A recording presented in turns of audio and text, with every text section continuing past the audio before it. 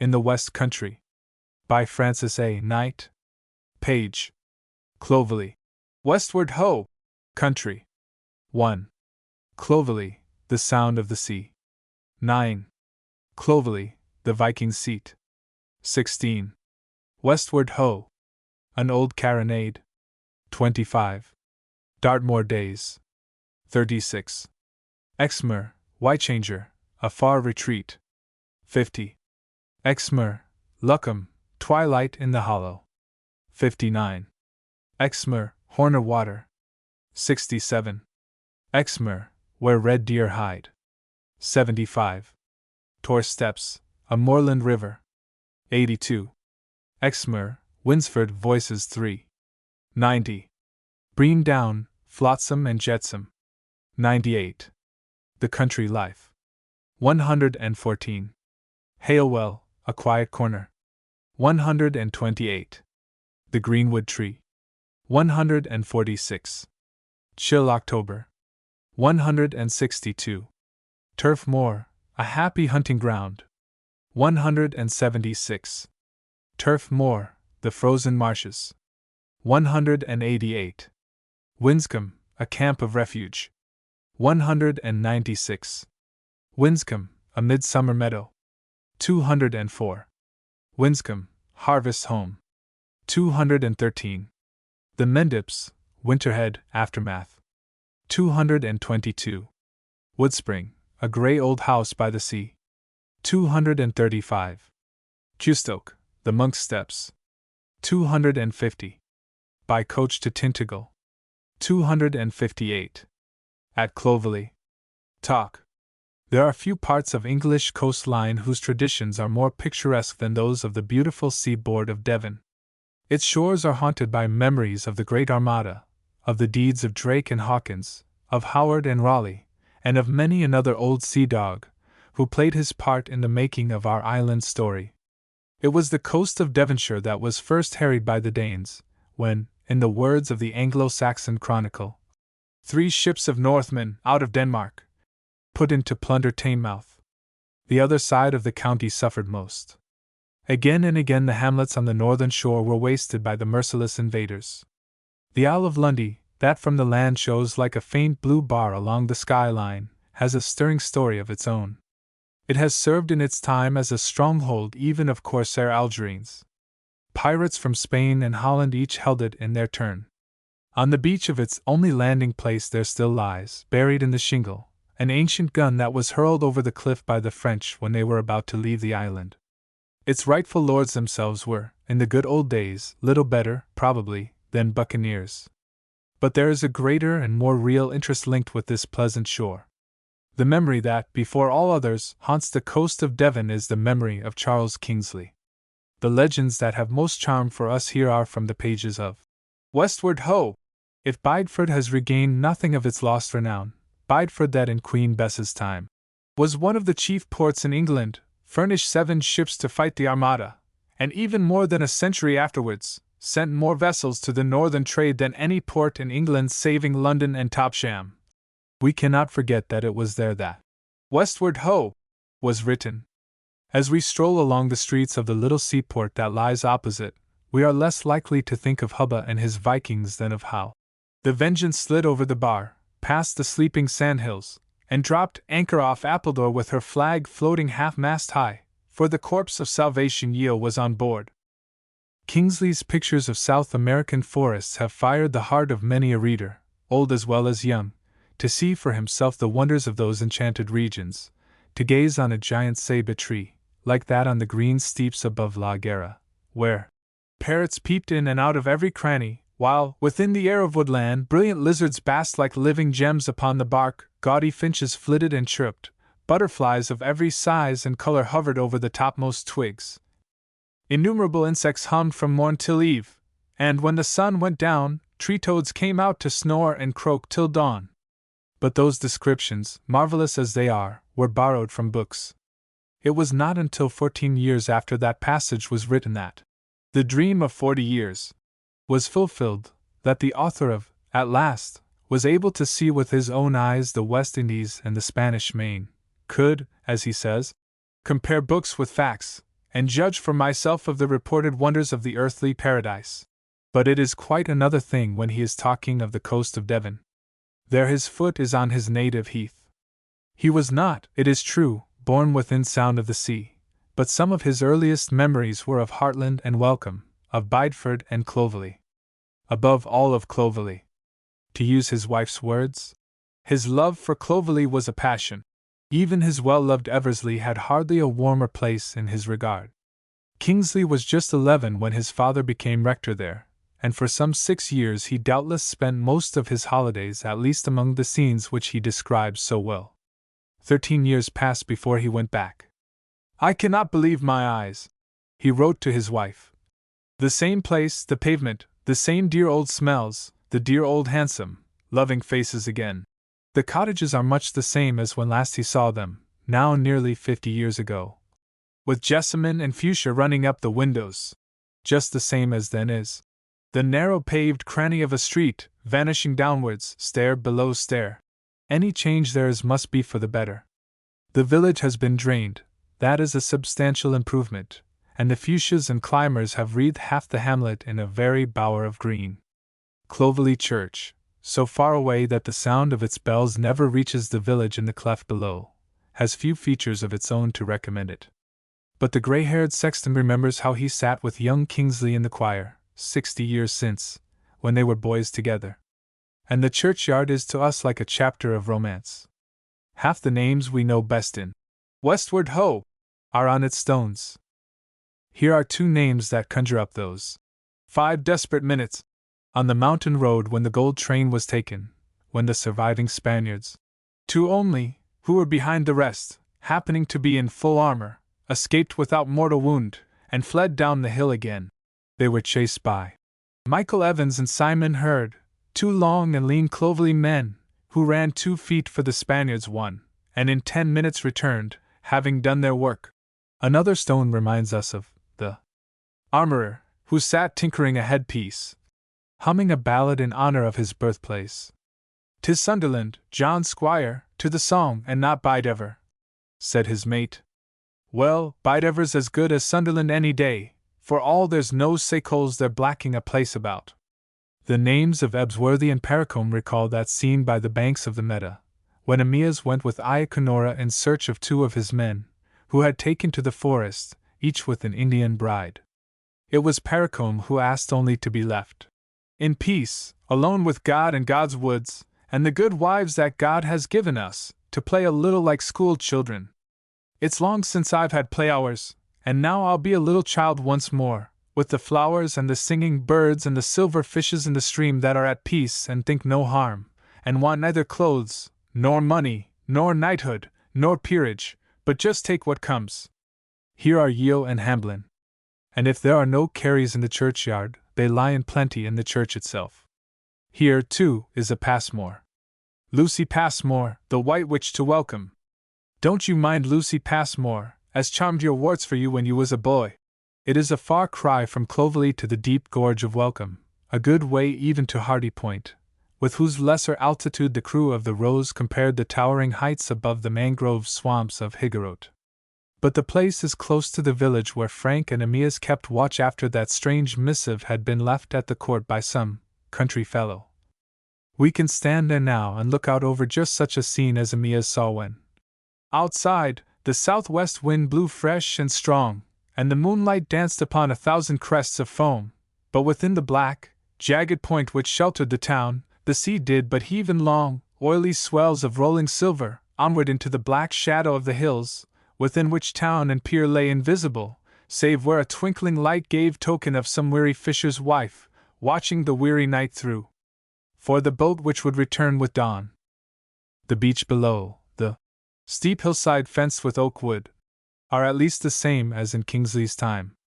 And if the stout craft that he used to watch putting out from the pier have not outlived the gales of half a century, there are men on the fishing boats of today that remember him well. There are those in the village who recollect even his father. A man who feared no danger, and could steer a boat, hoist and lower a sail, shoot a herring net, and haul a seine as one of themselves.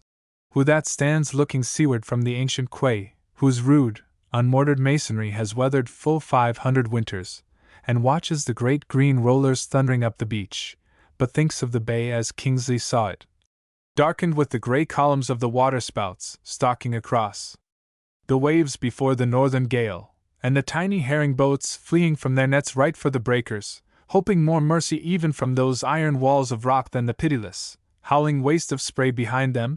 Yes, it is. Westward ho! Country. Turn where we will, the bay, the cliffs, the woods, the village, all remind us of Amia's Lee, of Wakari, of Salvation Yeo. The sound of the sea. Talk. The long curve of the shore on either side this little fishing port, guarded here by a mighty wall of cliff, here by steep faces of red rock, and bordered here with fields that come down nearly to the water's edge, is fringed with a wide belt of shingle, no smooth stretch of yellow sand, but miles and miles of great gray pebbles, the ruins of old cliffs, the wreck of rocky battlements shattered by the surges, and rolled and shaped and rounded by the rude play of winds and waves. Down the long shore, headland beyond headland shows fainter and more faint, until the shadowy outline of the land fades into the far horizon. Westward from the harbor, a long cliff towers above the shore, with strange curves and mighty buttresses, of endless shades of red and brown, its sea-worn faces weathered to cool gray or stained to inky black, touched with the gold of clinging lichens and the bright green of tiny ferns. Along its ledges sturdy rowan trees are rooted, among thickets of gorse and bracken and heather. Higher up there hangs over the rocky brows a crown of dwarf oak trees, gnarled and storm-beaten. At the foot of the vast wall, growing dim now as evening darkens, is a little space of shingle-covered beach, that at high water is altogether shut out from the world. When the tide is in there is no way in or out. If on the steep side of the cliff there are tracks up which a goat might clamber, yet round the points of rock that fence it in, against which now the waves are breaking, there will be no way for hours. For hours nor voice nor foot of man can break the quiet of this lonely spot. A single gull, rocking idly on the waves over its double in the clear water under it, and one solitary cormorant standing erect and motionless on a great rock that is almost as dark as he, deep in the sense of solitude. Solitude there is, but not silence. The warm air of the summer twilight is full of the sound of the sea. Low at times, and loud at times, and changing like a poet's rhymes. And after each wave beat on the storm-worn rocks the dark cliff overhead so flings back the answer that it seems as if the hour is late. The cliff grows cold and somber. Darkness is settling in its cavernous hollows. The shadow of the shore steals slowly out over the pale green sea. Over the bay are scattered the fishing boats of the port, still far off, but making for home towards the tiny quay that, from the shore below the village, stretches out its sheltering arm. Far out at sea, beyond the jagged line of tumbling waves against the sky, lies a great ocean highway, whose white sails and drifting smoke show faintly through the haze. Over the vast sea, here dark with shifting cloud shadows, there still bright in the clear sunshine, are hues a painter might toil for in vain. Who could render the swift changes of color that wind and sun are weaving with their magical loom over the wide expanse?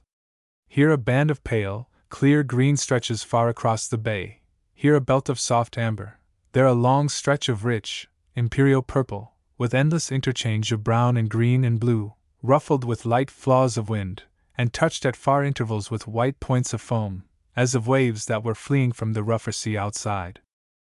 The art of man might copy to the life the curve of that great green wave, with scraps of seaweed showing darkly through its cool, transparent depths. But not the deftest hand that ever drew could give the low roar of the incoming roller, the sound of its plunge on the unyielding rock. The painter might imitate the snowy whiteness of the water beaten suddenly into foam, but not its seething hiss as it rushes in among the boulders, not the rattle of the pebbles as the wave draws back for its next plunge along the beach. He might show us the glisten of the wet stones, rounded and polished by the eternal chafing of the surges. He might make the white foam flicker in the black shadows under them, but not the sullen sound of boulders shaken to their stony roots by the resistless tide, boulders that on rough nights of winter, when the lighthouse tower is veiled in stormdrift, and great waves are thundering on the bar, are hurled like playthings up and down the beach. The cormorant on the canvas might be to the full as stately and somber as that dark figure yonder, brooding like some spirit of evil, but no shout could startle him to flight, driving him, with slow beat of his broad wings, to seek safety in some still more secluded resting place. The clearest colors of the palette, the deftest touches of the brush, the highest ideal of the painter can give us but one glimpse of what after all is one unending change. His may be the ideal. This is the real, the restless, seething, stormy sea. What is the sea without its sound? As we gaze at the dumb fury of a painted storm, the fatal reef, the doomed ship, the white lash of the pitiless surges, it is to fancy alone that we must look for. But now the fishing boats are coming in. Their brown sails, always so dear to the soul of the artist, have taken color from the flaming west, and shine like fiery orange in the light of sunset. Their dark hulls are glistening with spray, the white foam shines like silver underneath their bows. One after one they near the shore, and as they pass into the shadow of the cliff the silver melts from the hissing foam below them, the borrowed color fades slowly from their sails, that, as each craft reaches her moorings, rattle down, mere heaps of somber, sea-beaten canvas. Boats are putting out from the shore to bring in the fish. Groups of idlers and fishing folk gather on the quay. For the moment the hum of voices rises louder through the narrow street of the little town, half hidden now in the darkness of the hollow, the little town that is like no other in the islands. The sun is down. Far off across the bay the lighthouse has mounted guard over the bar, the very bar over which. Now silence begins to settle on the village.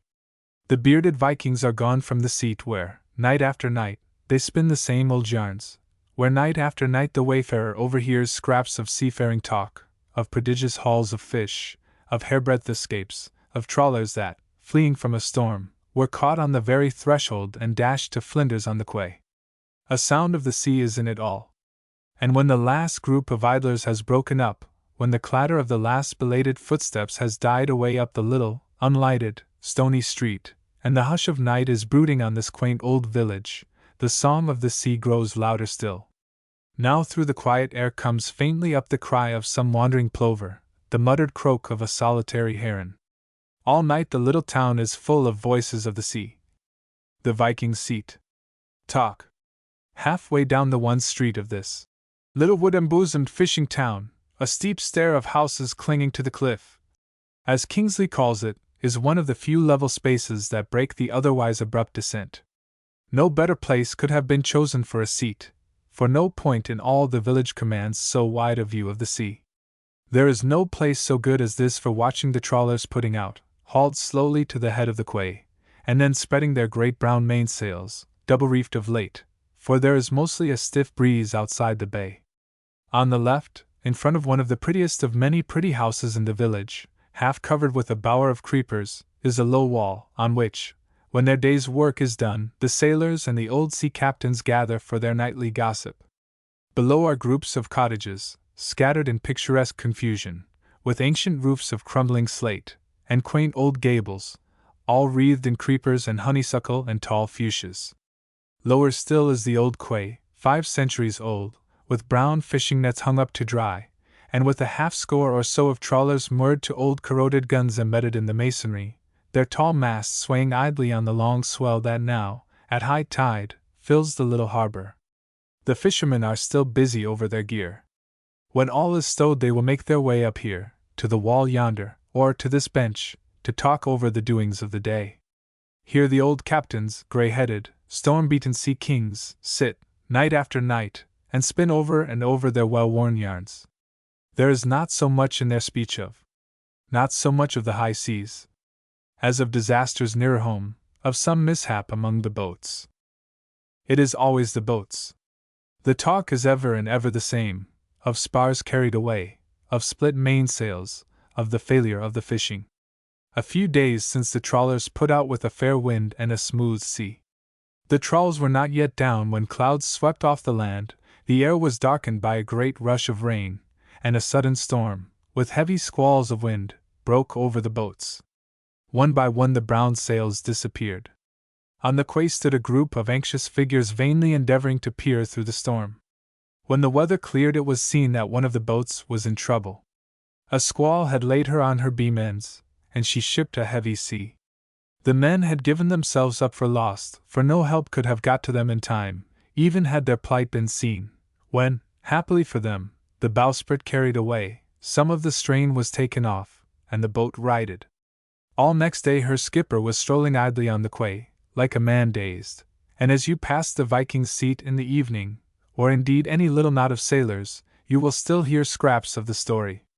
The gravestones round the church on the hill are evidence enough of the risks they run that go down to the sea in ships.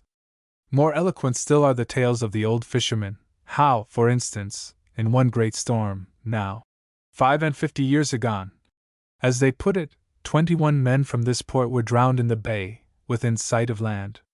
Still farther back, a matter of 170 years agone, no fewer than 32 were lost, and the whole population of the port is even now not much over 200.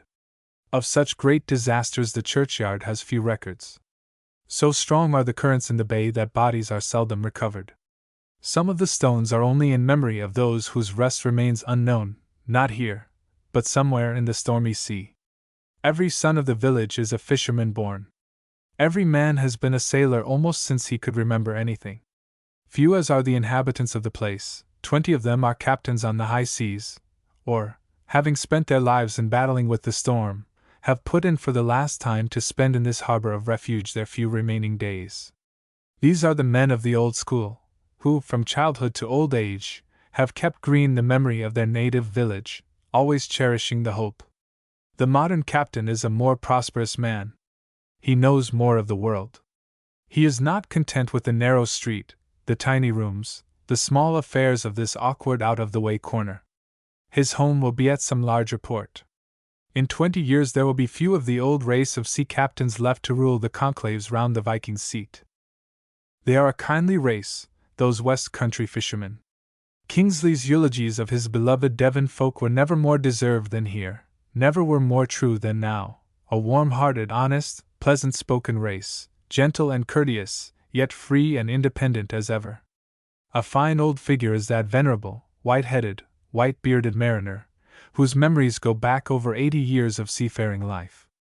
He is never tired of the story of a sailor of this village, who, returning home in a gold ship, was cast away on Norfolk Island, then entirely uninhabited, together with his wife and a handful of the crew. The men saved nothing from the wreck but one precious lucifer match, parent of all the fires they had in many dreary years. Some of the party, in despair, put off in a boat, but nothing was ever known as to their fate. Years passed before a sealing brig put in and took off the few survivors.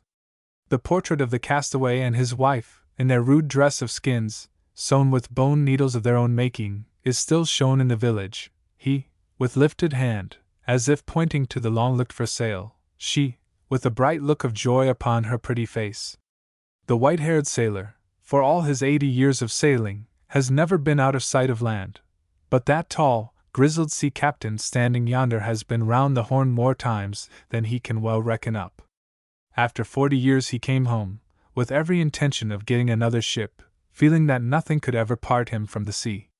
But the years have passed, and still he lingers in the village. Nothing now could tempt him from the shore. Of all the wonders of his 40 years' experience, none seems to have burned itself so deep into his memory as a night in the tropics, in a perfect calm, on a smooth and oily sea, in which all the stars were copied with such perfect clearness that, as he puts it, you would almost think there really was another world, and that you were in it. In a doorway hard by, festooned after the manner of the place with creepers and tall fuchsias, is a picture for an artist.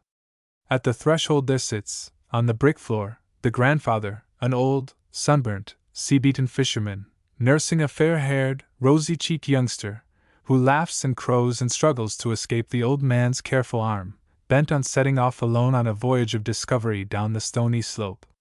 Behind them, framed in the darkness of the room beyond, stands the mother, looking on well pleased. What have the years in store for that young fisherman? Will his grave be here? Will days that are coming see one more stone set up in memory of a sailor lost at sea? Perhaps not. As one of the old captains says, boys don't take to the sea now. Going to be artists. Learn to draw and all manner of things. In his time, the schoolmaster was a very different sort from now. He had to be a schoolmaster, land measurer, pig killer, all in one. You paid 3 halfpence a week for learning to read, 3 halfpence more for learning to write, and then you went to sea. Boys all went to sea at 12. They had their choice, work or starve. Sailors of his day had rarely even as much schooling as that. He had never, he said, courted but one woman in his life, and that was for another man. He had had so much trouble reading and writing other folks' love letters that he never had the heart to try it for himself. Round the Viking's seat the children of the village are playing. Hard by, on a tiny stretch of level ground, half a dozen boys are intent on some running game, nautical little figures in regulation jerseys, sea boots too, some of them. Where will they be in 20 years? If they are not to man the trawlers of the future, there is all the more chance that they will be scattered. If they are not to be fishermen, there is no room for them here. Here there is nothing but the fishing. And the girls? These laughing, sunny, bright-eyed little flowers of Devon, absorbed in an old-world country game, singing as they play. What of the girls? Below there, sleeping in the twilight, is the sea, the cruel, treacherous, hungry sea, destined but too surely to darken the sunshine of their simple lives. That small figure now, that dainty little golden-haired darling, for her what have the years in store? In days to be will she make her way against the storm, some winter's night, down to the little quay, and peer with wild eyes through the rain and the spray, amid a roar of wind and surge, and of great waves thundering on the bar, hoping against hope for the homecoming of the madcap or the village girl? What would you? It is an old story, and an old carronade. Talk. Half buried in the soft turf that clothes the rocky brows of a low headland in the west there lies an ancient carronade. It is a quiet spot. There is no sound save the lap of the tide along the shore, the stir of the wind in the long grass, the cry of a seagull wheeling over, or now and then the sharp clamor of a troop of daws that flutter round their harbor and the cliff. About it grow great tufts of sea pink, whose flowers, save here and there belated bloom or two, have long since gone to seed. But in summer the air is sweetened by the breath of thyme and crowfoot, and at times, from the rocky steeps below, comes the strange smell of blossoming samphire. There is no mark on the old gun. The rust of years has eaten deep into its battered metal. No date remains, no royal cipher. But there is a tradition that it was recovered from the wreck of a Spanish warship that, in the flight of the Armada, went to pieces on this rock-bound coast. In the face of the cliff, a few hundred yards to the westward, there were found embedded, many years ago, some corroded cannonballs that once might have fitted such a gun as this, but surrounded by so thick a coat of rust that they were increased to nearly 4 times their original caliber. The gun has at any rate seen some hard fighting. It has been spiked. Some part at least it has played in our rough island story, whether on pirate or privateer, or on one of the unwieldy galleons of the Great Armada. But as it lies here now, deep sunk in its green rest, it is a very emblem of peace and of disarmament. The tide is at the full, almost too full for sound or foam, yet along the broad beach below, and round the rocky bases of the little island yonder, once, so tradition says, a Viking stronghold, there is the low fret of pale green waves. Beyond the island stretches away to the horizon a vast sweep of sea, smooth, unbroken, an expanse of vivid blue, more brilliant than the brightest sapphire. But then the huge green rollers come charging up this narrow strait, and thunder in the caverns of the cliff, whirling great flakes of foam 100 feet into the air. They are gentle waves that lap today against the rocky wall. But there is no stormier sea when, on rough nights of winter, a few brown-sailed luggers are cruising in the bay, mackerel fishing perhaps. The pilchards have deserted this coast altogether. Some of the men say that the constant passing of steamers has disturbed them. Others declare, there have been no pilchards since the new parson came, and there'll be none till he's turned his back on the parish. On the verge of the next headland, a rampart of grey cliff that stands out towards the open Atlantic, are 2 great grave mounds, mere flaws on the horizon's edge, piled over the ashes of some long-forgotten warriors. There is a legend here that, at midnight, 2 kings in golden armor rise from these green barrows, and fight on the short sward of the downs until the lighthouse on the far point. Then the old sea kings turn back to their rest, to lie till nightfall, each on a ledge of rock below the barrows, a pair of ravens build. Year after year their brood is reared in safety, beyond the reach even of the most venturesome of climbers. The old birds patrol the cliff for miles, like wandering spirits of true wreckers, condemned to haunt forever the scene of their ill deeds. Here they come now, sailing slowly along on their broad wings, the sunshine glancing on their glossy plumage. They go sweeping by, uttering at times a crooning sound, not a croak at all, a soft, low note, with no touch of harshness in it. Gracefully they wheel and soar and glide, now turning over in the air, now poising like a pair of kestrels. Below them, crouching on the hot sand of the beach that skirts the bases of the cliff, a flock of gulls are resting, like heaps of foam left stranded by the tide. They do not shrink as the dark figures pass over. There are no eggs to plunder from the rocks, no young broods to harry, and a full-grown herring gull will show fight even to a raven. It is a noble wall of cliff that guards this sandy fringe of the Atlantic, now light, now dark, here bare and weathered and windswept, there overgrown with sea pink and samphire, and here again worn into deep clefts and cavernous hollows, which, when this old gun was new, were thorns in the side of the preventive men. No shore in England has seen more smuggling than this. Many a contraband cargo has been landed at the little village at the head of the creek. It is whispered that more than one family of standing here owes its rise to well-planned runs of silk and spirits and tobacco. In the side of the Witan stone, a grey old menhir that was old in Roman times, there is still pointed out a hole called the gauger's pocket, into which a bag of gold was dropped when a run was coming off, with due notice to the exciseman to go and look for it, and then to keep well in the background. It was quite an open ceremony. "Please, sir," a smuggler would say to the officer. "Please, sir, your pocket's unbuttoned." "Aye," was the answer, "but I shan't lose my money for all that." Those days are not so long ago. It is not really many years since the clergyman who tells that story entered on that cure in the West Country which, to use his own words, was a mixed multitude of smugglers, wreckers, and dissenters, who still held that to shoot the gauger was not only a venial but a meritorious deed. When a man was hanged for murdering one of those hated representatives of law and order, his death was regarded as a piece of flagrant injustice, a crime in the eyes of heaven itself, the very grass, it was triumphantly pointed out, refusing to grow upon his grave. Those were days when the prosperity of a seaboard farm depended less on its scanty grazing and its sterile cornland than on its ill-gotten harvest of the sea. They were all in it. Even a parson has been known to hold the lantern while the spirit kegs were hauled safely through the surf. And once, when a wreck came ashore in church time, and the congregation had with one accord rushed out of doors, the vicar stopped them on their way to the sea. "Brethren," he shouted, "I have but 5 words more to say." Then walking deliberately to the front, and taking off his surplice, he said, "Now let us start fair. This is a terrible coast.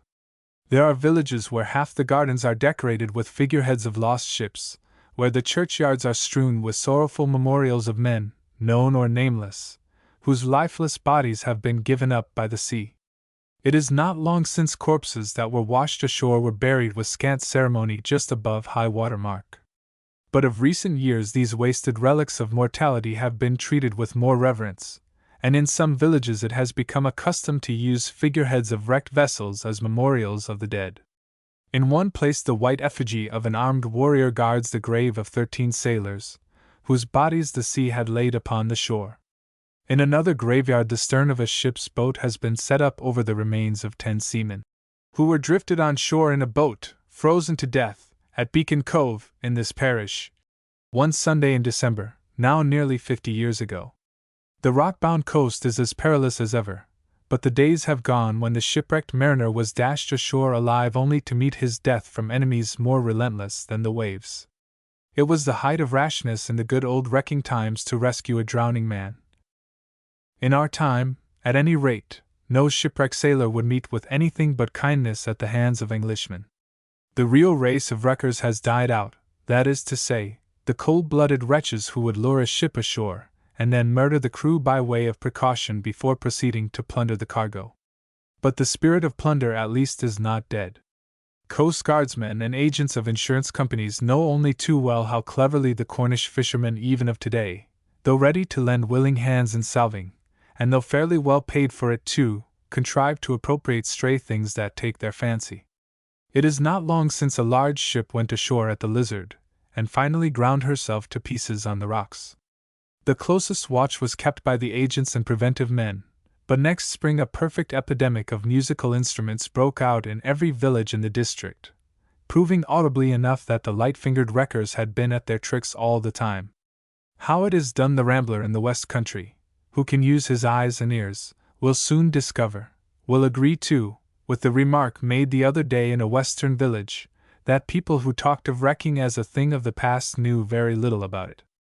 "You see, sir," said a weather-beaten fisherman, "a great deal drifts out of a wreck, and although there are salvage men always on the watch, there's many a cask and bale that's picked up by our boats. One man with a long pair of tongs and another with a water telescope can make a good thing of it between them. There was an Italian steamer, now, that went ashore at Mullion. She was full of fruit and wine and all sorts of things, enough for everybody. There was great cases of champagne lying about, and the word went round among our men that it was real pain, with no sham to it, for when we did knock the tops of the bottles off, the wine all went out at one spurt, and we couldn't get a drop. But at last we got corkscrews, and then we was happy. Well, I had a cask of sherry wine out of her," he went on, "and I got it safe in by the back way, and you see I've a coast guardsman living on each side of me. But, law bless you, sir! They be just the same as we. Oh, yes, sir, everything is supposed to be given up, but everything isn't, not by a good way. And when we risk our lives to save the cargo, who has a better right to a share of it than we?" He was near the Mosel, he said, when she ran full speed upon the rocks, and the sound of it was like 1,000 tons of cliff falling into the sea, and such shrieks as never were heard. Might he have stopped her? Well, perhaps he might. But a mate of his who put out at the risk of his life, and warned a big liner that was too close inshore, she was backed off and saved, never got so much as a word of thanks, let alone any reward, for saving her. Another man, he went on, warned a steamer from his boat, and, as I'm a living man, they tried to swamp him for fear the captain should be blamed for his bad sailing. No, sir, we'll never do nothing to risk life, but if we can't get fair pay for saving a ship, we'll get fair share by helping ourselves. Might anything be kept that was picked up? Oh yes, pieces of timber below a certain length. He was pressed further as to how the particular length was settled. Well, he said slowly, we do keep a saw in our boat. Dartmoor days. Talk. The dwellers in the picturesque homesteads scattered at wide intervals over this countryside would hardly be content to hear these hills of theirs called a wilderness. But up yonder against the skyline, with grey clouds trailing low along its topmost ridges, is a brow of the wildest wilderness in England, and these hillside pastures are the fringe of Dartmoor. One might well imagine, too, looking out over this beautiful landscape, that the lines of these West Country yeomen were fallen to them in pleasant places. And, indeed, fortunes have been made here in the good old days, when bread was dear and wages were at starvation point. But times are hard. And there are sons of the soil here now working for hire on other farms, whose sires held broad acres of their own. The wayfarer who, making his way up from Chagford towards the moorland, should chance to pass this little settlement, might well pause and wonder as he passed the gate, and stand and rub his eyes and doubt whether it was a dream or not. So unlike the old country is this log hut and all about it that a settler from the bush might, if he saw it, almost fancy himself upon his native heath. The very trees that flourish here are strange. Among shrubs that have been brought from the slopes of the Himalaya, grow tall bamboos whose feathery crowns look over the topmost ridges of the roof. And yet on every hand there are suggestions of the moorland, those stacks of peat, with their picturesque coverings of furze and straw, that granite roller, so thickly set with crystals of felspar. The very props of the clothesline are untrimmed birch poles from the wood, wearing still their silvery bark. It is moorland earth that made those rhododendron thickets so broad and strong. It is moorland air that has draped the trees with shaggy lichens, adding centuries of age to oaks yet hardly in their prime, and lending to the sturdy fruit bushes of the borders the air of hoary patriarchs.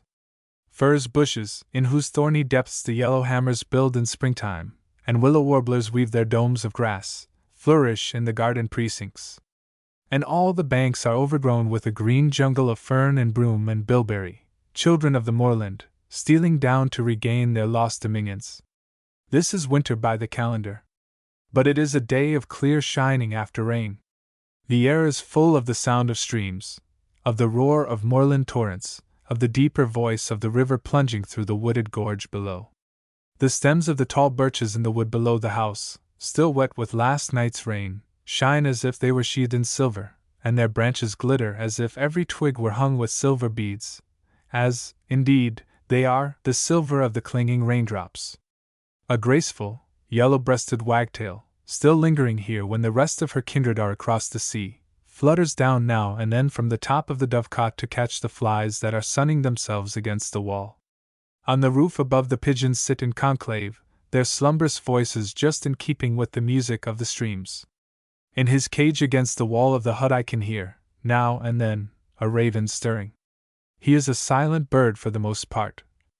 Some day he will talk, and then perhaps we shall learn what strange things he has been hoarding in the dark places of his memory.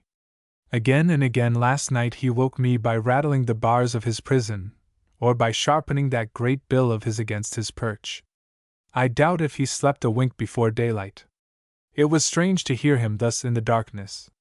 At times, too, I heard the mellow voices of the owls, sounding clear above the rush of the streams and the patter of rain upon the roof. Birds pass and repass now in the sunlight. At times the pigeons sweep down from their rest overhead, with sudden clatter of wings, and as they wheel round the house they rouse into speech for a moment the taciturn jackdaw, whose cage adjoins the prison of the yet more silent raven. From far up the moorland sounds the hoarse clamor of crows. And magpies go by, carefully keeping clear of the precincts, as if they were aware that the master of the house had a keen eye and a steady hand. But they might lay aside their fears. No beast or bird is vermin in this corner of Arcadia. No jay or magpie ever suffered here the penalty of evil deeds or tarnished reputation. One night the master of the house was roused by the sounds of a slight scuffle outside. An owl had swooped on a rat in a corner of the veranda, and through the wooden wall of the hut was plainly heard the rustle of feathers as the bird spread its broad wings over the body of its victim. Weasels find sanctuary under the very flooring of the shanty, and stoats may hunt the covers at their will without fear of trap or gun. The hunt know well that there is no surer spot to find a fox than the larch plantations up yonder on the hill. And there, too, the badgers pursue in safety the even tenure of their harmless lives. When the larches were first planted, and were but just struggling to get their heads above the hillside jungle, grasshopper warblers hid their nests on the ground among them, and chats, and tree pipits. A few years later blackbirds came and built among the branches. Now the ringdoves trust their frail platforms of stick to the strong young arms. And in a year or two sparrowhawks and magpies will build in the green tops. The trees have already killed the grass about their feet, and the bare earth beneath their shadow is a favorite haunt of the woodcock. But in spite of crows and magpies, stoats and weasels, and all the creatures of the wild that are too often branded as vermin, there is no want of pheasants in the cover. And the master of the house, with his man behind him, and 3 eager little terriers dancing at his heels, has but this moment left me to look for a woodcock. The dogs are much keener for the sport than their owner, master of woodcraft though he be. He is always readier to use his field glass than his gun.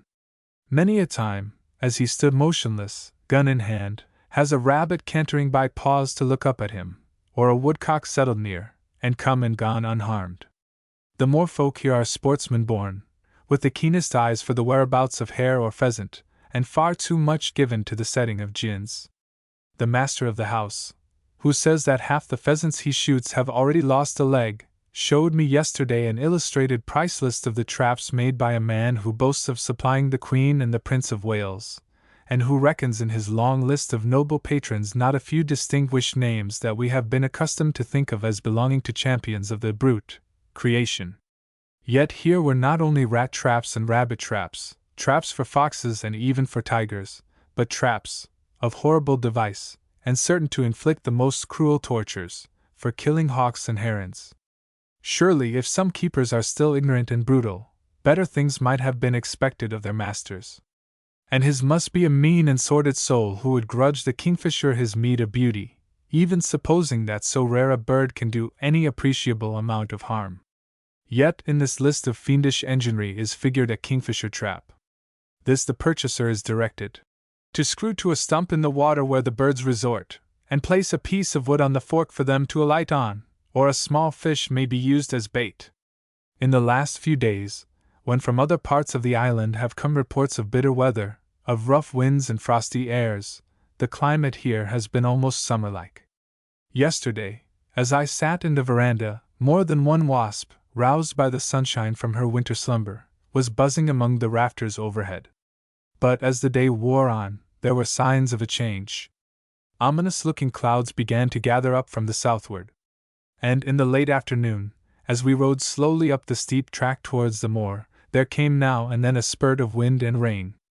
The road, like so many of the Dartmoor roads, was fenced by rude walls of granite, built of blocks so ponderous as to suggest that only giants could have reared such cyclopean masonry. Every chink between the stones was fringed with fern and bilberry.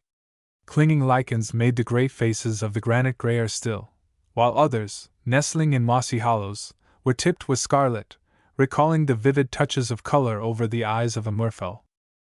High up on the moorland, looking down on one of the most beautiful of its many river valleys, we came on a great stone circle, known to the moormen as the Roundy Pound, a double ring of unhewn, irregular blocks of granite, shaggy with age's growth of lichens, and with a single thorn tree standing in the midst, mantled from base to crest with grey, a hoary patriarch, like the lone priest of long-forgotten rites.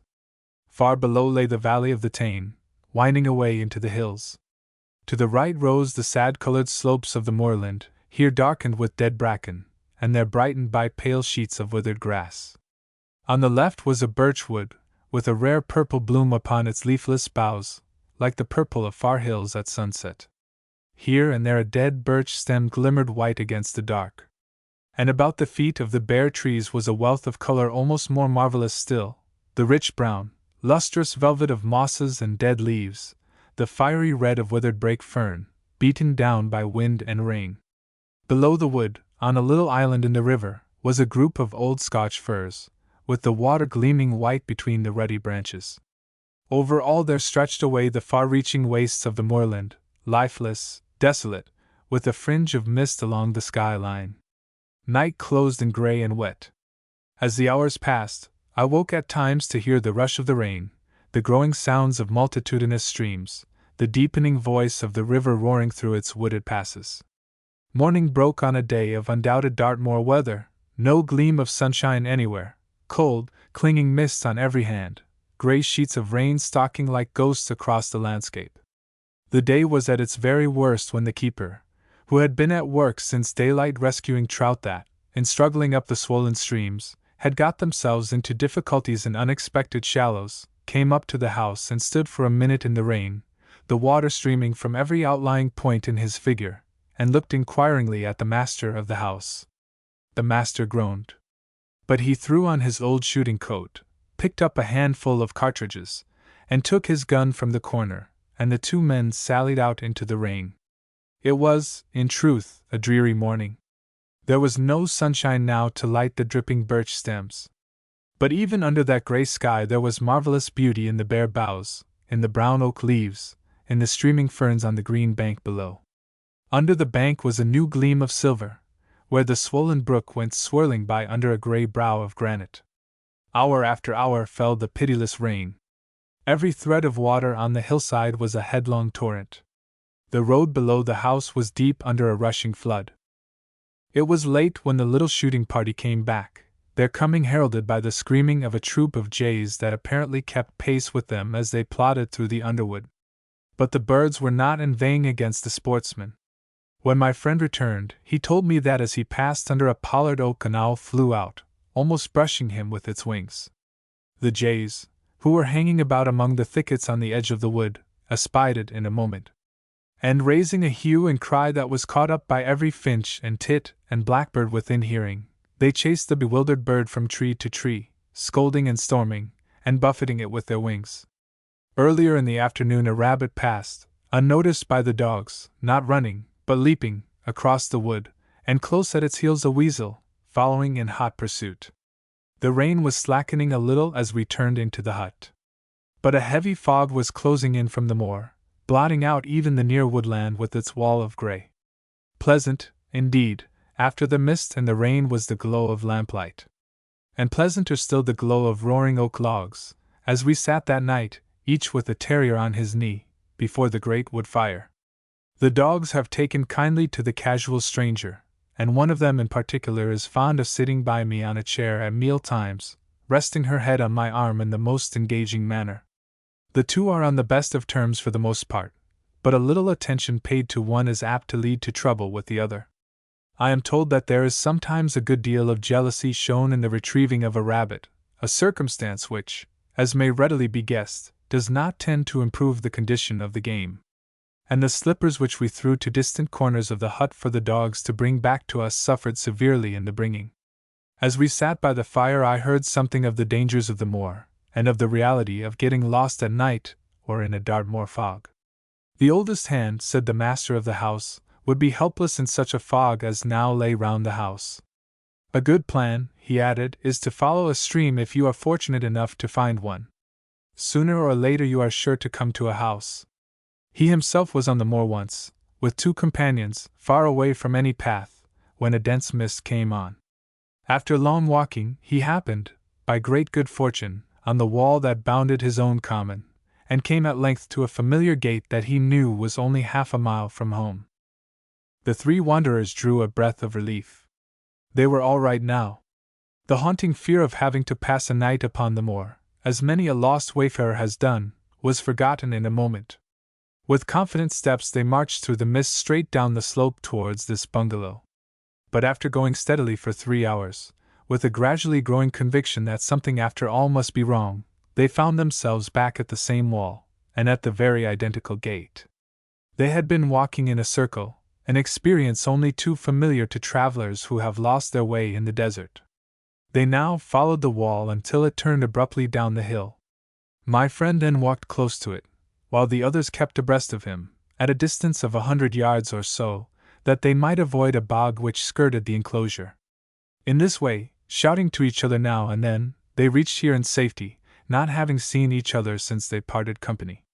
Another man, well known in the district, a man who rather prides himself on his acquaintance with Dartmoor, will not soon be allowed to forget how he set off on horseback one day in the mist, taking a short cut across the moor, by which he expected in half an hour to strike the Princetown road, and how, after an hour and a half of pretty hard riding, he too found himself at the spot from which he had started.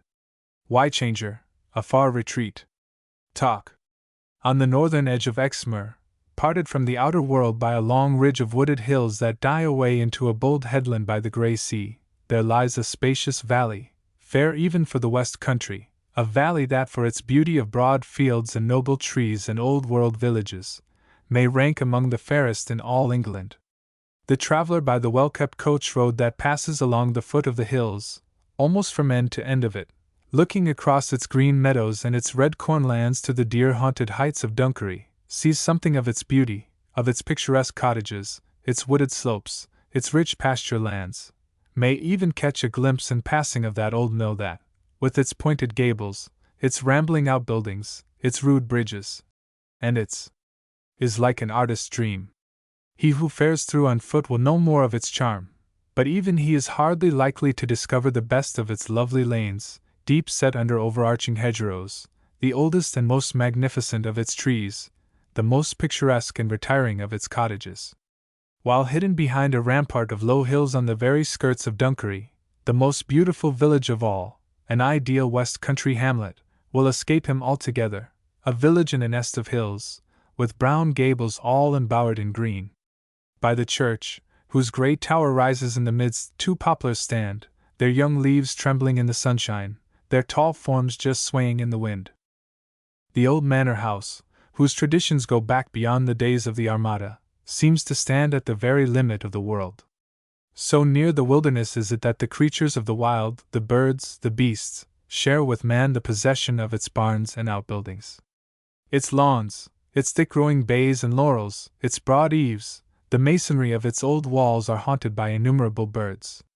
In the early morning, an hour or more before the sunrise, the whole air about the house is filled with sweet sounds, with the sunny ripple of the goldfinch's song, with the mingled chorus of thrush and blackbird, of wrens and robins and warblers, with the call of the cuckoo, the pipe of the wryneck, the croon of doves among the larches on the hill.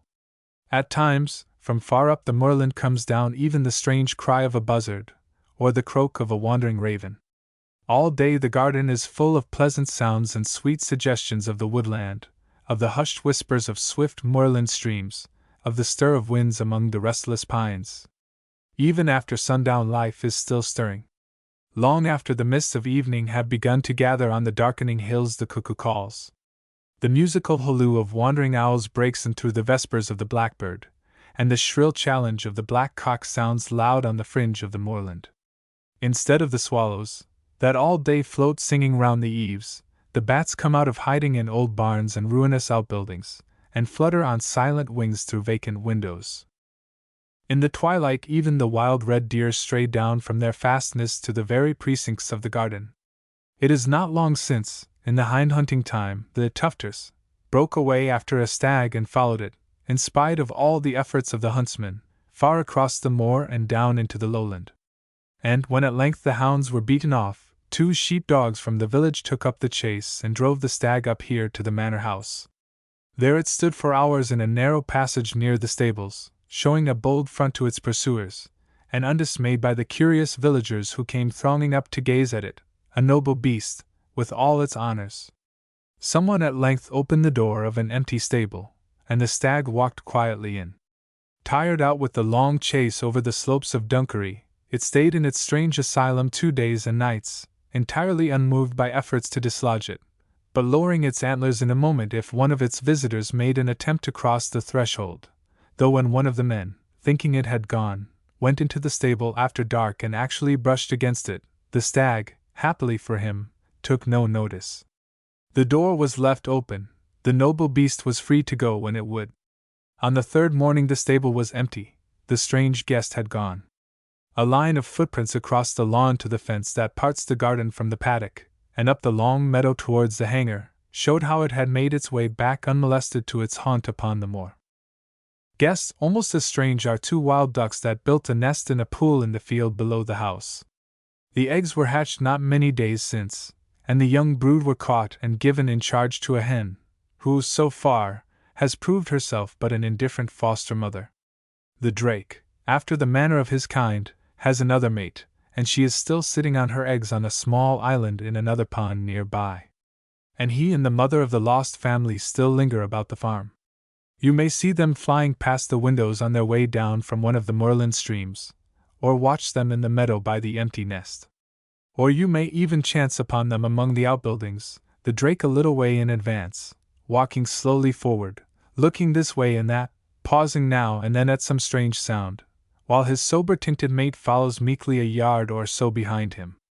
Now they stand doubtful, uncertain whether or no it is safe to enter the precincts. At length they venture in. Now walk quietly after them. There they stand, a gallant pair, he splendid with the rich green velvet of his glossy head, the white ring about his neck, the dark chocolate of his breast, his brilliant orange legs, and all the exquisite shades of grey upon his beautiful back, she with quiet plumage streaked and mottled with soft tones of brown, looking for all the world like a dry heap of reeds and withered sedges. In a moment they are aware of danger. They move closer together.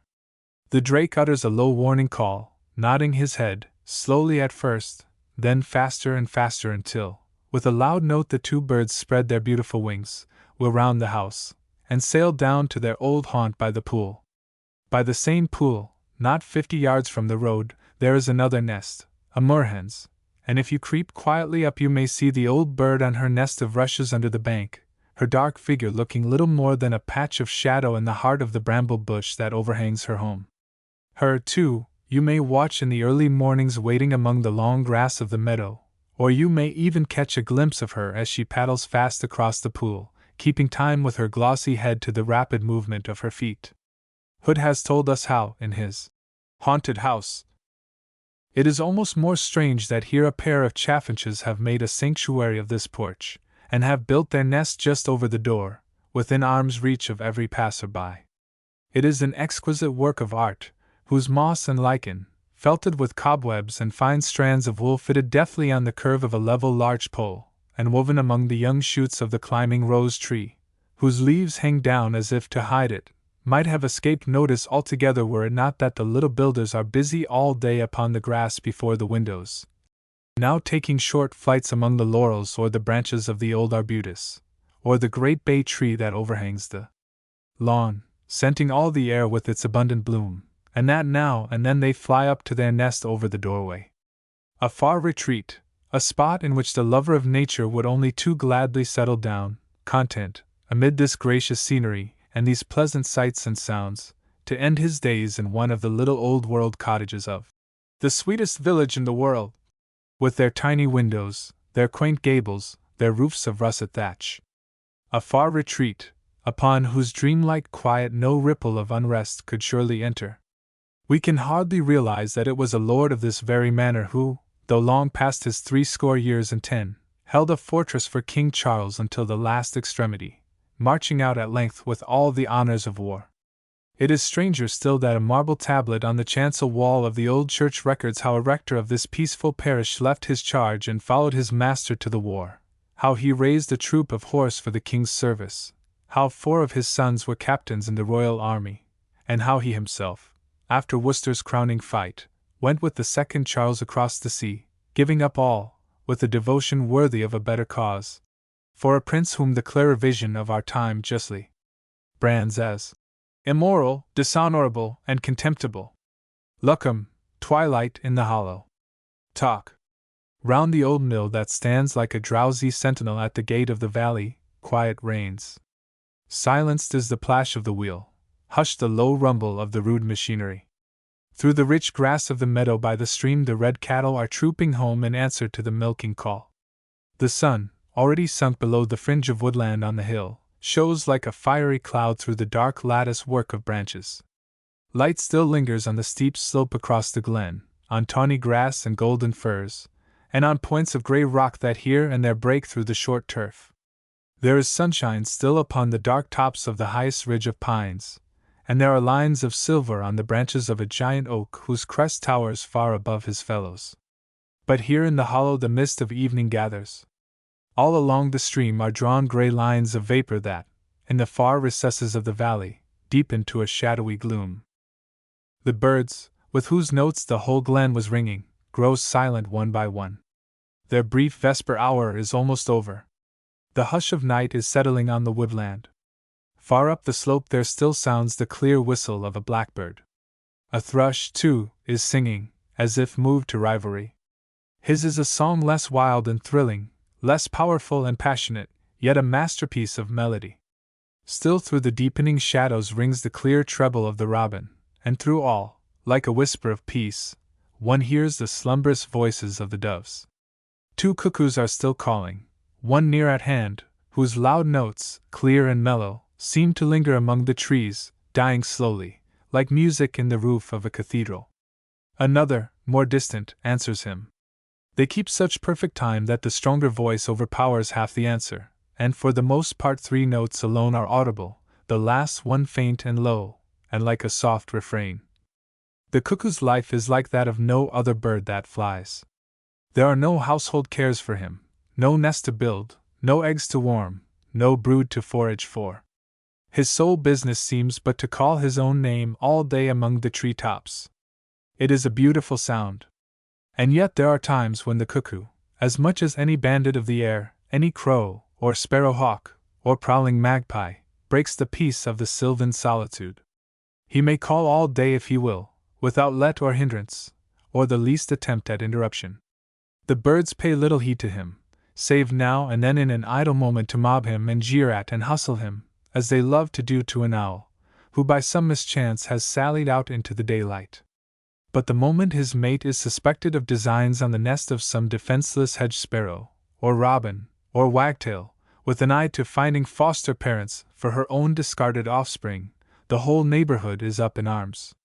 A few days since a cuckoo, who had evidently set her heart on a robin's nest in the thick growth of ivy round the chimney of one of the houses in the village, alighted in the top of a tall aspen that overlooked the spot. She settled on the roof of the house to reconnoiter. She even perched on the ledge of the garret window to get a better view. And all the while she was followed by an excited mob of redstarts, wagtails, and robins, scolding, storming, chattering. Sometimes, as if dismayed by their persistent clamor, the cuckoo made a half-circuit of the garden, diving in and out among the bushes, swooping down to avoid the attack of some pursuer more importunate than the rest, and uttering now and then a strange, inarticulate cry, as if, which is likely enough, she were carrying in her mouth the egg she wanted to leave in the robin's nest. She gave it up at last, plunging down into a great bay tree, seeking in its thick-growing foliage some respite from pursuit. The darkness deepens. But there is still light enough to follow the deer path among the trees, whose thick carpeting of brown dry pine needles is soft as velvet to the feet. It is not yet too dark to see the blackcock that gets up from the bilberry jungle by the path, or the wood pigeons that, when you pause beneath their roosting place, go crashing out from the branches overhead. You can still watch the two squirrels that chase each other round the stem of a giant ash tree, can follow them, when, startled from their frolic, they take a short cut homeward through the large tops. They leap from the firm footing of one tree to the drooping bough beyond, and when it goes down, down beneath them like a blade of grass, they go on, without a moment's pause, towards their nest in the heart of the wood. So few wayfarers disturb the quiet here, or else the brown woodlanders have had such scant experience of the ways of man, of his love of capture and annexation, that the squirrels have not thought it worth while to build their stronghold high among the trees. It is not 20 feet from the ground. It is like a great wren's nest, a ball of moss, thick and closely felted, and marvelously laced round and round with long pliant larch twigs, and with only the least trace of an entrance at the side. A flock of swifts are careering down the glen, like a troop of noisy revelers, their wild chorus sounding shrill and clear in the deepening hush of night. They wheel, with loud rustle of keen wings, and dash upwards towards the moor. Again that swift career along the grass-grown road, again that wild exultant scream, so fierce, so beautiful. Deride it if you will. Call it hoarse, discordant, savage. It is a victorious paean, a song of triumph, an exultant chorus proclaiming the empire of the air. The dark forms vanish, the wild notes die away. It is the last sound of daylight. The last sound of daylight. The children of the night are abroad. White moths, painted boldly on the shadows, flit by like phantoms. Ghost-like, too, is the soundless flutter of a bat that, by the dark archway of the old bridge, chases the insects that hover on the stream. The long, low, monotonous call of the grasshopper warbler among the furze bushes on the edge of the wood is a strange sound, the voice of a cricket, one might think, and not of a bird at all. Strange, too, is the droning note of a nightjar, rising and falling as if the bird, wheeling this way and that, were chasing moths among the trees. The bats have voices, though their flight is soundless, and their faint shrill cries grow in the stillness louder and more clear. At intervals an owl hoots, startling from their half-sleep the drowsy birds among the thickets over which he passes, so that one may follow his flight by the clamor he leaves behind him. Among the trees there sounds at times the crash of a belated ringdove, settling down for the night, followed by a murmur of soft love notes, an answering whisper, and then silence. Yet the air is full of faint, indistinguishable sounds, the opening of leaves perhaps, the patter of spent petals, the fall of pine needles, and the movements of night-wandering creatures.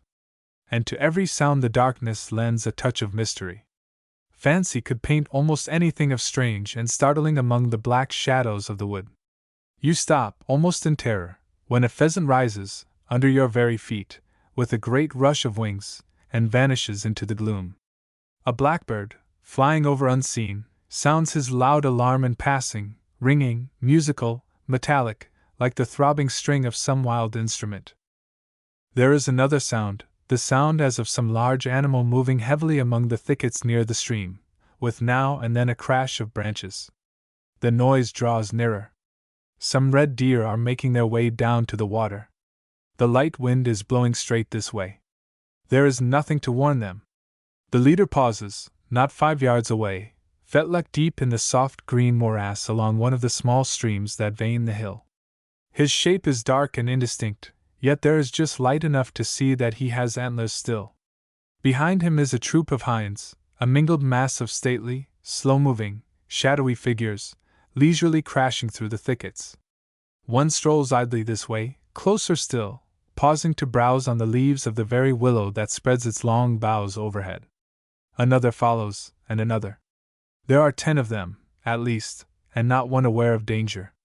Like Ajax, one longs for daylight. Yet daylight must have revealed the ambush. They are passing on. Another moment, and they will have taken the alarm. Stand up and shout. What headlong rush, what wild stampede, what thunder of swift hoofs, what gallop of flying feet.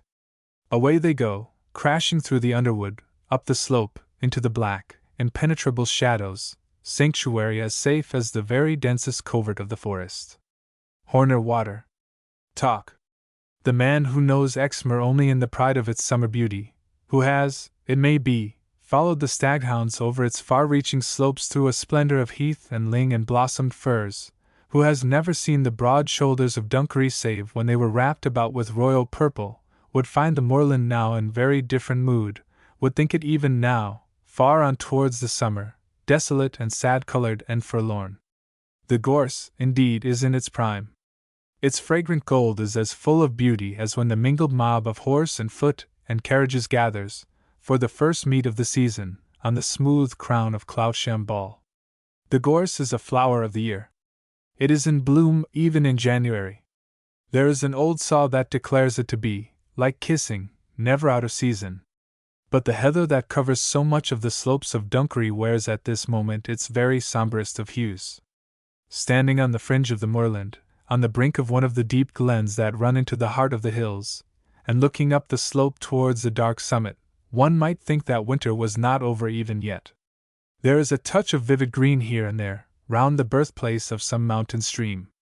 There is color on the young birches that one by one are feeling their way up out of the hollow. But in the sober brown of the heather, in the pearl-gray of the peat moss, in the dark hue of the gaunt and twisted pines scattered at far intervals in front of the advancing forest, there is no sign of the sweet influences of the spring. A lonely spot. There is not a house in sight, no farm, no hedgerow, no sign of man's dominion anywhere, beyond faint traces of bridle paths, like dark lines along the heath, or a broader track whose warm red shows a moment as it climbs some rising of the moor. A solitary skylark sings over the brown heather. At times a buzzard wails, as on broad wings he drifts in mighty circles overhead, a dark spot against the pale blue heaven. Sounds like these but deepen the sense of loneliness. But there is charm in the very solitude. There is charm in the dark heath and in the golden firs, in the play of the cloud shadows that each moment change the tones of brown and green and gray. There is charm in the sweet breath of the gorse, and above all, in the bright, fresh air of the open moorland. And however bare and voiceless these somber slopes, each hollow that wanders away into the hills is filled to overflowing with a sea of mingled foliage, all astir with life and movement. The path that leads down from the highland to the hollow looks upon a different world. The steep sides of the glen are green to the very brim, are covered, right up to the brown fringe of heather, with noble oaks in the pride of fresh, young foliage, among whose golden green, all shimmering in a haze of sunlight, shows the shadowy gray of boughs still bare, and in the open spaces are all carpeted with the rich red of dead bracken, or the vivid green of bilberry leaves. From far below, out of the mist of green and gray, rises the song of a swift mountain stream, whose pools and white cascades and brawling rapids gleam among the trees like scattered links of silver. There is a sudden clatter of stones upon the farther slope. 2 stags and 4 attendant hinds are making their way up from Horner Water. They pause and look this way, the head of the leader lifted, his antlers clear against the foliage behind him. This is Exmoor. Here the red deer are on their native heath. This is their last stronghold south of the border. And it is in glens like this that they find the sanctuary they love. The noble beasts stand long at gaze. At last the leader turns, and moves slowly up the slope, the others falling into line behind him. They quicken the pace as they gain more easy ground, and breaking into a canter, wind in gallant style across the heath. They pause for a last look as they reach the summit of the ridge, their figures darkly cut against the sky. The road sinks lower, lower yet, down into the green heart of the glen. Noble trees they are that fill the hollow. Some have long since passed their prime. Their mighty branches are thick with moss and lichen, and fringed with green tongues of fern. In rifts that time and storm have carved in their huge columns, rowan and bramble and young holly trees are rooted. Gray arms of ivy, almost as broad and vigorous as they, are twined with fatal clasp about their sturdy stems. Where the pathway crosses at the ford, there stands a blasted tree, a giant oak, whose top, wrecked and shattered though it is, rises high above its forest brothers. Its bark has all fallen away. Its bare limbs glimmer ghost-like through the green gloom. The whole glen is full of life. Solitude there may be, but not silence. The air is musical with the ripple of the stream, and with the songs of sweet-voiced warblers. Over the tree-tops clamorous daws are passing, and the light wings of homeward flying doves. Among the boulders that winter floods have heaped along the torrent, that even now, before the patient, eternal, resistless chafing of the water, are moving slowly down the stream, you may startle a heron from his noonday dreaming. Or you may come unaware upon a pair of wild ducks, paddling softly on one of the smooth and sheltered reaches, the mallard still splendid in the nuptial plumage he is so soon to lose. Only a few weeks longer will he wear it. Summer will find him in a quiet-colored garb, a suit of brown and gray as plain and unpretending as the dress of his sober-tinted mate. This, too, is the dipper's haunt. Again and again you will meet him on his way upstream, flying swift and straight, with sharp note of warning on spying a stranger near his fishing grounds. Or you may watch him as he stands on some small island in the torrent, his white breast gleaming like a patch of silver in the water under him, bowing and calling, and now breaking off into that sweet, wild song so dear to the soul of the fisherman. The dipper's nest of moss and leaves and withered sedges, hidden deftly in some old stump by the shore, is empty and deserted. His mate and he are out all day on the river with their little mob of dusky children. It is a pleasant path that winds leisurely along the glen, now wandering with the stream, now passing it by a ford, now loitering among the trees, now fenced on either hand with tall thickets of gorse and briar and hawthorn, now keeping close by the gray willows that overhang the water. It is not a wide stream to cross for all the rain. The deer, whose fresh footmarks are printed deep in the moist earth all along its banks, can easily leap over it. The squirrels on their airy highway along meeting oak boughs far above it have no need to think of it at all. But for the rabbits there is no way over but through the stream itself.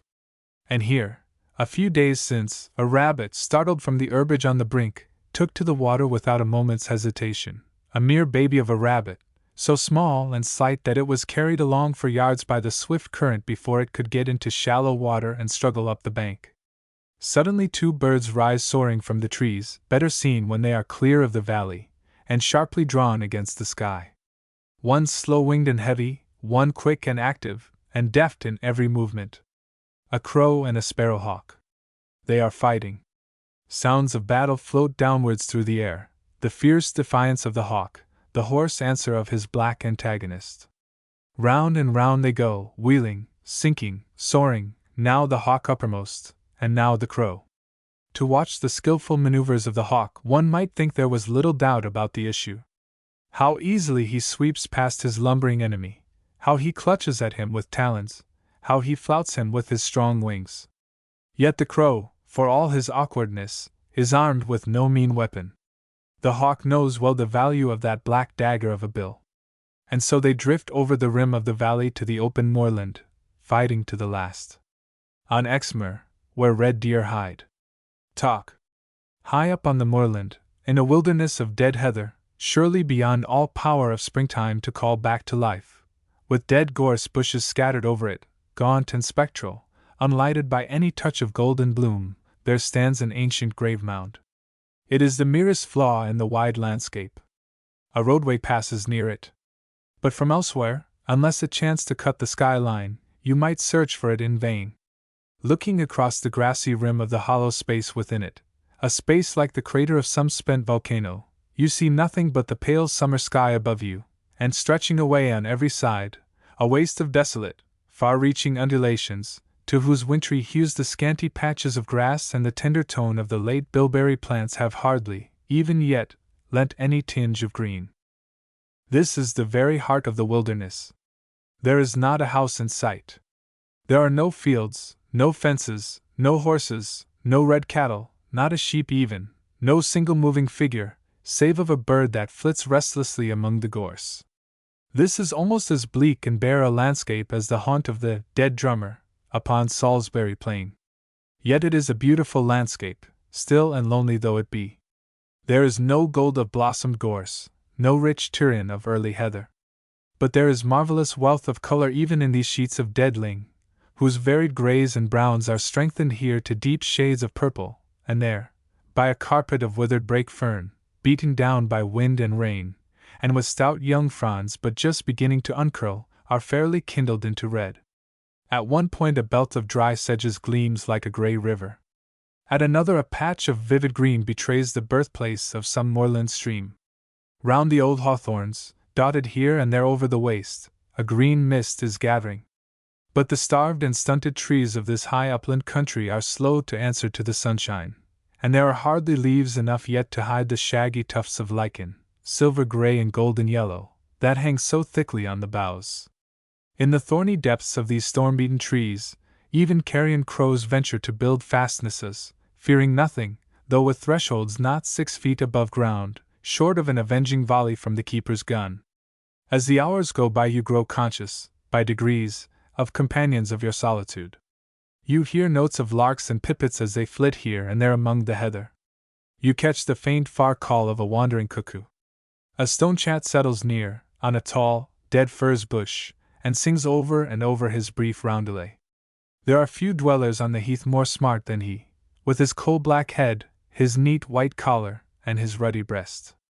This, too, is the native heath of yonder curlews, wheeling idly across the sky, sounding now and then that musical, clear call, that is one of the most characteristic voices of the moorland.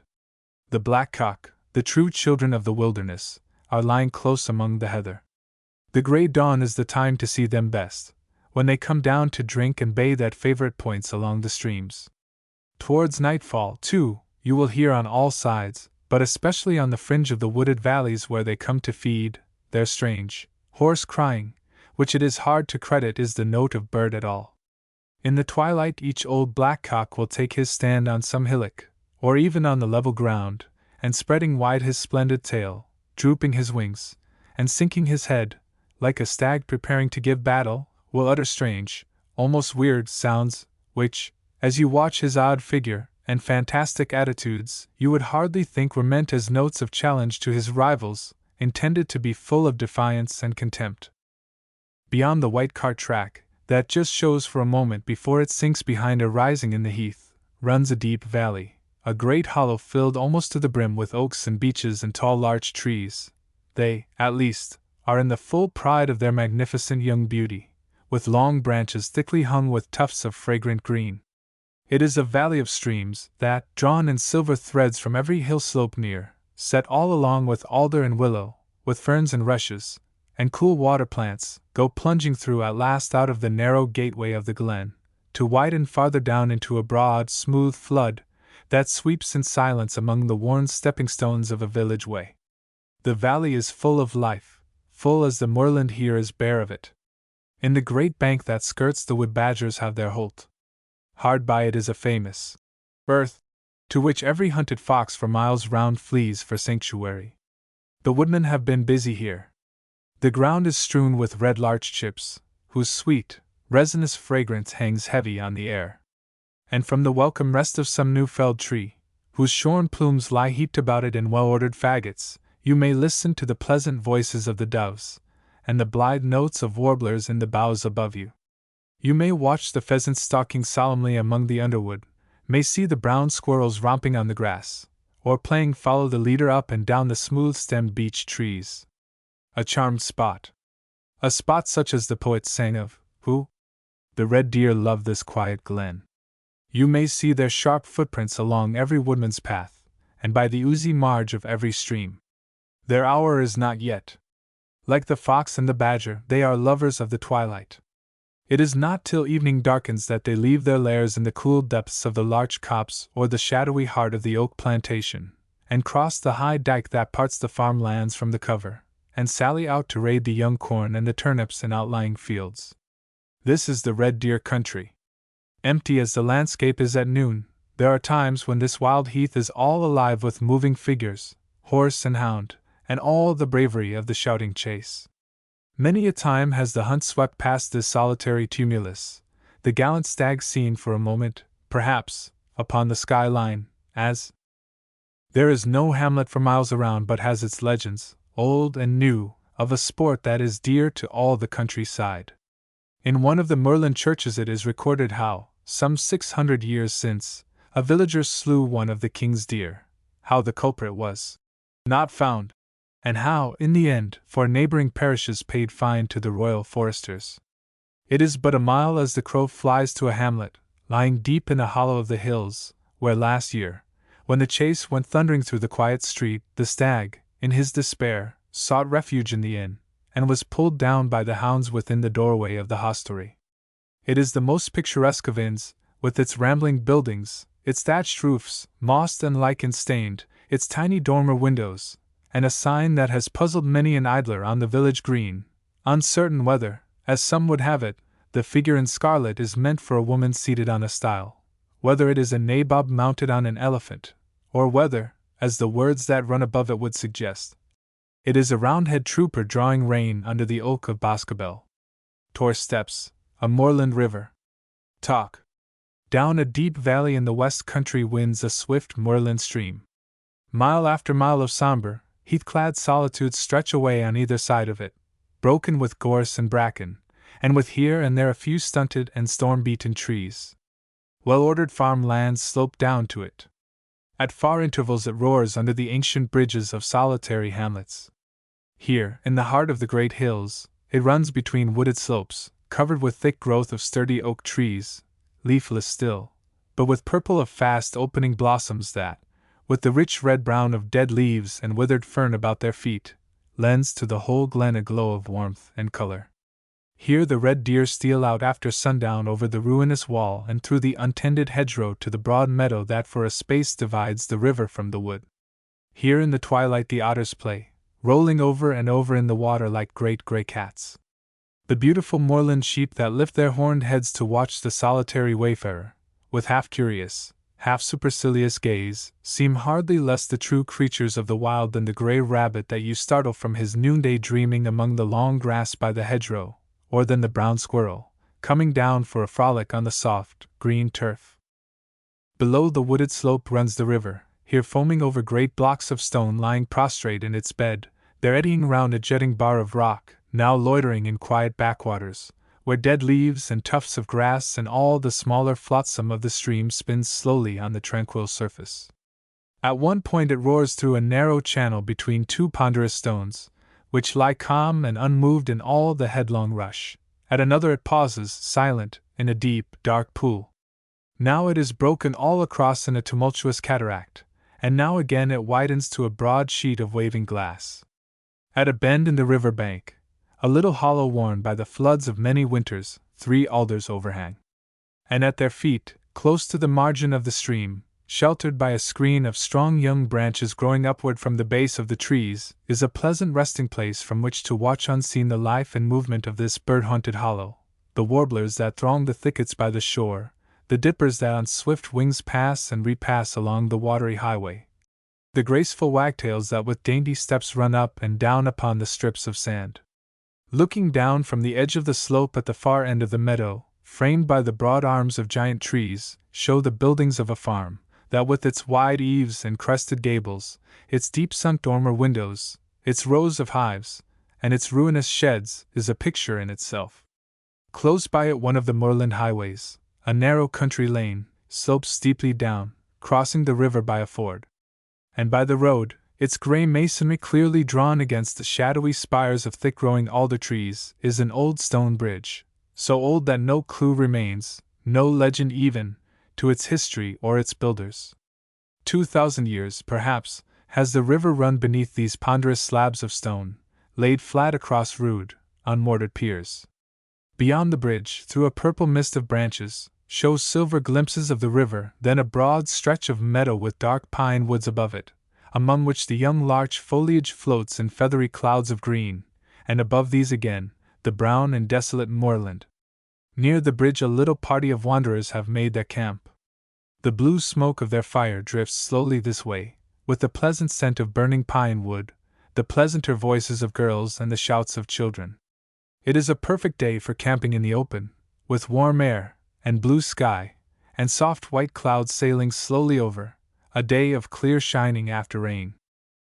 The air over the stream is full of insect life, of flies of many shapes and various hues, of browns, and drakes, and duns, so dear to the brown river trout, and, in counterfeit presentment at any rate, almost dearer to the soul of the trout fisher. And as you watch the myriad winged things that sail along the water, that settle on the warm stones, or on the alder boughs, or even on your hand, you will think it small ground for wonder that the thickets by the stream should be so full of birds. One might think that the roar of the river would be enough to drown all other sounds. But clear above it rise the notes of tits and finches and warblers. The breezy chatter of the swallows, the call of the dipper, the woodwren's hasty little stave of song, the whistle of the blackbird, the mellow call of the cuckoo, are as plain as if the great voice of the river were not heard at all. In the next tree 2 finches have alighted, their restless movements and sharp challenge of alarm betraying only too plainly what they are so anxious to conceal, that their nest is somewhere near. 2 beautiful birds they are, one with the red flush on his breast, the broad bar of white in either wing, the slate-blue feathers of his lifted crest. The other, hardly less charming, with all her colors pitched in soberer key. With anxious and persistent iteration of their one shrill note of protest, they flit from branch to branch, and when you rise and peer into the tangle of ivy-mantled boughs above you, the birds grow more clamorous still. There is the nest, its mossy cup woven deftly among the slender twigs, studded all over with lichen points of silver, as ever, a miracle of beauty. There are many birds preparing for the great event of the year. It is not for nothing, you may be sure, that old blackbird has stayed out at the same corner of the hedge every day for a week past. There is some good reason for his stealing towards and now across the wood, a moving shadow, quiet for once. We can read the signs of the times in the notes of the birds no less than in the heightened colors of their plumage. It is a love song pure and simple that yonder hedge sparrow, poised on a straying spray of bramble, is singing so softly to himself. The ringing call of an ox-eye overhead never was more clear, and blithe, and musical. But the soft notes of a flock of long-tailed tits, not yet disbanded, have a still softer tone today. Their light-hearted gossip seems subdued and low, as if they knew the days were near when every woodlander will go about his work with all the stealth he may. There is a goldcrest rummaging among the ivy that clings about an old elm hard by, almost within arm's length, so near that the touch of vivid yellow on his crown gleams like very gold. Smoke is still rising from the white ashes of the fire, but it is proof enough that the little group has moved away, and that no one is visible from the highway of the river, when a kingfisher flashes across the bridge straight up the stream, a swift gleam of azure through the sunlit air. As you follow its flight to the bend where the river vanishes behind its fringing alders, you are aware of a moving point of light on one of the great boulders far out from shore. Then the shape of a dipper shows clearly on the top of the stone. A moment later it dives straight down into the water, reappearing some yards nearer this way, pausing on another great block of sandstone, to bow and curtsy, uttering now and then a loud, clear note, its white gorget glowing like a star, whiter even than the very foam of the river. Now it swims lightly across a smooth backwater. Now it works its way sidelong across a rapid rush of the current, stooping now and then to pick some dainty morsel from among the stones, and all the while moving slowly with the stream, until at last it stands on a stone in mid-channel, not 30 yards away, a graceful, charming, dainty little figure, the very naiad of the mountain stream. But alas, there is another spectator of its movements. Across the meadow sails a dark, hawk-like figure, swift and silent, disappearing in the oak wood on the farther shore. In a moment every voice is hushed. Not a bird calls. Not even a wren dares to utter an alarm. There is a sudden rush of wings. A merlin dashes from the thicket by the shore, catches up the dipper in its cruel claws, and alighting on a great flat stone, in the middle of the river, it buries its merciless bill again and again in the white breast of its struggling captive. What a picture! The sunlight is full on the blue back of the beautiful little falcon, as it leans forward a little, half hiding its prey under its drooping wings. Giving a swift glance to right and left, the sparkle of its keen eyes plain to see, it tears out a little cloud of feathers that flutter lightly down, and sail away upon the stream. Again the merlin looks up. Something has startled him. He gives one glance this way. He catches sight of a figure under the alder trees. Like a flash he is gone.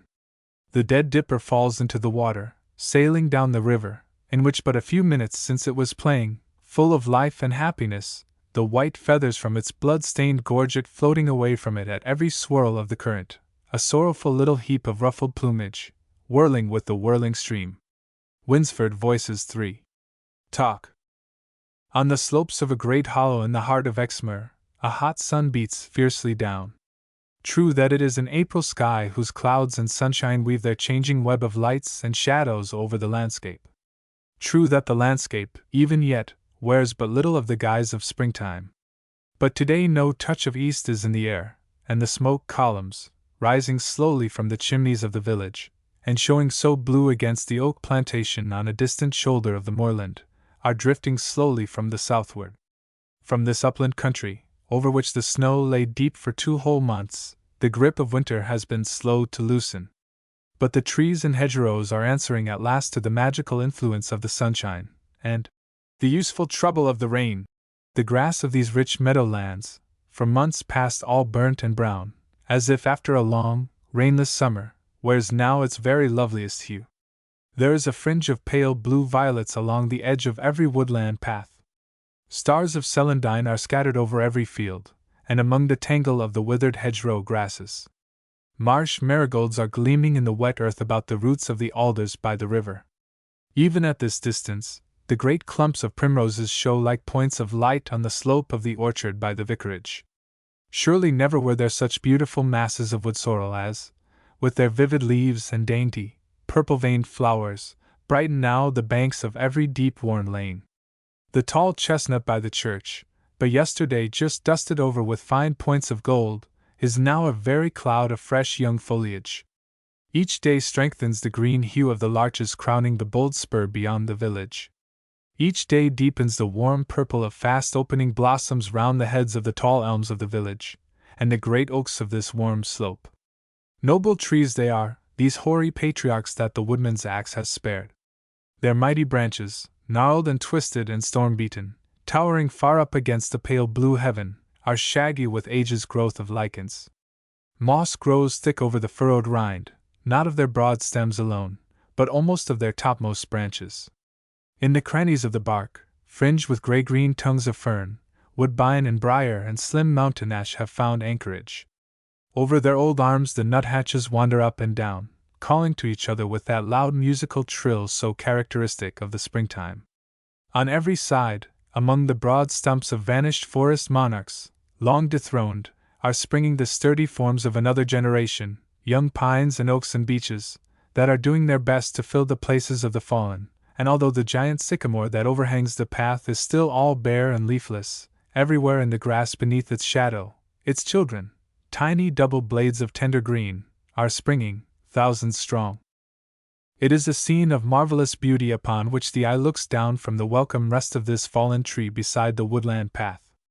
Below, at the foot of the slope, the border line between the wild life of the covert and the order of the well-kept farmlands, runs a swift moorland stream, whose broad band of silver is broken again and again by the rude stone bridges of the village streets.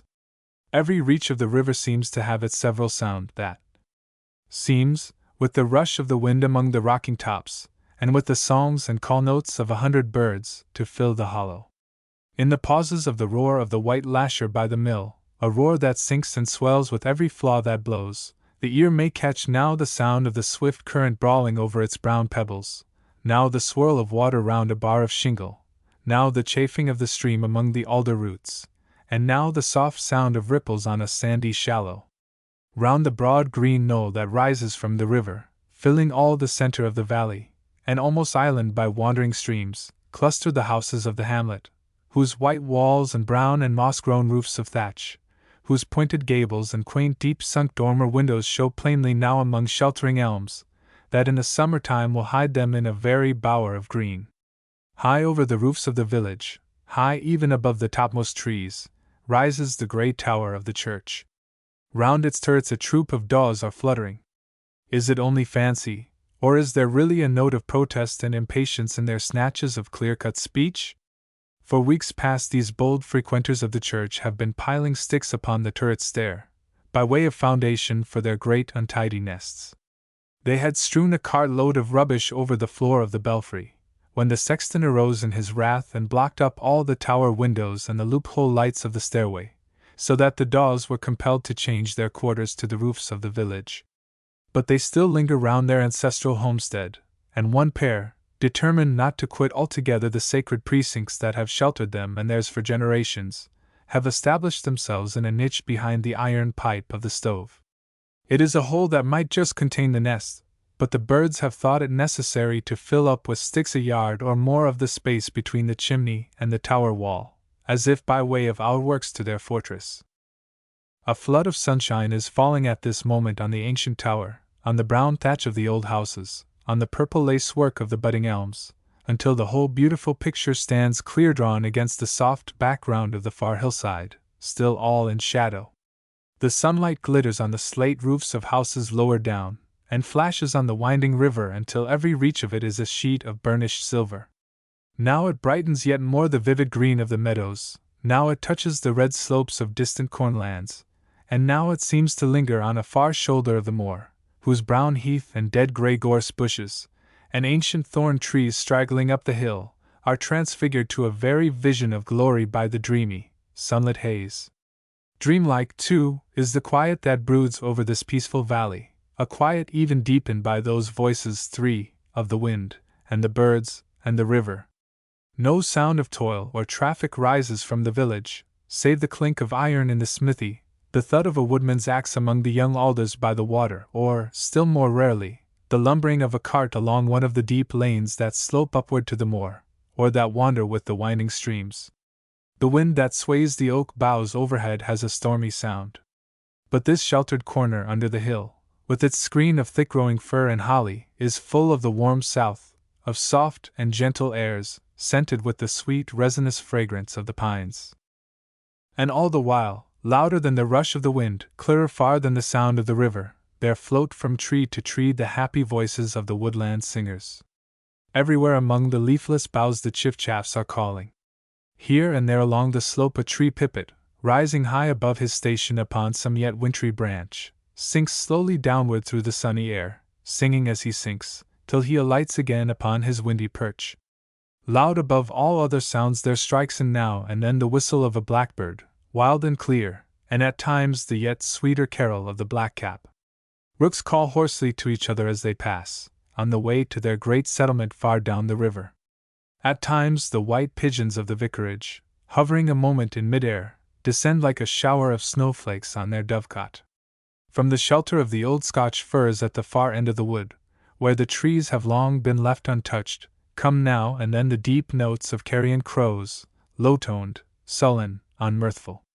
They are ill neighbors for all the weaker children of the wood.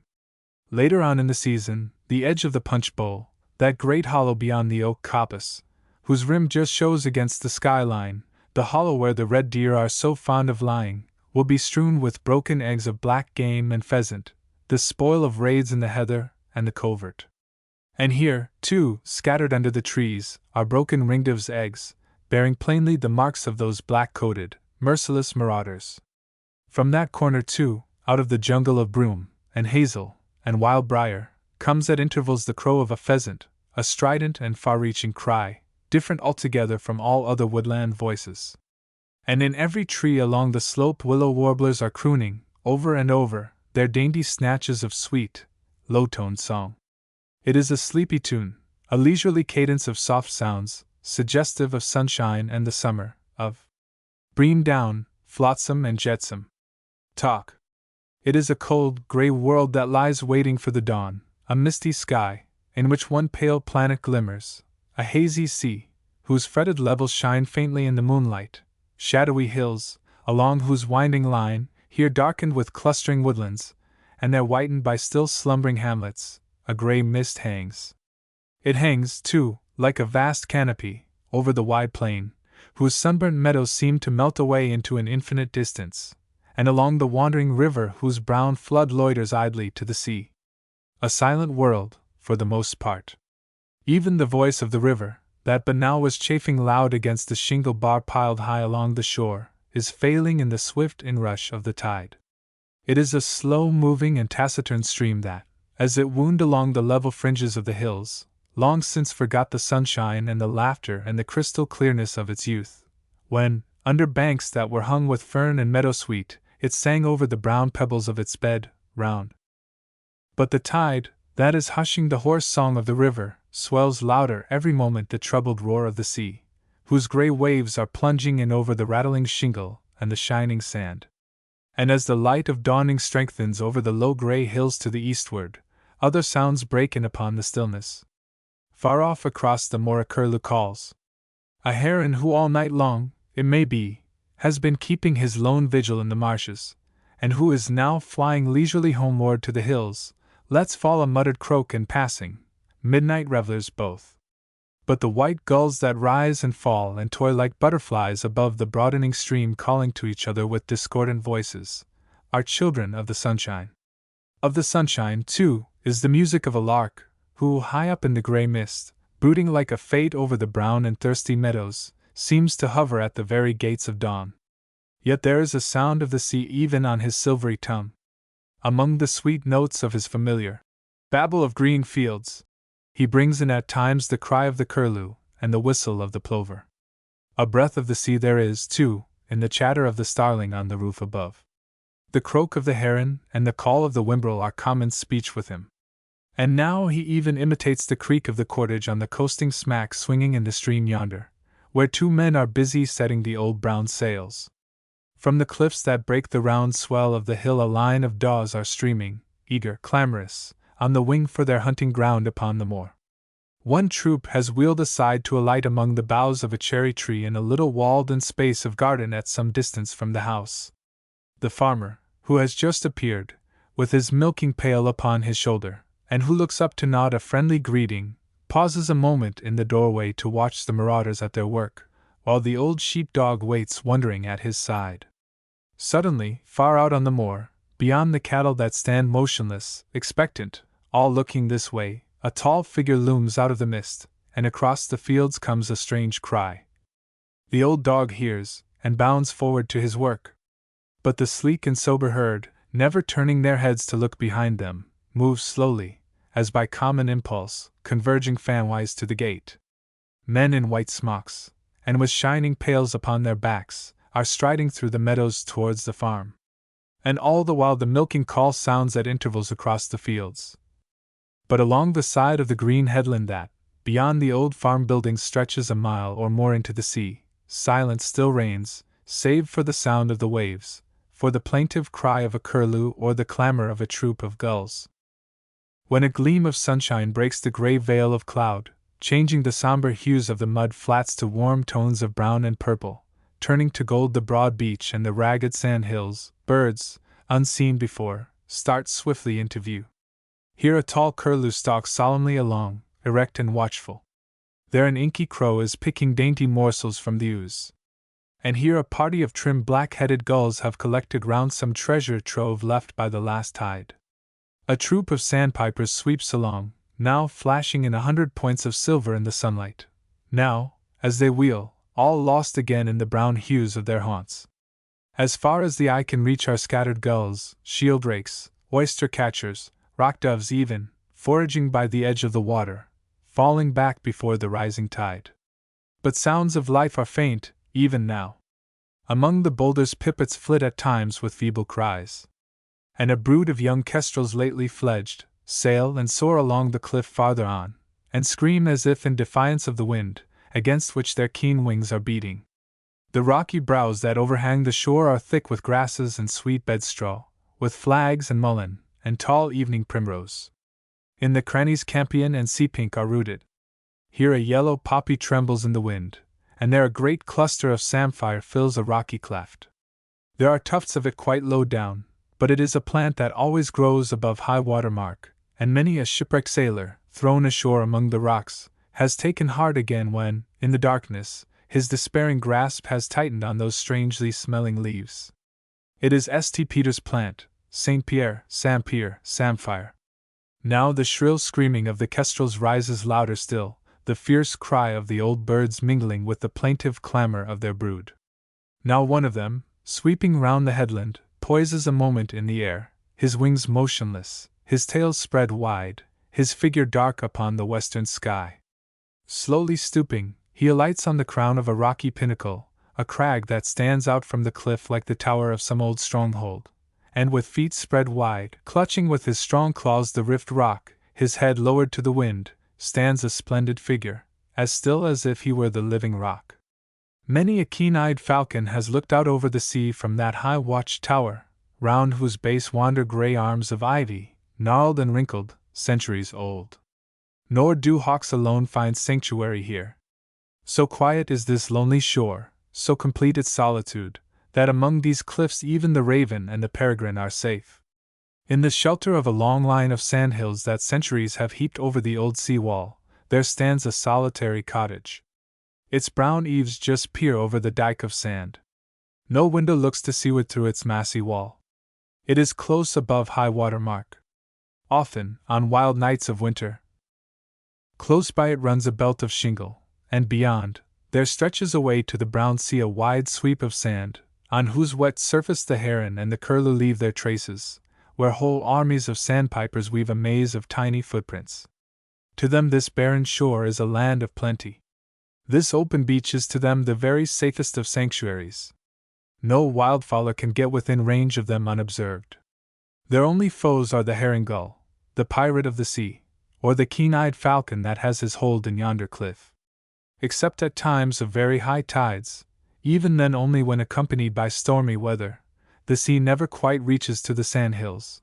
But in summer especially, a mirage is occasionally seen on this wide beach, a phantom sea, in whose smooth surface are reflected the jagged line of sandhills, the church of the distant village, and the few houses scattered at far intervals along the coast. It is a fruitful plain, whose level meadows stretch away from the old farm, fading only on the far horizon. So low it lies that, were it not for yonder mounds of sand, whose jagged fringes line the coast for miles, the high October tides would often, when a strong wind is blowing, find their way among the hamlets far inland.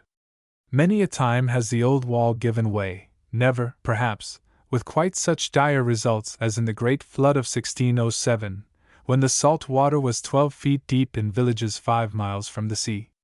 30 hamlets were overwhelmed. Scores of unhappy villagers perished. So swift was the rush of the water that there was no chance of escape, and for many, in the words of a black-letter chapbook of the time, their last refuge was patiently to die. Cattle were drowned in droves. Rabbits, being driven out of their burrows by the tide, were seen to sit for safety on the backs of sheep, as they swum up and down, and at last were drowned with them. Dead bodies float hourly above water, and are continually taken up. It cannot yet be known how many have fell in this tempest of God's fearful judgment. Life here was not always quiet. The green slopes of the hill above are scarred all along with old earthworks, so defaced by plough and spade, so trampled down by men and cattle, so worn by the storms of untold centuries, that the eye can hardly trace their outlines in the smooth short sward. Not even a tradition survives of the lost inhabitants whose rude pottery and flint arrowheads the rabbits bring up among the red earth of their burrows.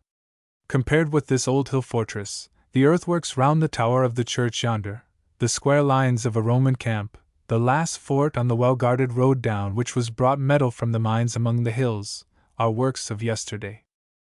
Again and again this coast was wasted by the Danes, who plundered not the hamlets by the shore alone, but villages 20 miles from the sea. Victory was not always with the invaders. Athelney is not far distant. Ethandune was on that low line of hills to the southward. And in the very year of that crowning victory, a few miles farther down, The brother of Hing War and Halfdene came with 23 ships, and he was there slain, and with him 840 of his army, and there was taken the war flag which they called the Raven. By the river that loiters seaward under the blue hills across the bay, whose broad mouth shines like silver in the sun, still stands the green mound of Hubalo, which the Vikings piled over the ashes of the Dead Sea. Rover. On every hilltop in the West Country, each point of vantage on the hills has its time-worn lines of old entrenchments. There is hardly a lofty crest but has had its cluster of green grave mounds. But of the builders there remains little but the shapes of their ruined strongholds, their rude pottery, and still ruder weapons, from which to build up our dim conjectures of what manner of men they were who held these hilltops against the arms of Claudius and Vespasian. Even of the legionaries who forced their way thus far into the West, our knowledge has been gained by fragments. It is by accident that we have obtained our most vivid glimpses of their arts, their arms, their way of life. Massive ingots of lead have from time to time been found in the fields or along the line of one or other of the old military roads, whose stamps showed clearly how soon, after the landing of Claudius, the conquerors took possession of the mining country. Again, when the plough struck on a stone coffin in a field remote from any sign of human occupation, and when further search revealed the ruins of a Roman villa, with beautiful pavements still undisturbed, it was possible to guess, from the lettering of the coins which were strewn among broken amphorae and scraps of Samian, the very year in which the house was last inhabited. Many a hoard of silver pieces has been found among these hills, buried doubtless in some dark hour of doubt and dread, to wait for better times that never came. Many a time the laborer's spade has clashed on a rusted spearhead, a broken urn, a handful of denarii. At times even on relics like these, a flint arrowhead, a fragment of pottery, a handful of denarii, a camp, a tumulus, eke out the scanty records of the time, the pages of Asser, the meager outlines of the Saxon Chronicle. Hardly a point in all the landscape but is linked with some stirring memory. It was on the little island lying off the point here that Githa found refuge after Hastings. 2 years later all this shore was ravaged by the sons of Harold, and in the Doomsday Record, made 18 years afterwards, we still can trace their handiwork in the lessened values of villages they had plundered. Over and over again after the brief sketch of a hamlet, its list of burghs and villeins, its corn and grass land, its mill, its fish pond, perhaps even its patch of vineyard, follow such words as these. It was worth 100s, now only 60. Or, it was worth £4, now only 40 shillings. In the Armada days, for half a century indeed, before the sailing of that great fleet Invincible, there stood on the high ground across the river, according to a quaint map of the period, the cost of England upon Cerne, a tower, in which a gun was mounted, as a defense against invasion. Not a stone remains of the tower which in King Harry's time guarded the little port. But all this coast was armed and ready, years before the sailing of the Armada, watching for the red glow on Dawnsborough that should call up the bold yeomen of the Moors to face the Inquisition dogs and the devildoms of Spain. The truth is, wrote the muster master, in his report to the government, after having viewed and trained the nombers both of foot and horse twice since my coming into this county, the truth is, it is a most gallant country for the men, armor, and readiness. The authorities were constantly furnished with certificates, showing the numbers of duly qualified pikemen and archers. Again and again were the justices urged to keep everything in readiness, since the wings of man's life are plumed with the feathers of death, and to train their men to meet any emergency, because great dilatory wants are found upon all sudden hurlyburlies. Early orders in council declared that any able-bodied man between 17 and 59 who should be found to lack a bow and fowler arrows was to be fined. Later, in Elizabeth's reign, more attention was paid to the use of firearms, and most minute instructions were issued from headquarters as to the training of marksmen. The musket was to be fired at first with priming only, then with half a charge, and finally, when the men were ready for it, the full amount of powder was to be used. This was with an eye to the right training of men who, by reason of the churlishness of their pieces, and not being made acquainted therewith by degrees, are ever after so discouraged as either they wink or pull their heeds from the piece, whereby they take no perfect level, but shoot at random, and so never prove good shots. Among the seaweed on the bank of shingle by the cottage all kinds of strange things are found: palm wood, long bamboos, seeds from the West Indies, sabots, children's toys. Once even a clock was washed up on the beach. A few months since the sands were strewn with parts of carriages from the wreck of a vessel that was carrying railway plant to South America. As you stand in the little garden, whose broad edges are none too good protection for it against the wind, you will notice that everything about the place has a touch of this somber local coloring. Every piece of woodwork is part of a wreck. There is not a hinge or a bolt, hardly a nail even that did not come out of some ship's fittings. The posts on which the garden gate is hung are pieces of a mast. The gate itself is made of planks that have been picked up on the sand. Mahogany panels from the saloon of some steamship have been worked into the walling of the garden shed. No coal is ever needed here. A little peat is all that is wanted. The sea brings an endless store of firewood almost to the door. Too often, alas! The ebbing tide leaves yet sadder jetsam on the shore, white, still figures, lying face down on the yellow sand, to be lifted reverently, perhaps, but yet by stranger hands, and committed with brief rites to the corner of the ancient burial ground on the headland yonder, where the little grey church on the windy hill stands among the green graves of centuries, roofless, dismantled, and forlorn. The country life. Talk. The man who can look back over 30 years of rural life, of life spent among woods and meadows, has doubtless learned something at least of the ways of the wild creatures of his district, of its beasts and birds, of its reptiles, and fish, and insects, even of forms of life still lower in the scale. In the works of nature, her lovers find a never-failing charm. There is no book like hers, as we read it in green field and country lane, in copse, and stream, and hedgerow. There is no voice like hers, as we hear it in the sounds of the wood, in the sounds of the sea, in the sounds of the night. No poet ever breathed such songs. No writer of romance has ever woven such tales of mystery and wonder. There are few of us probably who, looking back on the country life of our early days, would not be ready to admit that among its pursuits and pleasures, many and various as they were, the art and craft of bird's nesting stood supreme. It is a pursuit that has a charm peculiarly its own. It may be that, in the days of our youth, the love of having and holding was one chief motive, a love that some of us have not shaken off yet, though perhaps it is lavished on more useful things. Even the lust of plunder and destruction may have had its weight with us, as we feel sure it has with the village children. Not every nest robber, it is true, is really a lover of nature. But the bird's nester who is a naturalist born soon wakens, not only to the beauty, but to the significance, of his fragile treasures. Perhaps few young collectors pay much conscious attention to the construction of the nest, or notice how skillfully its materials are made to harmonize with its surroundings, or see how wonderfully some eggs are protected by their coloring. But his would be a dull soul on whom these things did not, sooner or later, make some impression. There are some bird's nesters who are no longer young, no longer able to climb a tree or ford a river, to whom, year after year, the season of nests brings new delight, to whom the exquisite workmanship of the chaffinch seems each year more wonderful than ever, and in whose eyes the blue of a song thrush's egg will never lose its charm. These two nightjar's eggs, for example, are exquisitely beautiful, with their soft shades of brown and gray, veined like some rare marble. But as you look at them you think less of their beauty than of the moment when, in the corner of the old orchard, the bird got up, almost under your feet, and you watched it sail away to one of the fir trees in the hedgerow, and crouched down on a low branch to watch your movements. Then, looking down, you saw on the bare earth these eggs, so near that another step would have crushed them.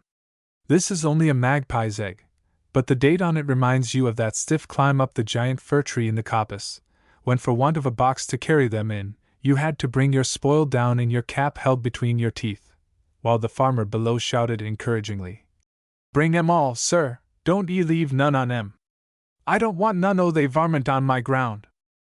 Here is a kestrel's egg on which there is a date written, and a name, the name of a once familiar hilltop. As you look, the scene of long ago comes back. It was an early morning in May. The dew lay heavy on the bracken, whose stout young fronds joined hands across the path. And as you paused on the hill slope and looked back, you saw how all the upland pastures, and the broad meadowlands below, were glistening in the light of the just risen Sunday through the gray haze that veiled the distance showed, faintly and more faint, range after range of low blue hills, with white hamlets glimmering here and there. The light of sunrise had just caught the windows of the old manor house on the slope, some mile away, and they flashed and flamed like fire. The gray cliffs above you had the flush of dawn upon their storm-worn steeps, and the light air tossed the leaves of the wayfaring trees rooted in the crannies, till they glittered like blades of silver. Among the elms about the farmstead, on the knoll below, sounded the uneasy chatter of a magpie. A crow was flying leisurely up to his fastness in the clump of old Scotch firs on the low hilltop. From a belt of coppice further down there rose at intervals, above the low sweet notes of the warblers, the clear call of a cuckoo. Overhead a woodlark drifted in vast circles, singing as he flew. When at length you gained the hill crest, you heard the challenge of a blackcock. Over the wide pasture the lapwings were calling. Now they wheeled across the pale blue heaven, now they swooped swiftly almost to the ground, turning over and over in the air. Now one flew by, so near that you saw clearly the long plume upon his glossy head, and heard the musical throb of his strong wings sounding loud in the quiet morning air. As you paused on the short turf close to the brow of the cliff, and looking down once more, saw your shadow falling on the young corn of the ploughed land far below, a hawk dashed out from the cliff below you, and then, staying its swift course, hovered a moment in mid-air, while the sunshine lighted up its rich brown plumage. As you peered over the brink of the cliff there were no signs of a nest. But a tall sapling rooted in a ledge some 10 feet below looked safe to hold by. Cautiously you slid over the edge, and dropped within reach of the branches, and so, from ledge to ledge, you climbed slowly down, holding on by points of rock or tufts of grass, or stems of ivy until, yes, there, at your feet, in an arched crevice of the cliff, on a little earth, with no sort of nest, lay the 4 exquisite eggs, whose radiant beauty, so much richer 25 years since, seemed to your enraptured gaze to light up the little hollow. As you stooped to take one of them in your hand, how warm it was, and clung there, gloating over the beauty of your treasure, the old hawk hovered near, sounding at times her wild cry of anger and alarm, answered far off by her fierce mate, hurrying homeward on his swift, keen wings. It is not given to all alike to be able to appreciate the true pleasure of a country walk. It is a thing that many of us prize, and that even more of us long for. And yet there are some people, really fond of walking, to whom it seems to make little difference whether their road goes evenly along the Queen's Highway, and is hemmed in by straight stone walls, or loiters through winding byways, under banks crowned with straggling hedgerows, overhung with sheltering elms. There are those who take their weekly tramp, and who say they like it best so, on Sunday, through the monotonous dreariness of London streets. To them a country walk, with its possible mud, and with its certain solitude and tameness, is, at least in fancy, flat and stale and altogether profitless. It is largely a matter of training.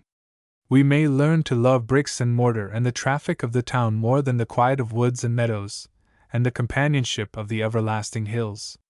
But there are others who cannot breathe amid the stir and noise and money-grubbing fever of the city, to whom the air of the open country is the elixir of life, who love its restful quietude, and who, at each turn along the favorite path, look for some old friend, some familiar bird, or flower, or insect.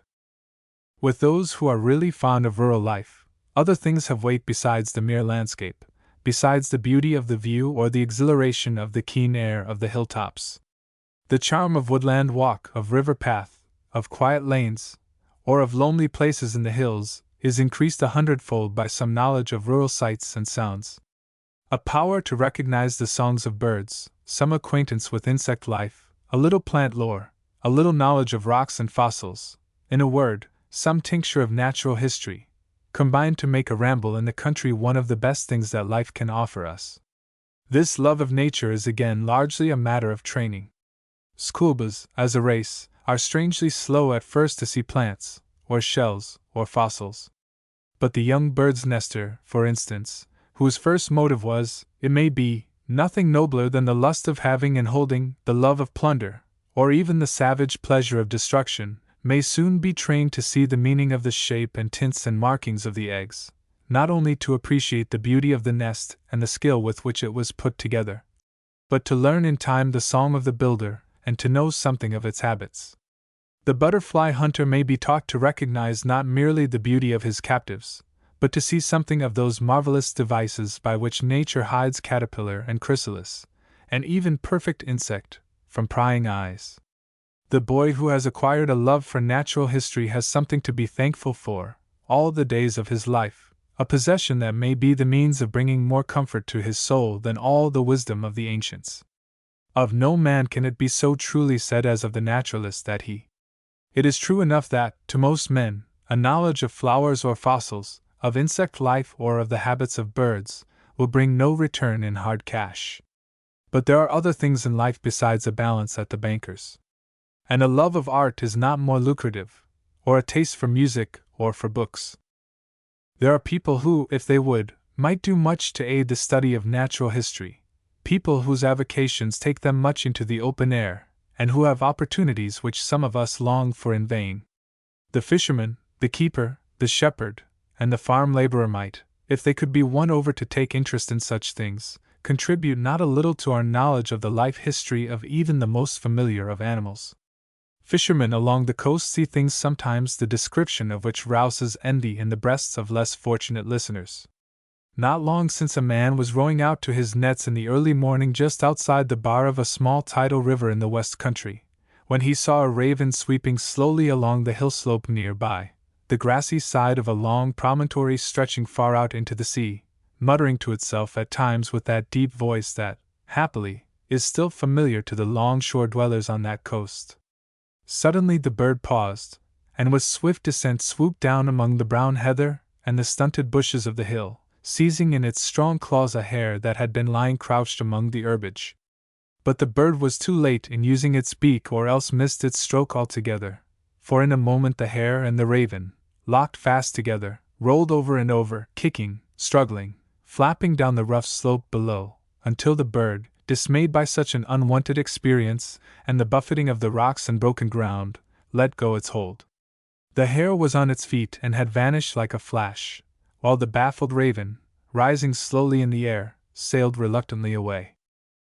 The naturalist is not now, even in country districts, looked upon quite in the same light as he once was, but one degree removed from the state of lunatic. The old order of things, the prejudice, the bigotry, the superstition of half a century ago has to a great degree disappeared. There are many English parishes still without a railway. There is none probably without a newspaper. The presence of a single naturalist, parson or village doctor, or what not, has been known, like the little leaven that leaveneth the whole lump, to rouse a real interest among the neighbors in birds and beasts and even insects. A man's reputation for being fond of strange creatures may perhaps be laughed at first, and perhaps be always a little looked down on. But by degrees, very slow it may be, the influence spreads. The keeper brings him a strange bird, the laborer a nest of dormice found in stubbing up a hedgerow, or a clutch of quail's eggs he has come upon among the clover. The old mole-catcher, too, is a very mine of stories about the strange beasts he has seen in his 60 years' experience. One of his most wonderful tales is about the great snake, more than that long, a matter of 5 feet or so, which he killed as it was sucking the milk of a cow, and, as he will add triumphantly, there were more than a pint of milk in him. The crushed eggs of the unfortunate reptile, no doubt, but it is altogether useless to suggest any such paltry explanation. One autumn a boy at work among the potatoes turned up with his spade something that instantly, so he declared, became a bird and flew away. The boy ran home in horror. His parents would not believe a word of the story, but the boy was too big to be flogged as a mere liar. They were greatly relieved on learning that something of the kind was at least possible, and regarded with no little interest a death's head hawk moth, for such no doubt the apparition was, preserved in a collection. The change from egg to caterpillar is a thing with which every rustic is probably familiar, but in remote rural districts there are still men who cannot believe that a caterpillar can ever become a butterfly, and who still entertain strange superstitions about toads and snakes and slow worms. Perhaps in time the county councils may do something for the rustic enlightenment, by means of lectures and the limelight. The rural population is, however, notoriously hard of belief, is the most difficult of all populations to move from the faiths of their fathers. There is many a farmer's wife even yet who will labor with the churn from morning till night, lamenting all the while that the butter will not come, rather than by the use of a thermometer so regulate the temperature that the whole process would be over in half an hour. A series of lectures lately given in Somersetshire on the management of farm stock was, however, well attended by the younger farmers at any rate. They were keenly interested, and although they may, perhaps, have mostly adjourned afterwards to discuss each discourse at the public house, it was not as skeptics, and the local ironmonger always found it necessary to lay in a stock of thermometers as soon as the lectures had begun. The older men mostly kept aloof. They had no faith in any newfangled ways. They are a stiff-necked generation. As their fathers did, so do they. One burly, red-faced farmer of the old school was lately heard to express his contempt for the educational efforts of the county council. "What be the use," said he, "of wasting the public money sending round men to talk about a dairy as don't know a cow from a elephant? And these are cookery classes. 'Tis my belief that if a man have got summat to cook, he'll soon find out how to cook un." With a few popular lectures and a little practical help and guidance, the farmer and the farm laborer might render untold service to science, with all their long hours in the open air, summer and winter, seed time and harvest. They see some strange things now, or think they see them. Snakes are the theme of many marvelous tales. "I were walking along the path through the wheat," said an old villager, "when I heard a rustling, like a robot. I thought 'twere a robot. But a girt viper come out of the wheat, and jumped across the path so high's my head." A captive tortoise escaped one day into the road, and was soon the center of a knot of astonished villagers. After long debate they concluded it was either a tremendous girt toad, or some wondermous warmint, and they decided to kill it on the spot, a task of no small difficulty, as may well be imagined. Halewell, a quiet corner. Talk. On the south slope of an old west country orchard there is a sheltered corner lying open to the sun. Above it rises a broad, unkempt, straggling hedgerow, holly and hawthorn, bramble and sweetbriar, and behind this again the green slopes of the hill. On the left, rising at intervals through the tangled thickets that form the eastern limit of the orchard, is a line of old Scotch firs, and beyond them, dimly seen through the haze that broods over the landscape, are the grey ramparts of a range of limestone cliffs. The wind of March is in the dark foliage of the firs, tossing their gnarled arms against the pallid sky. But here the golden blossoms of the gorse, the brown stems of last year's bracken, stand unmoved. The dark firs are stirring with a sound as of the sea, but here, on this sunlit slope, is the very air of summer. Butterflies flit idly by, dark-winged peacocks, soft brown tortoise shells, pale yellow brimstones like flying gleams of sunshine. The apple boughs are fretted all over with fine points of green, the purple mist round the heads of the great elms deepens in the warm air, the old hedgerow wears already the bright garb of spring. The air is full of springtime, of the breath of primroses and violets, full of pleasant sounds of country life, of the wakening of the world, of the happy voices of 100 birds, whose glad hearts are reveling in the golden weather. The birds know well this sunny hollow. Here spring comes early, and summer lingers late, while the fields without are white with wintry rime. Today, on every side, the feathered woodlanders are stirring. From an old Scotch fir that towers out of the hedgerow, its dark shape showing like a shadow through the leafless boughs of the apple trees, falls the rich music of a blackbird's song, clear and wild and flute-like. He is a noble singer, less great, indeed, than the song thrush, but yet a master of his art. And there are those who hold that there is more beauty in the depth and richness, in the power and passion, of his few brief bars, than in all the magnificent anthem of his rival. Farther off, low down in a leafless elm by the border of the orchard, is the thrush himself, flooding the whole glade with his wonderful melody. Over and over there sounds the polished lyric of the wren, over and over again the metallic clink of a colt rings out above the plaintive carol of the robin, the sober ditty of the hedge sparrow. Over all the fields the larks are singing. In the hedges that skirt the orchard sounds the sweet cadence of the chaffinch, the wild warble of the missel thrush, at times the ringing call of some light-hearted oxeye. From farther up the hollow, from his sanctuary in the old, neglected wilderness of unpruned, lichen-coated trees, floats down the soft laugh of a woodpecker, a mellow sound, a note of peace and solitude, and sylvan greenness. Is it only fancy that here, among these hills, in this sweet country air, among these untarnished immemorial elms, there is more melody in the skylark's song, that there is a finer tone in the cool, clear singing of the robin, that there is a touch of music in the chatter of the very sparrows? But hark! A fainter note floats lightly down from the tree-tops, a note not strong or musical, but heard through all the blended harmonies of a score of singers. It is the call of the chiff-chaff, the first returning wanderer from the warm south, fresh from the orange groves of Sorrento, or the sunny slopes of the Sabine Hills. When his small figure shows presently against the dark foliage of a Scotch fir, there is that about him which seems to suggest that he is well content with his homecoming, even though woods are bare and skies are cheerless. He flutters up and down among the branches, never still for a moment. Even when he pauses, looking like a point of light against the somber leaves behind him, to call his own name over and over, it is easy to see that his whole small figure is trembling with the ardor of his eager little soul. A tiny figure, and a simple song. But there is more of meaning in those few faint notes than in all the rest of the great chorus that day by day is gathering strength in the woodland. For in the chiff-chaff's call there is the promise of spring.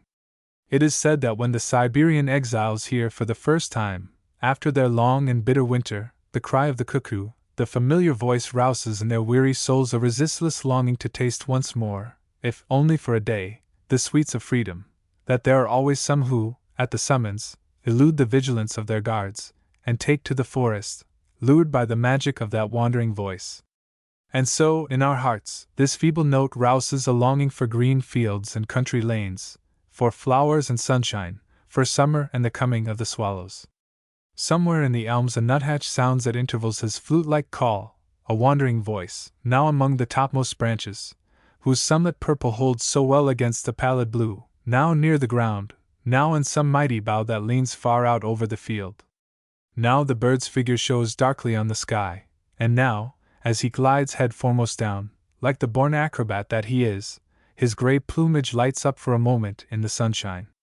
And now he leaves the tree, still calling as he flies, and sinks down among that grey fringe of orchard, where his mate and he have, perhaps, already fixed on the hole in the old apple tree in which they mean to take up their quarters for the season.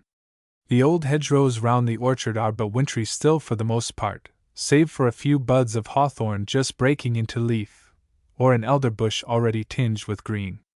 But on the banks of the tiny stream that wanders leisurely along the lane below, celandine and sweet violet are in bloom, and primroses, no longer pale and stunted, as in the rougher days of March, lend their rare perfume to the air.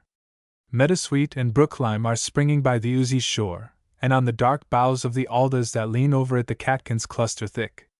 In a blackthorn bush, whose armed sprays are lightly touched with blossom as with new fallen snow, two wrens alight, two tiny figures, mere balls of brown feather, so near that every line of the wavy, shell-like marking on their backs is plain to see.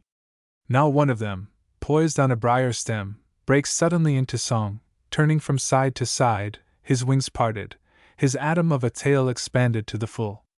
The brief lyric ended, he flies down to join his mate, who waits demurely in the bush below, and for a minute or two they flutter and play, and whisper to each other soft notes of fond endearment, the sweetest bit of love-making imaginable. Farther on, in a young oak tree in the hedgerow, two blackbirds have alighted. Not lovers, nothing like it, paying no manner of heed to each other's presence. One of them flies down, a splendid figure, with his new black coat, with the bright golden orange of his bill. Instantly the other is down too, in front of him. A moment they stand thus, motionless. Then, with loud notes of challenge, they tilt headlong at each other, beaks down, wings and tail spread wide, their whole dark plumage rough with rage. Again and again they meet in the shock of battle, rushing each on the other's weapon, rising at last into the air, fluttering and fighting, the the snapping of their bills heard plainly 50 yards away. 5 minutes only the conflict lasts. More than one historic field has been lost, and one in time as brief. It is all over. The victor stands alone upon the grass. His beaten rival is in full flight far down the hedgerow. A moment later the Queen of Beauty, who from her perch among the blackthorns has watched the tournament unseen, flies down to the hero of her choice. It is the old story, a tale far older than the days of Thais. None but the brave, none but the brave, none but the brave deserves the fair. Here in this happy valley there has not been, for weeks past, one clouded hour. March has shone, all through, the temper of the lamb, nor now, in his last hours, does he show signs of changing mood. To seaward it is true the haze deepens to a cold grey fog, and the sullen booming of the distant fog guns is sounding faintly, at intervals, even now. On the hill the lapwings are calling, their plaintive voices softened by the distance, and at times their dark figures show against the pale blue sky, as they rise and fall above the limestone cliffs that skirt the hill.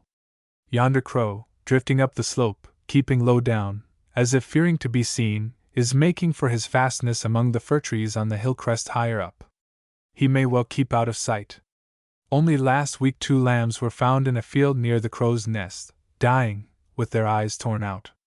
And the magpie, chuckling now and then in doubtful tone, somewhere at the foot of the orchard, has here a reputation almost as much blown upon. Terrible fellows, both of them, in lambing time or in the poultry yard. But they have been working hard and honestly enough all the rest of the year.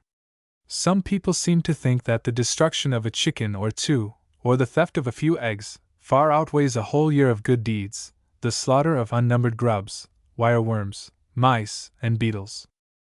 At regular intervals, a few seconds apart, there sounds from a tall ash tree in the hollow the drone of a greenfinch, monotonous and unmusical. Was there ever such a drowsy sound? And yet when he breaks off presently in a stave of his own wild song, his voice is one of the sweetest of sweet sounds, a light and breezy ripple of love and sun and happiness. Pleasant, too, are the notes of the chaffinches that flit in and out of the hedgerow. And never surely was there sweeter blackbird's song than that wild lyric sounding now among the trees that overhang the well. In the top of the great elm that leans over the orchard stile there is such a chorus of tongues, such a babble of linnet and blackbird, of sparrow and jackdaw, with intervals of untuneful chattering, whistling, piping, that you fancy 20 performers at the least. But it is only a starling telling all the world in his quaint way of his joy in this unwonted sunshine.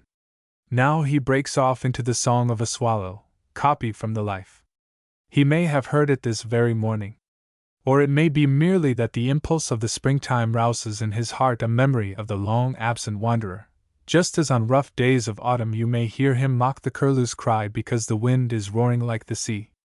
A very real note of spring is the hum of that burly bumblebee sailing along the hedgerow in search of some convenient hollow, some abandoned mousehole it may be, in which to build her nest. Her nest, not his or theirs. She has no mate. He died in the autumn, and on her alone devolves the labor of rearing the new generation. Among the stones that years of patient toil have heaped under this straggling hedgerow, the long-hidden slaves of nature are broad awake and busy, reveling in the brightness of these delightful days. A crowd of insects, flies and bees and beetles are coming out of their long hiding to sun their stiffened limbs. Butterflies flit lightly down the hedgerow, some newly waked from sleep, and some that have but just broken the dry husk of their chrysalis condition, and are spreading for the first time their beautiful wings. To the lover of the sights and sounds of nature, life has few better things to offer than a quiet hour, some bright spring morning, under the shadow of a green arch of blossomed boughs, in company with gentle, beautiful, sweet-voiced poets of the air, glad, like him, in the sunshine and the fragrance. Is it a mere flight of fancy that the feathered architects, no less than the ballad singers, of this out-of-the-way corner of the world are masters of their art above the birds of less favored regions? Look at this chaffinch's nest, cradled in the end of an apple bough, so dexterously woven in among the twigs in which it rests, so daintily touched with silvery points of lichen, so perfect a harmony with its surroundings that one might well fancy it had grown there, some strange product of the tree. While just above it, an apple bough in bloom, the rich gold of clustered stamens just showing through the white and pink of still half-opened flowers, lends the crowning touch of beauty. Few birds, perhaps, have employed more curious decoration than a pair of hedge sparrows, who, this spring, attached to their nest with strands of base a label, bearing in large letters the legend, Early English. In a crevice of the old wall, just outside the orchard, is the work of another master builder, a wren. The dry grass and skeleton leaves of its framework match exactly with the weather-worn and lichen-stained masonry about it. And slender sprays of ivy, clinging to the rough surface of the stone, spread round it their beautiful young leaves. Another wren's nest, in an old stump, just filling a space among great gray ivy stems, is built wholly of moss, so fresh and green, so true a copy of the natural growths on the dead wood, that the eye would hardly have discovered it, had not the little architect itself betrayed it. But there is a third wren's nest, in the old cart shed in the corner of the orchard, that surpasses even these. It is built of dry grass, in the straw of the thatch, framed by the rough rafters, and around it, and over it, there hang down as if to hide it the threshed-out ears that have been left upon the straw. And within the small round entrance is the builder's tiny head, her bright eyes showing plainly in the ring of shadow. Wrens are among the shyest and most fastidious of birds. Many a one has abandoned her nest, and all the eggs in it, because some curious passer-by has touched it in her absence, never so gently. But this one, as if confiding in the honor of her visitors, sits on unmoved. There is a ringdove's nest quite low down in a holly tree in the orchard hedge, and not only will the bird allow you to stand beneath and watch her, but when, a few days since, a ladder was placed against the tree, she waited until she was within arm's reach before she left her nest. She made a fine picture as she sat there, proudly unconscious of the intruders, not even deigning to turn her head to look at them, the soft lavender of her beautiful plumage relieved by the clouding of white feathers on her neck. At length she could bear it no longer. She went crashing off through the holly twigs, her great wings clattering as she flew. So shallow and insecure was the frail platform on which she had been sitting, that her sudden start threw one of her two nestlings over the side. It was handed up again, apparently none the worse for its adventure, and the two youngsters crouched trembling in the slight hollow. Two blind, helpless, hideous, evil-looking little creatures, a whole world of difference between them and the stately, fearless bird who, a minute before, had covered them with the shadow of her wings.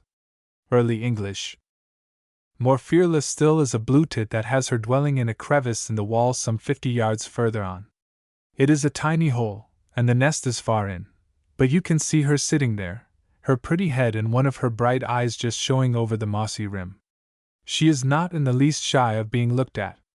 Indeed, if you touch her nest with a straw she will spar at it and hiss, making a noise for all the world like the spitting of an angry kitten, even coming to the door to storm at the intruder, but without the least idea of leaving her unprotected offspring to his mercy. But other tenants of the hollow revel in the sunshine besides the birds and the bees and the butterflies. These straggling hedgerows are the haunt of finch and blackbird. Crow and magpie and squirrel hide their homes among the thick foliage of the firs. Nightjars love this quiet corner, and the nuthatch and the wryneck find sanctuary in the hollows of the trees. But the stony bank along the hedge, sweetened now with violets, and strewn with stars of celandine spreading wide their golden petals to the sun, is of all spots the viper's favorite haunt. All along the bank and far in among the thickets are heaped fragments of red sandstone that by slow degrees have been cleared from these sterile pastures. The sun is on them from dawn till sunset. They are quite hot to the touch. Here, then, the viper loves to lie, warming his cold heart upon the heated stone. On a day like this he is wide awake, quick in his movements, and off like a flash, especially if once alarmed. Slowly, silently, with stealthy steps must you approach his haunt. There he is, loosely coiled against a flat slab of sandstone, his cold, unwinking eyes set in a fixed stare, looking straight this way. The broad zigzag stripe along his back is boldly drawn on the pale brown of his coat. Plain even at this distance is the V-like mark upon his head. But he has begun to move. Before you can reach him he has vanished among the stones. There is nothing for it but to sit down a few yards away, hidden by a dwarf blackthorn bush, and wait patiently for his reappearing. How quiet it all is! The hamlet on the hill slope yonder looms faintly through the haze. The white houses scattered through the valley melt away into the mist. But the sun is still warm. The cones of the old firs crackle in the sunshine. Still sweeter grows the faint perfume of the gorse, still more beautiful its radiant gold. A bullfinch settles in a tree hard by. There is no color in nature more beautiful than the exquisite flush of crimson on his breast. Quite in keeping with his beauty is the soft sweetness of the tender love note that now and then he whispers to his mate, who, in colors far less bright than his, sits just below him on a lichened apple bough. Hark! A faint sound among the dry brambles on the bank, a long rustle, and then through the blackthorn stems the slender shape of the viper glides softly down to the warm stones. Here he comes, gliding boldly from his harbor in the bank. His brown mail glistens in the sun, his red eyes glance swiftly right and left, his long tongue flickers through his fast-shut lips. He coils his long body round between two stones, whose warm red seems warmer still today, fitting himself comfortably in the angle of the stones. There he lies motionless. Small beetles creep over him unseen and unregarded. He pays no heed when a butterfly settles close by him to sun its splendid wings. But he is broad awake. Now moves slowly towards the spot. Some sound startles him. He lifts his head and gives a swift glance this way. He is going. Twitch him out on the grass with your stick, hold him down a moment, and then, watching your opportunity, take him up by the tail. An angry beast he is, hissing and struggling, making vain attempts to reach his captor's hand. He can only lift his head a few inches, and there is no fear at all of his doing any harm. There is no doubt about the harm he can do. A viper's bite, especially in hot weather, is painful enough, though seldom dangerous. But the farmer who comes up at this moment eyes the captive with grim satisfaction. Heifers, he says, are often bitten, even horses. Don't 'ee let 'un go, he adds anxiously. I don't like none o' they beasts about. The greenwood tree. Talk. It is a very blaze of sunshine that fills the open spaces of the wood. The tall ash saplings that join hands across the path, now almost lost among the briar sprays, the trailing woodbine, and the long arms of wandering bryony, sway slowly in the hot and heavy air. But the stir of the leaves that flutter lightly overhead, their green lacework all dark against the summer sky, is a restful, soothing sound. It is a pleasant relief to turn aside a little from the pathway, to wade breast-high through the green jungle of the underwood to a little place out of the sunshine, a hollow walled halfway round by a line of low gray rocks, almost hidden by thick tapestries of ivy. Two noble trees that stand on either side, two stately Spanish chestnuts, spread their arms over it, as if in benediction. Overhead there, a cool and quiet spot. Like the poet who found it pleasant, through the loopholes of retreat, to see the tumult and not feel the stir. We too, from the kindly shadow of these great chestnut trees, can look out on the woodland in its pride of summer glory, with its flowers and its fragrance and its greenness, nor feel the heat and glare and the pitiless weight of the sunshine. Day after day, week after week, there has been. Yet perhaps the full beauty of such weather, its wealth of flowers and foliage, its abundance of bird and insect life, above all its half-tropic heat, is for the country rather than the town. Among stone walls and pavements summer days are too often weariness, and summer nights but stifling. In the country the glare of noon is tempered by cool winds, softened by grass and foliage. There, too, the hot air of night is sweetened with the breath of honeysuckle and jasmine, and through wide open windows the scent of the roses floats up to us. If the town is close and sultry, woodland and green lane are at their best and sweetest. In the country at any rate. Though the flowers of May have passed into a proverb, it is June after all that gives to the fields and byways their crowning grace and beauty. May draped all the trees with fresh young foliage, deepened April's mist of bluebells, and whitened the hedgerows with blossoming hawthorn. May was a month of broad effects and lavish coloring. Here she silvered a whole field with daisies, as with a light fall of snow. And here, like a cunning alchemist, she changed with her buttercups the green of a rich pasture land to a blaze of living gold. But there is yet more of beauty in the fields of June. Even in the tropics, travelers tell us, there is nothing so superbly beautiful as an English midsummer meadow, whether an upland pasture, with its hawkweed and lotus, its scented grasses and sweet clover blooms, or a low-lying field along some loitering stream, where, in the swampy soil, among the tasseled sedges, spring fiery spikes of orchis, foamy meadowsweet, and tall flower-de-luce. If June is the most flowery of months, May is certainly the most musical. The days are drawing near when there will settle on the green world of woods and lanes and meadows the silence of the summer. The gray dawn is still almost as full as ever of sweet sounds. The songs of thrush and blackbird are still glorious in the evening twilight. Wren and robin still sing to us at intervals from dawn to sunset. But through the long hours of daylight we miss already the notes of many a wandering singer, for whom June is the limit of the season.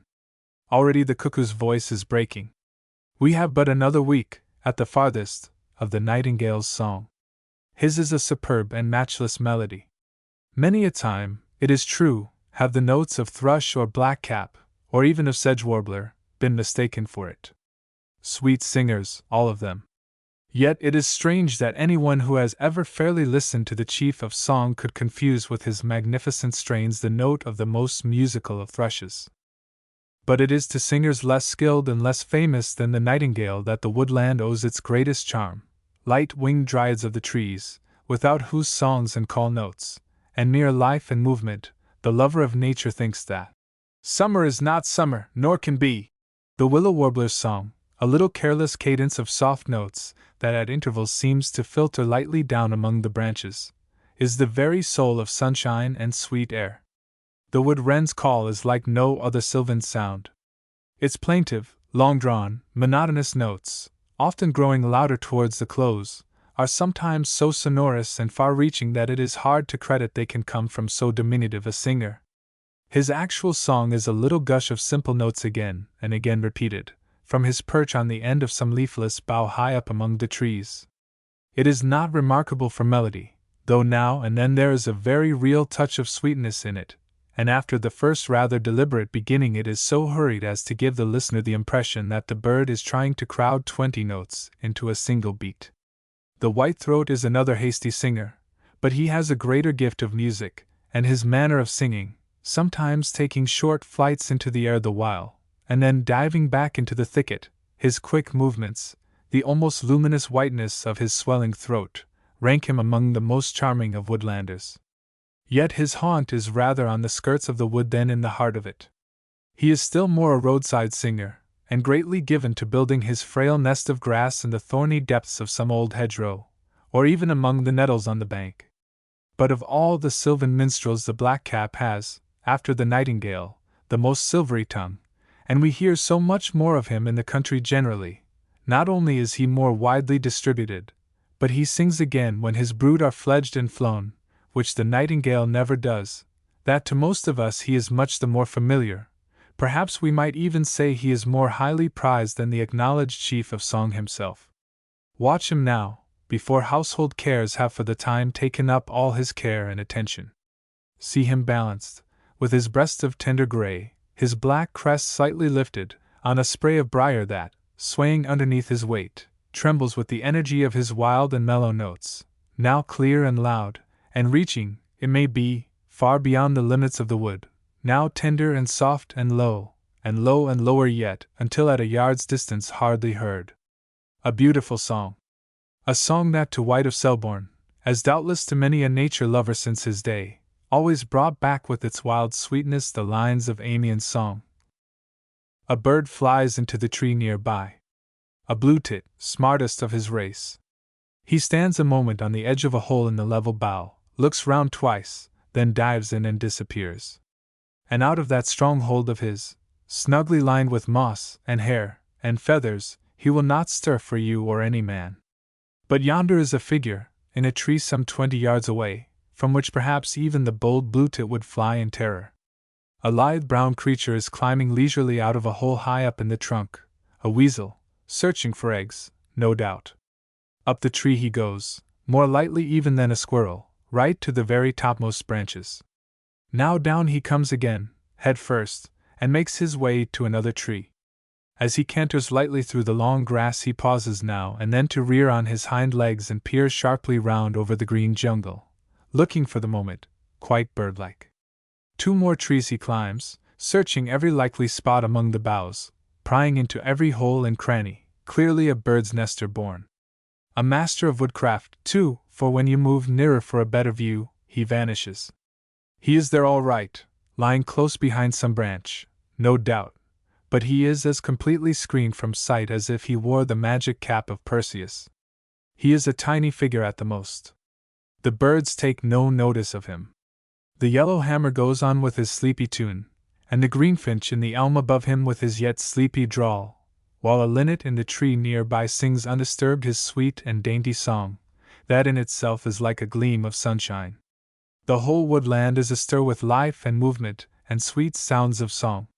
Look at that bullfinch yonder, balanced on a spray of woodbine, that swings lightly beneath his weight. Leaning forward a little, with his black head turned slightly on one side, he picks off, as if in pure mischief, the dainty tufts that cluster on the branches near him, while the ruined leaves fall in a very shower. A beautiful figure.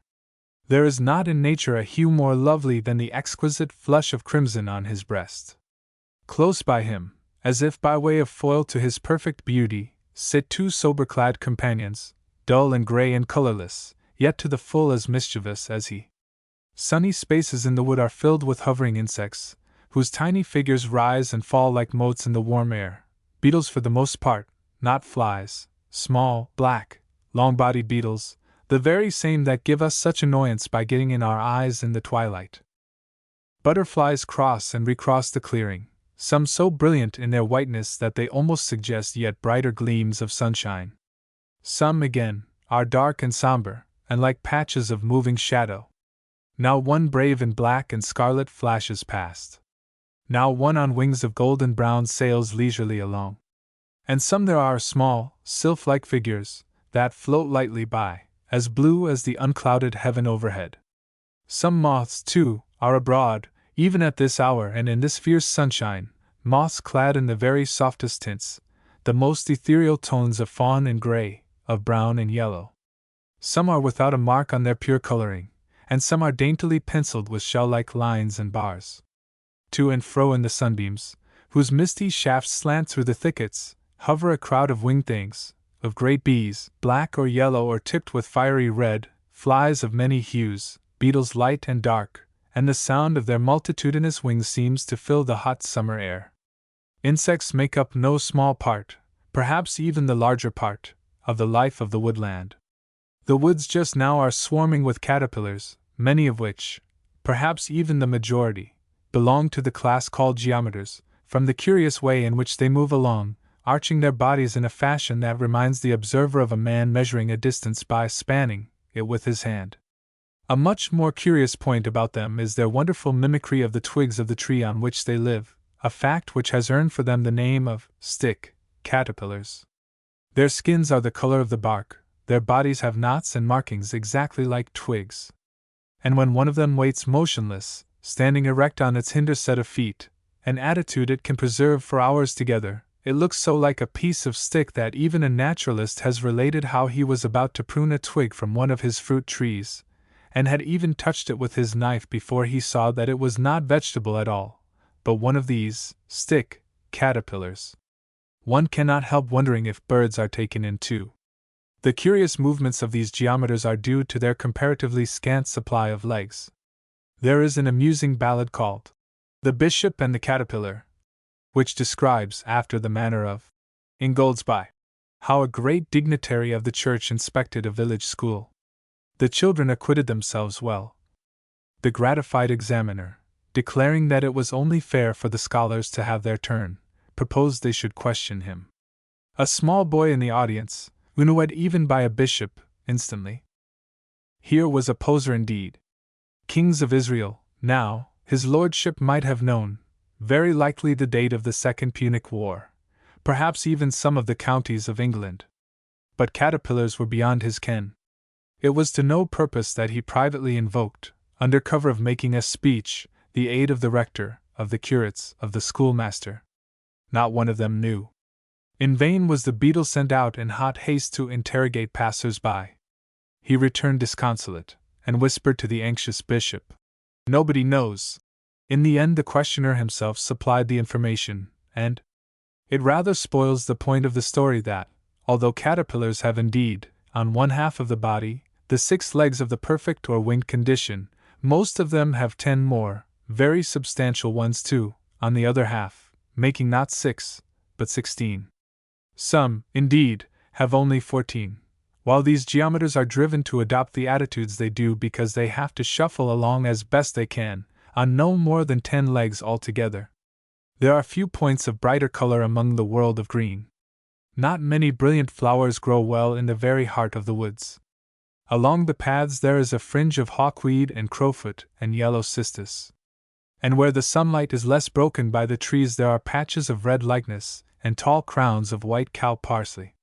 In the clearings strawberries run riot, and flower still, but with scantier harvest than usual of the small sweet fruit, in whose pleasant flavor is a dash of woodland wildness. There is honeysuckle everywhere, trailing on the ground, creeping among the bushes, and climbing up out of the green tangle, laying hold of trees and saplings to help it to the light. And as it climbs it twines with fatal clasp about the friendly stems, slowly tightening its embrace, sometimes cutting deep into the wood, sometimes even killing the branch outright, and going up until at times a green canopy of it crowns boughs 30 feet above the ground, while its flowery clusters scent the woodland. And as evening darkens, what time the blackbird pipes to vespers from his perch, when the heat of the long summer day gives place to the cooler, sweeter air of night, the fragrance grows until the whole glade is conscious of its subtle charm. Briar bushes there are in plenty, and some of them are lightly set with delicate blossoms. But the dog roses are at their best, not here, but on the skirts of the wood, where the long, swaying sprays are crowded with those sweetest flowers of June. But the glory of the woodland is in its trees, in its sturdy oaks, and stately beeches, its old Scotch firs and graceful larch trees. There is no season when the larch is without some charm. It is beautiful in the springtime, when its sprays are set with exquisite red blossoms, like fairy jewel-work. It is beautiful when among soft tufts of green the brown cones harden in the pleasant sun of May. It is beautiful now, when the flowing, feathery plumes wear the sober hue of summer. Nor is the beauty greatly less when, in the chill autumn days, that hue changes slowly into yellow. Nor is it wholly lost, even in the dead of winter, when, in the frosty sunshine, the bare boughs seem to glow like gold against the pale blue sky. The mist of bluebells, that lingered here so late, has vanished. The fiery spikes of early orchis are all spent and faded. The lords and ladies have given place to little clusters of green berries, that these sunny days will swiftly ripen to red beads of coral. Yet there are other flowers, with even more of beauty, that love the greater heat of summer. Few are more lovely than the white butterfly orchis, fewer still more fragrant. It has allies that mimic with marvelous faithfulness the forms of bees and flies and spiders. They are plants of the heath, of the sunny meadow, and the open hill. But here is one, perhaps the least striking of the clan, that will flourish in the shadow, and that grows well even here in the half-twilight of the trees. The quiet-colored petals of the twayblade are not like fly or bee or any insect. Each floweret on its plain, unscented spike is the little green figure of a man with outstretched arms. One might almost fancy that the plant was copying shapes long lost to our dulled vision, that this quiet nook was not alone, but that it was peopled still by the green-clad gnomes of old belief, that these woodland owls were even now a place. Chill October. Talk. It is the heavy rain no less than the chilly air, the wet days as well as the frosty nights, which have earned for October its added name, and which mark this month so clearly as the real end of a season. We often get a long spell of warm weather in September. It may linger even over the opening of October, but it is October that sets for good and all its fiery seal upon the ruins of the summer. Yet October has been a delightful month, a month of golden dawns, bright days, and fiery sunsets. And it is closing with quiet moonlight nights under whose gauzy veil the landscape lies transfigured, and far hills show faintly as through mists of dreamland. This is St. Martin's summer. The colors of the leaves, that so long seemed cold and sullen, are swiftly changing in the sharpening air of night. Among the tattered foliage there broaden, day after day, gleams of that fiery splendor that in a few weeks will flare through the length and breadth of the woodland, like the afterglow of summer. The few last leaves of the wild cherry shine like fire in the coppice, and the horse chestnuts in the meadow are all gold from base to crown. Dead leaves lie thick upon the rustling pathway, where brown of oak leaf, crimson of beech, russet of maple, and gold of elm lends each its own particular note of color to the splendid carpet, while the foliage of the sycamore, still clinging to its brilliant stalks, is painted with such varied tints, such greens and browns, such inky blacks and flaming yellows, that one might almost fancy some young dryad had been wandering through the woodland with her brush, and had tried her colors on the leaves. So bright the days have been, so warm is the lingering sunshine, that even the thrush has been trying over his old sweet songs, yet to airs so quiet and subdued that they seem but a reverie of springtime. All day the robin sings. He is the minstrel of the autumn. Now when other birds are silent his voice rings clear through the deserted woods, and we realize more fully how passing sweet are his familiar melodies. There are few signs of life among the autumn trees. The jays wrangle as they gather the acorns, and at times a troop of fieldfares chatter as they pass. But the sounds of the October woodland are the patter of falling leaves, now filling the air like rain, and now whirled along the path in fiery eddy, the rush of the wind among the rocking tops, and now and then the creak of branches interlocked, that chafe and fret almost with a cry of pain, such as in old days, ere Pan was dead, startled the woodcutter on the slopes of Apennine. We wander in the woods, however, with senses unattuned to sights and sounds about us. Had we but eyes, we could not fail to see some life stirring even now. Were our ears but trained aright, we should be aware of ceaseless sounds of movement. The birds are here, had we but the gift to see them. If no ringdove coos in the shadow of the pines, we may hear as our footsteps rustle on the leafy ways, the crash of wings among distant branches. If no woodpecker's shout breaks in upon the stillness, we may watch the silent figure of the forester in green close crouched against the giant elm. If no magpie chatters in the treetops, we may at least catch a glimpse of black and white plumage as the wary old campaigner dives into the thickets. This old fir just off the pathway, with its close-growing foliage and its canopies of ivy and woodbine, is a screen at once from the wind and the keen eyes of the woodlanders. In its shadow we may stand aside and watch the life of the woods go by, perhaps even overhear some of the secrets of the jays that just now are busy over the acorns, are moving leisurely down the slope, absorbed in gossip, wholly unconscious of any spectator of their movements. There is a wide difference between the quick, impetuous actions of a startled jay, on the lookout for danger, and his lazy, loitering manner when he is quite at his ease, and thinks no one is watching him. Now, as they come nearer, they break into a chorus of loud, harsh notes, mingling with their own wild sylvan speech scraps borrowed from magpie and missel thrush. Now one mimics the hoarse cry of a crow just sailing over. Now they all join in a babble of odd, inarticulate, indescribable sounds. Still nearer they come. Suddenly one alights close by, 3 yards off at farthest. He is off again in a moment, too scared to speak. Here comes another. He, too, settles near, but notices nothing. What a handsome fellow he is! What a splendid touch of blue there is in his wing, a blue such as no sapphire or lapis or turquoise could really rival for a moment. His crest is slightly lifted, the sunlight glistens on his polished bill. Easily he sways on a tall ash sapling, looking idly round. Suddenly he starts, is gone. One by one his comrades reach the tree. One after one the startled birds take wing again and vanish in the thickets. The rustle of their quick movements dies away. Their clamorous cries grow fainter, and then cease. Silence settles down once more, the silence of a sleep. The sharp touch of winter in October has changed the whole face of things. Cold and wind and wet have set their mark alike on woodland and on garden border. Everywhere there is change. The birds of summer have all left us. No bee or wasp is stirring. In this pallid sunshine are no gnats to poise in cloudy column. No moths hover on quivering wings among the ruined flowers. Of the shy four-footed creatures of whose lives we know so little, some are still broad awake and busy, caring nothing for the cold, but some have already entered on their winter sleep. The dormouse is rolled in his snug ball of moss, the hedgehog is buried in his bed of leaves. Grass snake and viper have crawled away into warm hiding places in banks or among the roots of trees. The frog has buried himself in his cold bed of mud at the bottom of the pond. The toad has squeezed his burly figure into a hole in a tree stump, or under some sheltering stone. It is the fondness of the toad for hiding in holes and corners, not only in winter, but to some extent all the year, which has given rise to so many marvelous tales of the discovery of toads in the heart of trees or in solid blocks of marble.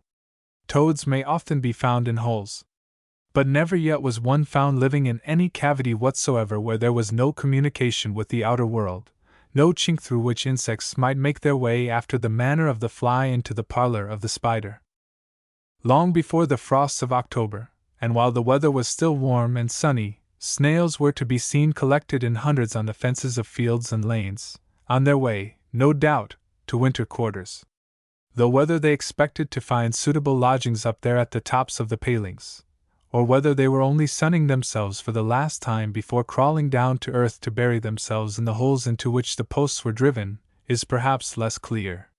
Some few snails are provided already with close-fitting doors. Others will seal up their gates with a temporary barricade, behind which they will sleep until the trumpet call of spring shall break on their dull senses. Do they dream, these snails? Do visions of plump cabbages and brilliant dahlias flit through their molluscous minds? Do they in slumber enjoy again the midnight raid upon the marrow-bed, or cry havoc on the choicest lilies of the garden? There is a strange stillness in the woods these autumn days, a mournful silence, as of regret for the lost summer. The birds are quiet. The insects, whose life and beauty lent so much to the brightness of the summer, are dying in the sharpening air, or are creeping away to hide themselves for the winter. October is a fatal month for the lower forms of life. The different species of our native insects are numbered by tens of thousands, and of the myriads of these with which the air of August, and even of September, teemed, only a few, a very few, will survive the chillier dawns and sunsets of this month, which marks the limit of their lives. At the best their lives are brief. The lives of insects, in their perfect condition, are more often numbered only by months, or even weeks, while the little sad-colored stoneflies that haunt the banks of streams, entering on their last stage without mouths, spend only a few days of strange existence, and there are other flies which, born after sunset and dying before sunrise, never see the full light of day at all. Those insects which survive the winter do so as a rule by retiring into the shelter of buildings, into crevices in walls, or into hollow trees, and there remaining, motionless and apparently lifeless, all through the cold season, coming out again at the return of spring. Some butterflies are especially fond of taking up their quarters for the winter in the roofs of houses, and the cornices of unoccupied rooms seem particularly favorite resting places. There is a case on record in which a small tortoiseshell butterfly, having entered a church during service time one Sunday in August, settled calmly on a rafter over the heads of the congregation, closed its wings, and then and there took up its quarters for the season. It was happily beyond the reach of the verger's broom, though under the eyes of the clergyman, himself a naturalist, and there it hung, week after week, all the winter through. At length, on a warm Sunday in May, after a sleep of just 9 months' duration, the little creature opened its wings again and fluttered down from its perch, apparently as fresh in color and condition as if just out of the chrysalis. In the same way another of the race flew into a sitting-room in a little country town, one day during the hot weather of September, and finally established itself in the cornice, where for 6 long months it hung motionless. One fine morning in the following March it was fluttering at the window. The sash was lifted.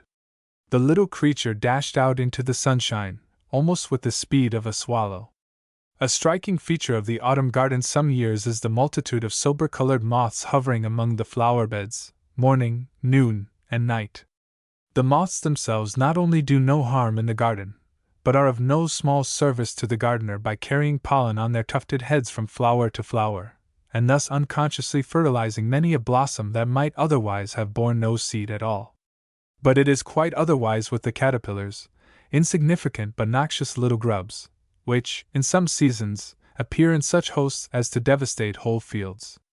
In Germany it has been found necessary to use a machine, drawn by horses, to sweep up these caterpillars, which are collected from it in sacks and then destroyed.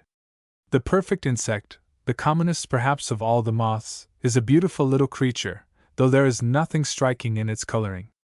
It is known as the silver Y, from a conspicuous mark on each of its front wings. Its scientific name of gamma has been given to it from another and more learned reading of the letter. It has been found very difficult to bestow a rational English, popular name on each of the 2,000 species of moths that inhabit these islands. Some of the names, indeed, appear almost, if not quite, meaningless, while some, on the other hand, are highly appropriate. The hummingbird hawk moth is marvelously like the bird whose name it bears, as every one must admit who watches it poise with outstretched trunk before a flower, on wings that move so swiftly that they show like a halo round it. 2 other hawk moths are called elephants, but this is because of the strange-looking head of the caterpillar, which can be extended like a sort of dwarf proboscis. Another moth, the death's head, bears a skull and crossbones on its back. The moths of the large class known as geometers are so called because the caterpillars, as they loop themselves along, have the air of measuring the space they traverse, as a man might span it with his hand. The tiger is a moth of brilliant coloring. The widow and the old lady are clad in somber hues. The Quakers are mostly dressed in soft shades of sober brown, while the 16 varieties of footmen wear among them almost as many varieties of livery. Such names might, indeed, give rise to misconception. We can well understand the feelings of the old market woman who, toiling up the steep path through the wood with her eggs and butter, overheard a party of schoolboys talking over their captures of the day. We can picture her dismay as she heard one youngster describe how he had chased a small elephant through the wood, and just missed capturing a tiger. We can imagine her alarm at hearing another boy boast of having killed 2 Quakers and a footman. And how, at a distant shout from another member of the party that he had just knocked down an old lady, she dropped her basket and fled for her life. But of all the signs in nature's calendar that mark, like figures on a dial, the movement of the seasons, there is none more certain, none more full of mournful augury, than the passing of the birds. Their going is secret, silent. They vanish unseen and unheard. We have learned much in recent years with regard to migration. With one single exception, we know where every one of the summer migrants goes to rear its brood. The haunt of one only, the curlew sandpiper, still defies discovery. But there is as much cause for wonder as ever that the stork and the swallow observe the time of their coming. And how some birds contrive to find their way over vast stretches of unbroken sea is as great a mystery as when Anacreon saw or when the Hebrew watched the wandering hawk stretch her wings toward the south. Among the few sounds that break the stillness of the autumn night is a faint and hurried cry, that at times may be heard out of the darkness, the note of some bird passing over unseen. It is the cry of the redwing, a feeble note, and yet the very trumpet call of coming winter.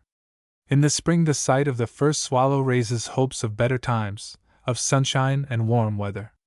In autumn this voice calling out of the dark is a warning that cold and hunger are driving the redwing from its northern home, that the Arctic night is settling down among the Norway hills. Vast indeed is the array of these feathered fugitives.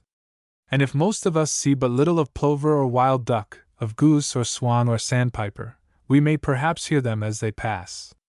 Often in the silence of these autumn nights, or even when the wind is blowing, we may hear the swift flight of the mallard overhead, or the musical voices of plovers, perhaps at times the trumpet notes of geese, or even the whistling of the hooper's wings. Now and then, too, there floats down out of the starlit stillness the wild call of some unknown bird, the voice of some nameless stranger crying in the dark. Turf Moor, a happy hunting ground. Talk. The traveler who at this season of the year is whirled along the iron highway of the northern part of Somersetshire will perhaps be led to form but a poor opinion of West Country scenery, for he sees little from the rail of the heath-covered heights of Exmoor, of the wooded glens of Quantock, or of the green heart of Mendip. The line is laid for many miles across a wide stretch of low-lying moorland, so low that it would be flooded each high tide were it not for the old sea wall by the shore. There are parts of the monotonous expanse that may well remind the wayfarer of the opening lines of one of Ingoldsby's ballads. There are indeed parts of this great plain that are almost absolutely bare of timber save for a few scanty rows of pollard willow trees. There are hardly any hedgerows, there are few gates, and fewer stiles. The cottages are far apart, built only on the low risings, once islands in the Severn Sea, which the moor folk fondly call hills, because they are not drowned out in flood time. Yet there is one striking difference. The Somersetshire marshes, far more level than the green waves of the great Wiltshire Down, are cut up by a network of innumerable ditches, narrow indeed, yet not always easily passed, as the little army of King Monmouth proved only too well. These rines, as they are called in the West Country, take the place of hedgerows, and serve also to drain away into the sluggish moorland stream the water which in rainy seasons would collect on the low ground. Turf Moor is a strange-looking country, with its interminable stacks of black peat, its great hollows from which turf has been taken, its miles of straight-cut dikes by which the water is drained away into the rivers. The sombre hue of the great plain is relieved by picturesque groups of turf-cutters, by dense masses of noble Scotch firs, trees that flourish well in the peaty soil, and by an occasional belt of coppice that runs in among the peat workings, a jungle of reeds and bulrushes, of bracken and tall royal fern, a sort of no-man's land, a very paradise for beast and bird. The moormen happen on strange things sometimes when they are digging in the peat. It is no very rare thing for the turf-cutter's tool to clash on pottery or rude weapons far below the present level of the moor. Some years since a bough was thus discovered, whose once heavy wood was so altered by its long soaking that it was as light as cork. At one place an iron anchor was found, at another the paddle of an old canoe. There is a tradition in the marshes that, years ago, whenever after a dry summer the water was low in one of the great rines, a boat became visible, embedded in the bank. Squire Phippin's big ship, as it was called, has long been lost sight of, but in more recent times another canoe has been found on the moor, which happily has met with the attention it deserves. Some labourers who had been employed every autumn to clear out the rines on Cranhill Moor, near Glastonbury, had often been inconvenienced at one point by what they thought was the trunk of an old tree, such as are frequently found buried in the peat. The place was pointed out to a local archaeologist, Mr. Arthur Bulleid, of Glastonbury, and he saw at once that the supposed tree trunk was an old British canoe, in splendid preservation, most skillfully worked out of a single log. The end which had projected from the bank is damaged by the spades with which the labourers had repeatedly in past years tried to cut it away, but the rest is uninjured. This curious old craft is flat-bottomed, and pointed at each end, just as are the boats that still navigate the rines of the district. It measures about 17 feet in length, is perhaps 30 inches broad, and 10 or 11 inches deep. This canoe might have continued for years a mere obstacle to the clearing of the Rhine, now a small ditch, but once a navigable waterway, were it not that the whole district was interested in the recent discovery of an ancient British village, of which it is safe to say that few things of more importance have rewarded recent archaeological research in this country. The ancient lake dwellings of Switzerland and northern Italy, though our knowledge of them is not yet half a century old, are familiar wherever archaeology is studied. In the 40 years which have elapsed since they were first examined, it has been found that there are many places, even now, where huts, constructed on the same plan, are still in use. Such dwellings exist in the shallows along the Amazon and the Orinoco. Travelers have described them, as they are at this moment, in Borneo and New Guinea. Cameron found them in the heart of the Dark Continent. To this very day Remelian fishermen inhabit huts built on piles over the water, in the same spot where, 25 centuries ago, the children of the Paeonian lake dwellers were, according to Herodotus, tied by the leg to prevent them falling into the water. But long before the discovery of the Swiss lake villages in 1853, another somewhat similar form of primitive habitation was known, confined, as far as can be at present ascertained, to countries inhabited by Celtic races. This was the crannog, or marsh village, from the Celtic word cran, a tree, not built on piles in the water, but on platforms of timber laid over brushwood arranged on the soft soil of a morass. The existence of such dwellings had long been known, but little attention was paid to them before the famous researches of Keller, in Switzerland. Modern archaeologists have, however, explored at least 100 of these villages in Ireland, and about half that number in Scotland, and many most interesting remains have been recovered from them. The Scotch and Irish crannigs appear to belong to the Iron Age. Implements of the more primitive materials have, it is true, been found in them, but they were not such as were in use in the Bronze or Stone Ages. They differ both in shape and in the style of their ornamentation. A few stone celts have been found in Irish crannigs, but no object belonging to a time earlier than the Age of Iron has yet been met with in the marsh villages of Scotland. The metal objects are, as a rule, characteristic of the period between the 9th and the 12th centuries, though we have evidence that some of the Irish crannigs were in use long after that time. Allusions to them frequently occur in the old writers. We learn from the Annals of the Four Masters that the historic crannig of Loch Gabhar, the first that was examined in Ireland, was burnt AD 848, and again, by the Danes, in 933.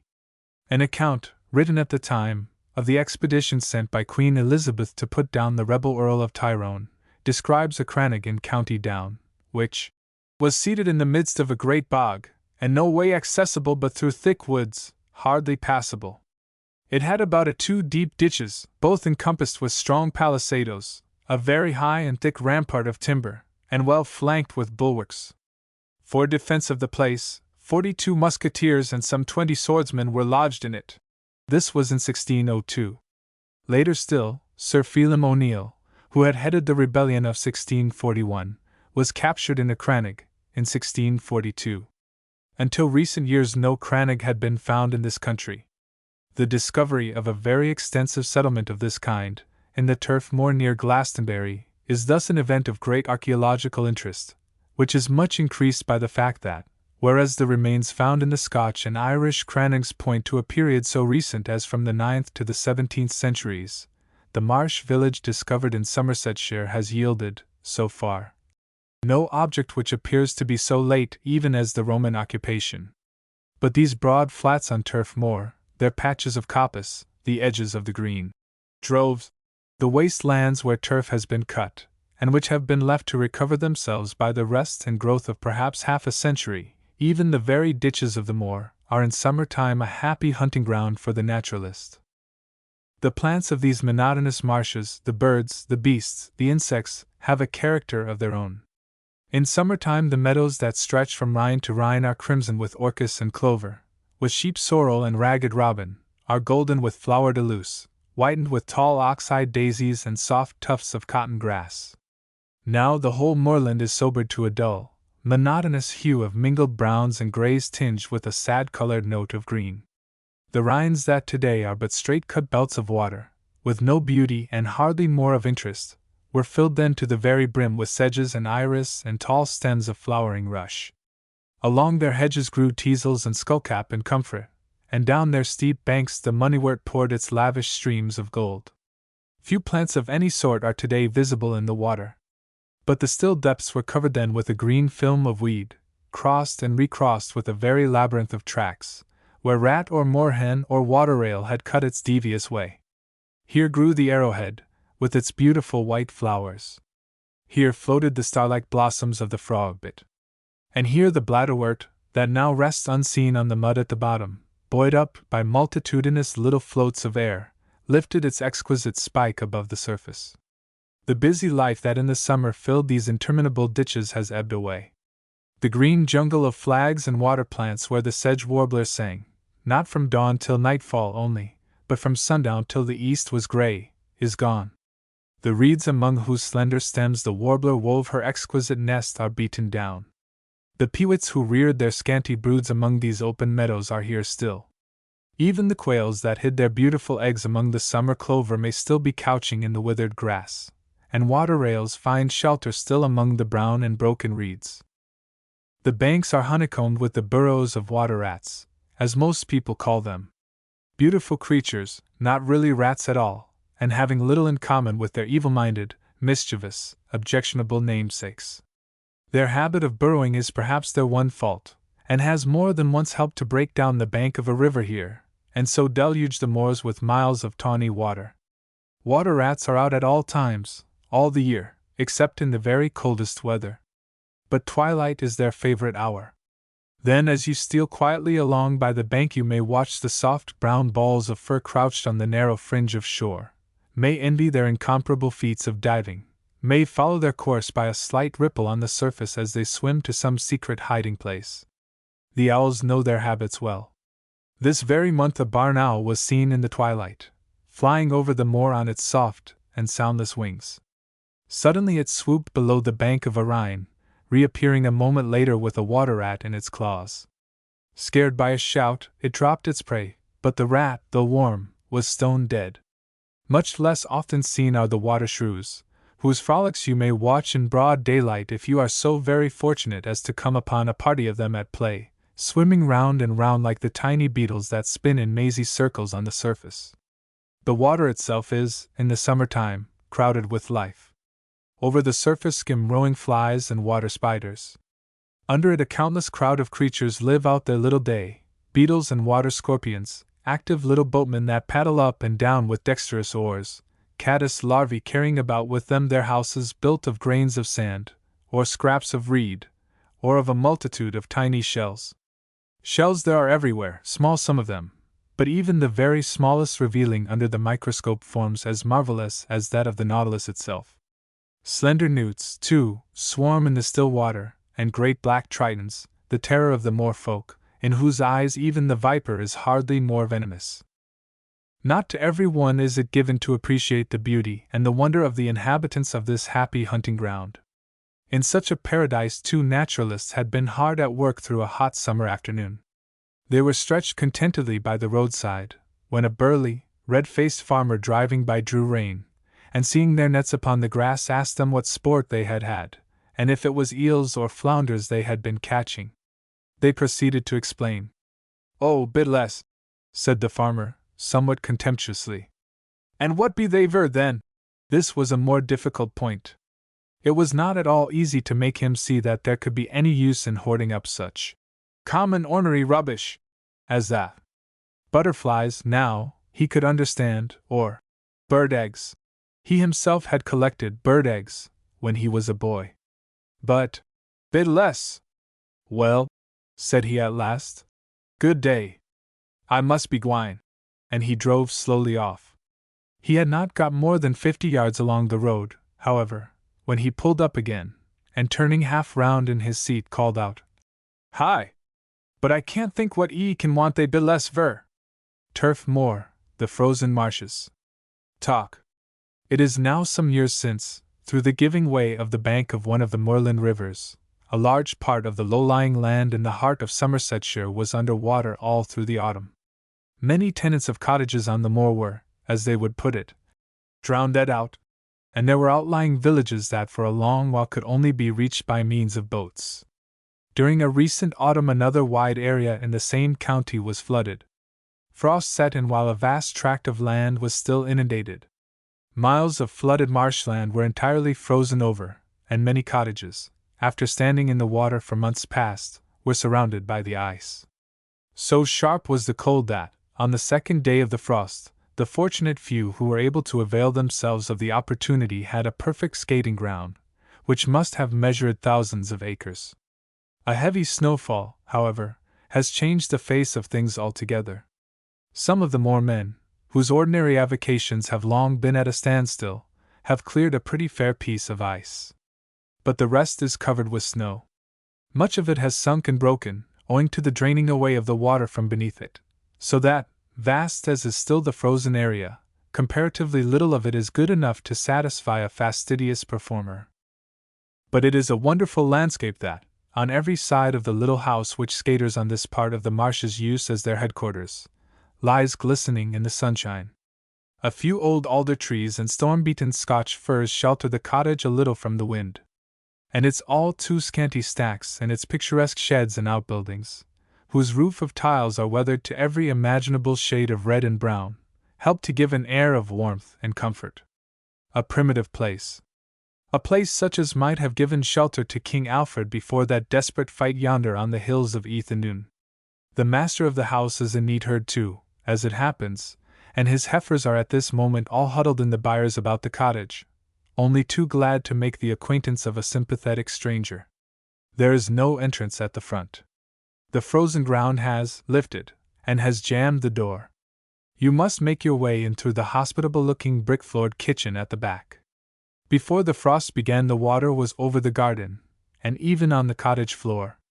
And now, though the house is clear, the ice stretches away almost from the threshold, as far as the eye can see over the level country. It would be hard to picture a scene more absolutely desolate. On the skyline to the southward, just seen through the wintry haze, is a long line of low blue hills, with patches of snow on them dimly showing. Over a dark belt of fir trees to the eastward rises the Tor of Glastonbury, snow-covered too for once. And right to the bases of the hills, over field after field, stretches for miles the great white plain, broken only by lines of pollard willows, by tall aspens and clumps of alder, with patches of firs that look strangely out of place rising up through the ice, with here and there a gate, half hidden, with haystacks standing forlorn upon the wintry level, and sadder still, with cottages that, long since rendered uninhabitable by the water, are now completely surrounded by the ice. In that cottage, some 100 yards farther on, whose walls have settled so much in the soft peat that there is not a straight line in all its primitive architecture, the water is still 9 inches deep in all the rooms.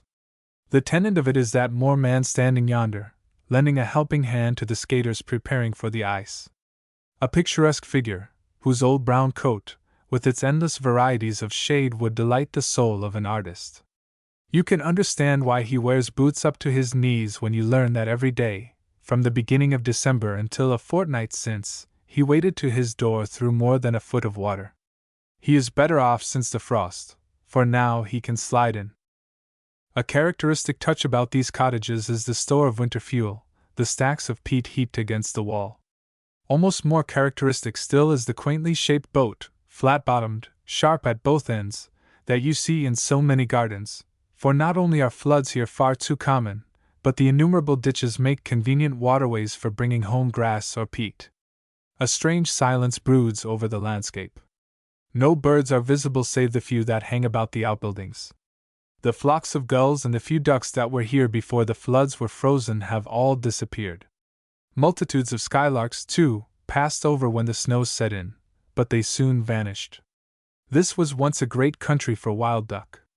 20 years ago there were 4 decoys almost in sight from this cottage. Now they are all drained, let off, as the Moor folk put it. The only sound besides the low lament of the wind among the alders, the plaintive protests of the heifers in the byres, and the laughter and voices and occasional clink of steel where the skaters are preparing for work, is a strange, hollow, booming sound under the ice, or the sharper crash when it gives way because the water has gone from under it. It is strange to see great sheets of ice caught in the bushes or among the alder stems, feet above the general level. It is a wintry wind that sweeps over the frozen marshes. But here, in this sunny corner, with a heap of dry peats to sit on, in the shelter of a stable on whose door is nailed a lucky horseshoe, there is the warmth of very summer. But hark, the ring of skates upon the ice. And see, the skaters are leaving their little camping ground just outside the garden. Already there are moving figures far out on the frozen meadows. As you watch them start, some bold and fearless, as to the manner born, some doubtful and hesitating, and hardly venturing to lift their feet, you might almost read something of their story in their very movements. That tall figure yonder, so absolutely at home upon his skates, had more time in one long Canadian winter to learn the art he practices so well than most of us get in a lifetime. And to one who, in a forced march across the Dominion in the dead of winter, has tried in vain to sleep on the snow with the thermometer 40 degrees below zero, and who has put down his boiling can of grog to take it up next minute frozen solid, cold like this is nothing. And you might have known that the stalwart skater further out, whose wife is the most graceful among many graceful figures in the moving throng, gained his first experiences on skates in latitudes where the frost sometimes holds unbroken for 12 long dreary weeks. The frozen-out Moor men are ready enough to volunteer assistance. And as the day wears on it is really marvelous to see with what dexterity they carry cups of tea to the skaters, while their dogs, with an eye to biscuits, make friends with each little group in turn. A kindly race, these Somerset folks, sunny of face, and pleasant of speech, in spite of the hard times, and the enforced idleness, and the bitter weather. But they hold strong views as to the incapacity of engineers who fail to guard against such floods as this. What be the use, said one, of they drainage commissioners, what charges we 2 and 8 pence poundage for keeping the water off of we? This here flood have lasted since before Christmas. Here be the rent going on all the time, and the land won't be no use till May. Pleasant it is to watch from this sheltered corner the evolutions of the skaters. The wind that blows so keen over the miles of frozen marshland, and that lends a heightened color to their glowing faces, cannot reach you here. Pleasant, too, is the scent of the hay and the breath of cattle from the byres. But pleasanter still is the ingle nook within the cottage, in a tiny room, so low that the beam across its ceiling is a trap for even the shortest of the group on the old settle, by the fragrant fire of peat. By such a fire it was that Alfred Saturday, yet there is a long gap between the half-shaped bow of the old story and the gun, ancient as it is, hanging yonder on the wall, and if there are cakes about this hearth, you will not hear the tall, blue-eyed, winsome damsel who dispenses them. As the neatherd's wife, 1,000 years since, scolded the royal fugitive, in these very marshes. Winscombe, a camp of refuge. Talk. On the edge of a broad valley in the Mendips, on the gentle slope of a line of low green hills, there stands a quiet hamlet, almost hidden now among its clustering trees. At the foot of the slope, standing some way back from the village street, is a white-walled cottage, whose lawns and garden grounds only a slender fence divides from the fields that fringe the village. On one side of the garden runs a narrow lane, losing itself presently in the meadows, a quieter backwater of the quiet village life, in whose old walls and deep-browed hedgerows many birds find lodging. On the other side, beyond a row of picturesque old sheds and ruinous old buildings, with brown roofs of thatch and crowns of thick-growing ivy, stretch the bird-haunted aisles of an orchard. The nuthatches love its cavernous trees. Its shades are musical, long before the dawn, with the songs of thrush and blackbird, of redstart and willow-wren. Among the old buildings tits and wagtails and robins hide their nests in crannies of the crumbling masonry. But to the garden itself, island by lanes and meadows, with its trees and shrubs, its broad thickets of laurel and rhododendron and arbutus, the birds come as to a camp of refuge. In the tall evergreen above the gate, wreathed in a great bower of ivy, blackbirds even now are feeding their young. There are nests in the lilacs, in the laurels, in the hedges, in the trellis on the wall. Through the open windows the warm air brings all pleasant scents and sounds.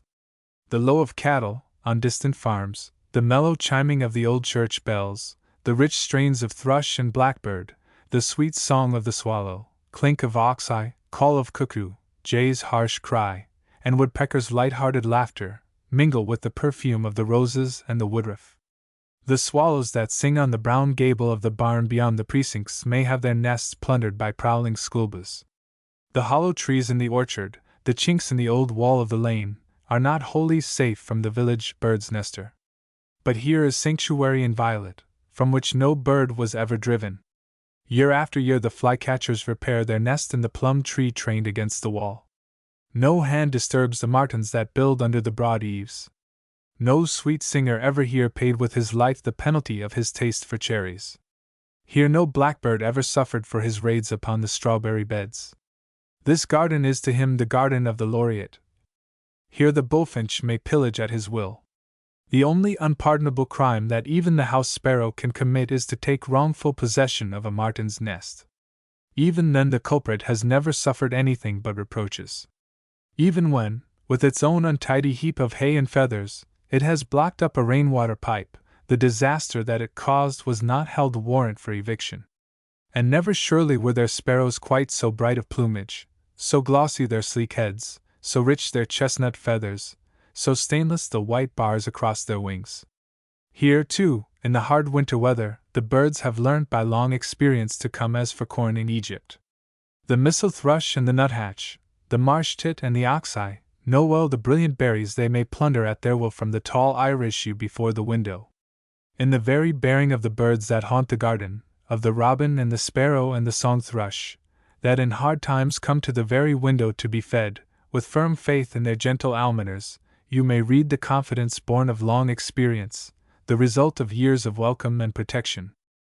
The flycatcher brooding on her nest, her glossy head just showing over the rim of the little cradle she has slung between the plum tree and the wall, watches your approach without the least alarm. And as you stroll between the borders, bright with thickets of peonies, covered with great rose-like blooms, with their flags and pansies and pale yellow poppies, and with all their 100 flowers, she will flicker lightly by to her favorite resting place on the rose-hung arch over the garden path, or to the handle of the walking stick set upright in the grass for her sovereign pleasure, or to the leafless laurel bough that, while shears and pruning knife are merciless to every other dead wood in the garden, is spared for her sake alone. Watch her for a moment. See how she turns her head this way and that, keeping a sharp lookout for passing fly or beetle. See how suddenly she darts from her watch-tower, how she hovers for a moment in the air, with faint click of her sharp bill, flying lightly back, perhaps beating her prey against the bough a time or two before she swallows it. There is a saying here that fortune hangs on giving shelter to the flycatcher. But there is no thought of fortune, good or ill, mingled with the kindly care that has made for so many years a sanctuary of this quiet spot. The very cat seems to have learnt that, under the eyes of the family at least, there is close time here, all the year round, for every bird that flies. When Jock is lying at the door, stretched out at length in the sunshine, you may see a thrush alight within a yard of him, the picture of righteous indignation, feathers ruffled, wings adroop, and storm and scold and flutter and gesticulate, while he, his conscience pricked perhaps, who knows, by the remembrance of an early breakfast some fine morning among the lilac bushes, when that brood of young thrushes disappeared so strangely, blinks with affected sleepiness at his fierce little accuser. She has even been seen to perch upon his back, when he, as if remembering some previous engagement, stretched himself, and yawned, and meekly walked away. At the far end of the lawn, in a nook between the meeting lines of hedgerow, stand 4 sheltering elms, joining their heads in a green canopy, cool and restful. From the seat beneath them you look out over a broad meadow to the misty hills. The long grass is bright with myriad flowers, with lotus and hawkweed, and with yellow crowns of dandelion, whose silvery parachutes now and then sail over, sinking slowly down the summer air. Somewhere in the grass, that in a few short weeks will fill the house with the sweet incense of the hay, a corncrake is calling. It is a strange note, harsh and unmusical always, heard at night, sometimes irritating beyond words to paint, yet here, and now, a pleasant country sound. You may watch the shrike yonder, perched motionless on his favorite hawthorn, in whose shadow his mate is doubtless already brooding on her eggs. You may listen to the goldfinch singing in the green mist of meeting branches overhead, see the gray cuckoo alight on the topmost crest of the great elm that towers above the meadow, watch the busy starlings as they pass and repass with hurried flight. And, as through the great masses of lilac, now beginning to abate their rare perfume, you catch glimpses of hills and meadows, of the white houses of the village, with its orchards and its elms, and crowning these, the great tower of the church, looking down like a watchful sentinel on the hamlet lying at its feet, you feel it was to no fairer spot than this that the poet called his friend, when he sang Winscombe, a midsummer meadow. Talk. The whir of the iron mower has ceased at length. Hour after hour the clashing blades swept in still narrowing circles round and round the spacious meadow. Now the last swath has fallen. Now in the center of the field the machine stands silent, the tired horses taking toll of the sweet grass that is strewn about their feet. The men lie motionless, their sunburned faces buried in the fragrant coolness. A few short hours ago this broad field was a sea of nodding grasses, whose tasseled points lent soft and changing tints of purple to the long waves that betrayed the light movements of the air. Sheets of great moon daisies whitened it. Here it was golden with dyer's weed and lingering buttercups, and there it was crimson with fiery touches of red sorrel. Under the hot noonday sun each waft of air that stirred across it was fragrant with mingled perfumes, of the scent of hawkweed and lotus and sweet clover blooms. Its cool depths were stirred by honey-hunting bees. Wandering butterflies floated over it. Brunette moths in black and crimson sailed across it on their silken wings. Now the close-shaven sward is strewn with drying grass and fading flowers. bee nor butterfly will visit it more. Tomorrow night not a touch of color will remain of all its mingled beauty, ruined now past all hope, not a petal of its ox-eyed daisies, not a hawkweed unwithered, not a lingering clover bloom. The hour is late. Along the low hills that bound the valley hangs the haze of sunset. There is a faint flush of rose color on the soft clouds that drift slowly overhead. The air is still filled with fragrance. Instead of the sweet incense of the clover, there is the scent of new-mown hay. For the breath of the lost flowers of the meadow there are all the perfumes of the one garden that gives upon the field, of roses all in bloom on arch and trellis, of clumps of tall sweet peas, white and red and rich imperial purple, of the delicate wild pinks, rooted at will in the old garden wall. And although the last blossom has faded from the hawthorns round the meadow, slowly, and as with reluctance, delicate dog roses are scattered broadcast all along the hedgerows, and the woodbine sprays are rich already with pale sweet clusters. This is a flowery haytime. Surely there was never more lavish wealth of roses on the hedges, nor can one even fancy broader sheets of ox-eyed daisies in the mowing grass. Along the hedges the machine has left a fringe of tall grasses still unmown. And this green jungle, and the broad thickets behind it, are all astir with birds, some of them gaining now their first experiences of the great green world, a world of warmth and beauty, such as rarely, even in the noon of summer, greets the young children of the air. Linnets and finches, thrushes and blackbirds, and a host of other winged toilers of the field, are busy among the fallen swaths, not plundering the seeds, but seeking treasure trove of slugs and wireworms, and all the myriad creatures whose haunts the fall of the grass forest has laid bare. Here forages a troop of starlings, the old birds in dark and glossy plumage, the young brood in sober, unpretending brown. Now a little cloud of martins will over the meadow, fluttering down to hover above the grass with soft, sweet notes.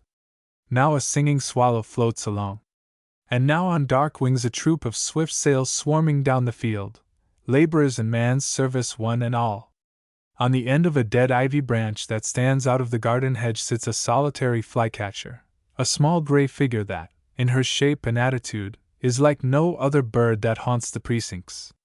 She is silent for the most part, only uttering now and then a weak, half-querulous note, that is answered by notes weaker and more querulous from the heart of the thick laurel near. Again and again she takes short flights into the air across the garden, and even a dozen yards or more out over the grass, fluttering in the air a moment, and then lightly flitting back to her perch on the dead ivy stem, or to the rail that parts the garden from the meadow. In a plum tree on the cottage wall, half hidden among clustering roses, is the empty nest from which the gray youngsters hiding now among the bushes have but just spread wings to fly. For once they tried their powers too soon. They ventured over the edge of their small nursery on wings not yet strong enough for flight, and they were found one morning on the ground among the stocks and poppies and sweet williams underneath the nest, while the anxious parents, with plaintive cries, fluttered over them with vain attempts at rescue. The fall had been fatal to one of the little aeronauts, but 3 were rescued, and in a small basket filled with hay, were slung close up under the deserted nest. They made no effort to get back to their old quarters, but sat content on the edge of the basket, 3 little owl-like figures, while the old birds, their minds at rest again, foraged for them all day, from dawn till dark, chasing moths and flies along the garden paths, in vain attempts to satisfy their insatiable needs. Under the eaves above the flycatcher's tree there is a martin's nest. At least, martins built it, but there was a dispute this year about the tenancy. It is not a new nest. It is in fact a tenement of many years' standing. And while 2 rival couples of martins were still discussing the question of proprietorship, a pair of prowling house sparrows stepped in and took possession. Perhaps they were the arbitrators, who knows? And now these house sparrows, bent on fitting a warmer lining to their stolen habitation, cast covetous glances on the young flycatcher's basket, and when the parent birds were away, sometimes even under their very eyes, the unscrupulous brigands carried off the hay by handsful. Fine fellows, these country sparrows, so very different from their grimy, scurrilous, soot-stained cousins of the city streets, with even a note of music on their ready tongues, and with plumage of such pure white and velvety black, of such rich warm tones of chestnut, that you would say they were among the handsomest of birds, might perhaps even go the length of wondering what strange species they might be. And now the men, rising reluctantly from their lair among the grass, unship the long blades of the machine. It goes slowly jingling up the field, and through the gate at the far end, ready for more mowing on the morrow. The sun low down in the west, showing for a brief space through the trees his face of fiery gold barred with the dark branches, throws far across the grass the shadows of a group of tall elms out in the meadow, whose green heads tower 100 feet into the clear, pale blue. Motionless they stand, or seem to stand. The light wafts of scented air may flutter the leaves upon their lofty crests, but have no power to sway their giant branches. From far up among their green crown of foliage floats a goldfinch's song, a pleasant sound, a note of summer and green fields and open country. Pleasant, too, is the slow clink of a whetted scythe, sounding faintly from a distant meadow, where some tired haymaker, perhaps for the last time in the long summer day, is putting a better edge upon his worn old blade. Along the hedge yonder a man is finishing off the ragged edges the machine has left, and the swish, swish of the grass that falls before his sweeping strokes has almost as sweet a sound tonight as the vesper of the song thrush over there, high up among the branches of a hedgerow elm. The gentle nurse of the foundling flycatchers is moving slowly across the meadow, the light of sunset on her white dress, sweet face, and graceful figure. She is carrying a great handful of ox-eyed daisies, gleaned from the new mown hay, adding now a tall spray of quaking grass, now a leaf of bright red sorrel, and looking now and then with wistful eyes at the flowers for whose brief life she thus provides a little longer span. The sun is down. The long day's work is ended. In the coombe yonder, the little sleepy hollow that dies away among the quiet hills, the purple shadows deepen, and the last faint lingering glow fades slowly from the cliffs along its southern verge. No clink of scythe blade now, no sound of toil. The last note of labor and of daylight is the shouting from some distant farm, where the last load is being cheered into the stackyard. A restless corncrake cries among the long grass of the next meadow that stands waiting for the scythe. Far off among the elms beyond the church an owl hoots. It is the hour of rest, the hour when, over the blue vault above, the peace of God, for this broad hollow in the hills, slowly on the quiet landscape falls the restful stillness of the summer night. Winscombe, Harvest Home. Talk. It is strange to sit, this bright September morning, under the shadow of a noble row of limes, and listen to the whir of the iron mower as it rattles round and round the wide meadow yonder. It is late for haymaking. Among the branches overhead are the red and gold of autumn, and the grass at the feet of the old trees is strewn with withered leaves. These flycatchers that flit across the lawn and sail back to their stations along the fence will soon be leaving us. It cannot be long before the chiffchaffs, now calling so blithely in the limes, are silent. The clear, sweet singing of the robins is far more in keeping with the spirit of autumn than the sound of the machine. But the rain and the sun between them have brought a noble aftermath to gladden the hearts of the farmers, whose case will, after all, not be quite so evil as they feared.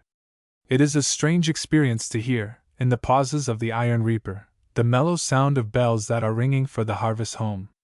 Strange to cheer the last load into the stackyard, and to assemble for a harvest festival, while fresh cut hay is still lying in the fields. Towards the grand old tower on the hill slope yonder, that for so many ages has kept watch and ward over the parish, the village folk, in all their holiday attire, are trooping across this pleasantest of Mendip valleys. As we make our way with them along the green country lanes, we can see how the hedgerows are beginning already to wear the hues of autumn. The old man's beard is all grey with its feathery seeds. Dogwood and guelder rose are bright with wayside fruit. The banks are gay with St. John's wort and goldenrod and tall Canterbury bells. Pausing a minute under the old churchyard yew, that for unknown centuries has spread its dark arms over the dust of the forefathers of the hamlet, the little knots of villagers file into the church. The porch is hung with oat sheaves and red apples, and over the door are hung boughs of wild hedgerow plums, bullace, not sloes, so thickly clustered and with so rare a bloom that they might pass easily for grapes. There are but few farmers in the congregation. The hay is down in the meadows, that is one reason. Some farmers, too, have no mind for Thanksgiving, forgetful that half a loaf is, at any rate, better than no bread at all. But some at least of the villagers have agreed to carry out the injunction expressed in the wheaten letters that lie on a green fringe of ferns all along under the south wall. Honor the Lord with thy first fruits. For the windows are heaped with fruit and vegetables, with apples and taters, and huge marrows, the best of each man's field or garden. The pulpit is draped with heather and brown bracken, hung with grapes and apples, and long trails of bryony, while the font, with which generations of parishioners have made early and perhaps not altogether agreeable acquaintance, is lost in a great pile of ferns and flowers. The chancel is a very bower of green. Lectern and reading desk are wreathed with creepers and corn sheaves and trophies of the harvest. The hour of service is drawing near. The chimes, that just now were swinging softly overhead, break off into the homing bell. The rest of the congregation troops slowly in. Young village beauties, conscious of admiring glances, are scattered here and there, bright reliefs of light and color among the darker costumes of the men. The choir boys, conscious too, but more sheepish as they run the gauntlet of less sympathetic eyes, muster under the tower, where presently the tall curate joins them, and the curtain is drawn across like a sort of gigantic conjuring box. Young folks they are, for the most part, that fill up the benches. Yet there is a good sprinkling of the older generation. That is a fine sample of a West Country farmer yonder, that burly red-faced figure, glancing idly at the tablets on the wall in memory of long-forgotten yeomen, late of this parish.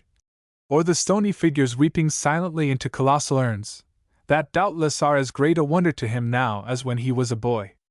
The bell stops. The whispers cease. A solemn hush falls on the gathered worshippers. And now the vicar, from his station under the tower, calls on his flock to join in the thanksgiving hymn. 2 and 2 the choir boys pass, singing, up the aisle, their clear tones mingling with the deeper voices of their elders.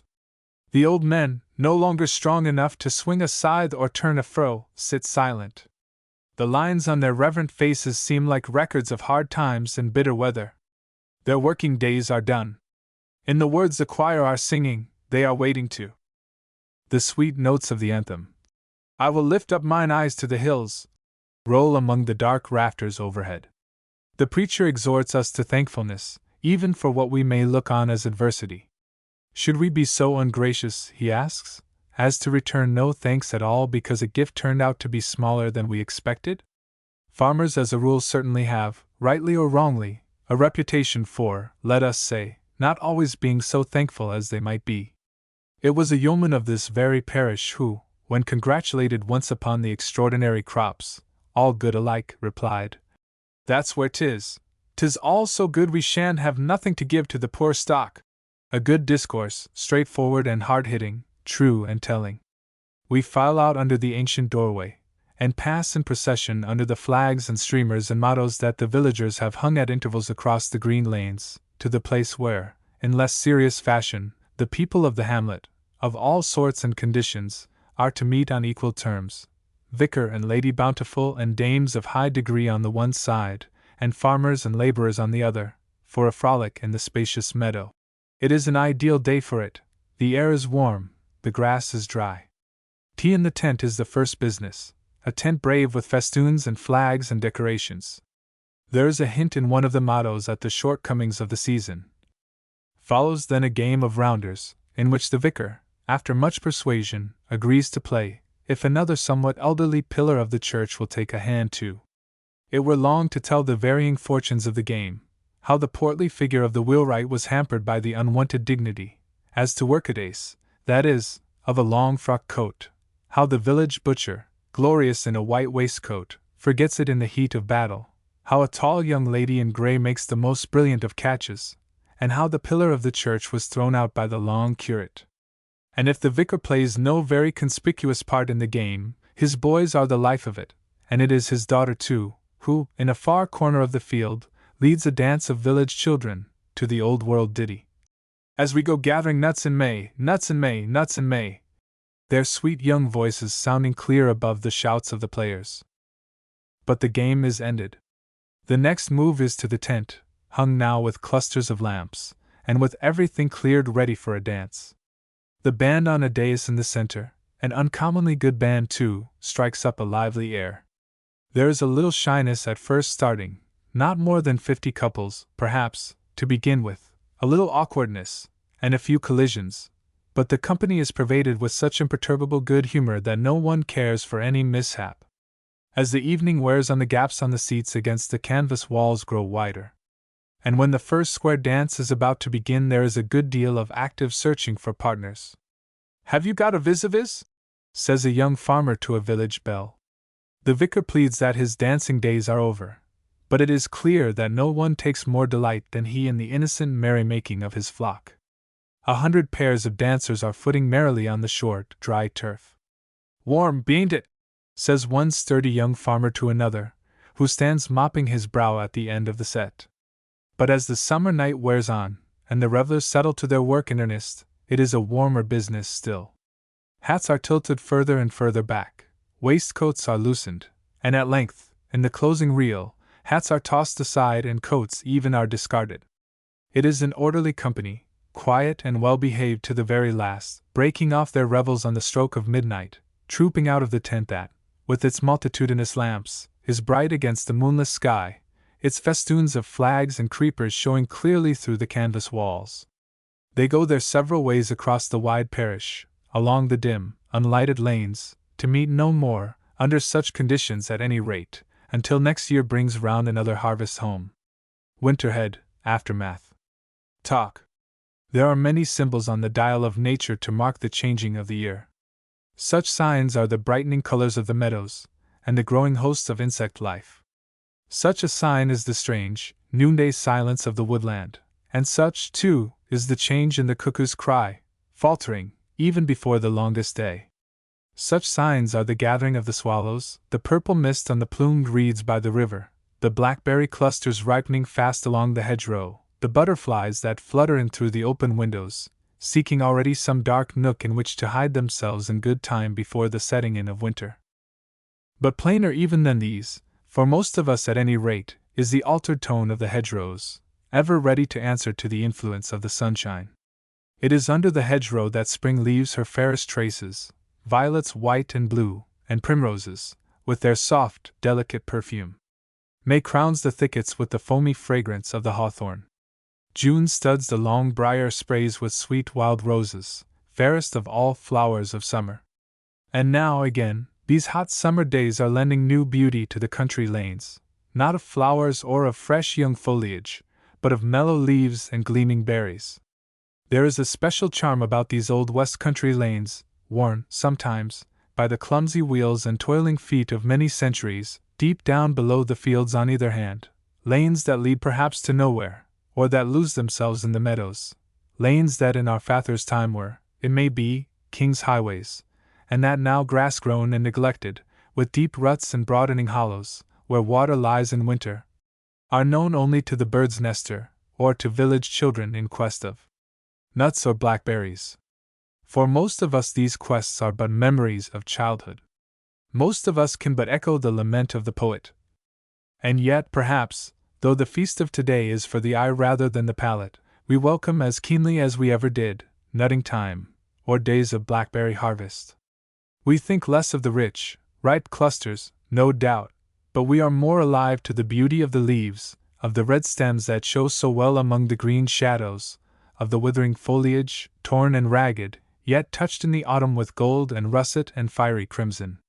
The old yew yonder, by the church on the hillside, under whose broad shadow so many centuries of village folk have gathered week by week, when service was over, to talk of the haying, and the weather, and even, it may be, of the business of their neighbors, stands out a dark, funereal mass against the grey masonry behind it. A nearer view would show that its heavy green is relieved by 1,000 points of gold, not yet wholly tarnished, but at this distance they are lost in the surrounding gloom. The copper beeches by the manor house, that of late gleamed like metal in the brilliant sunshine, are darkening into black. The large plantations, marshalled in well-ordered phalanx along the old road half up the hill, have long since lost their freshness, and the leaves of this great pollard oak, whose main boughs throw a shadow none too wide, are bright no longer. For centuries has the old tree cooled its knotted roots in the black earth of this swampy hollow. Signs of age are only too plain to read.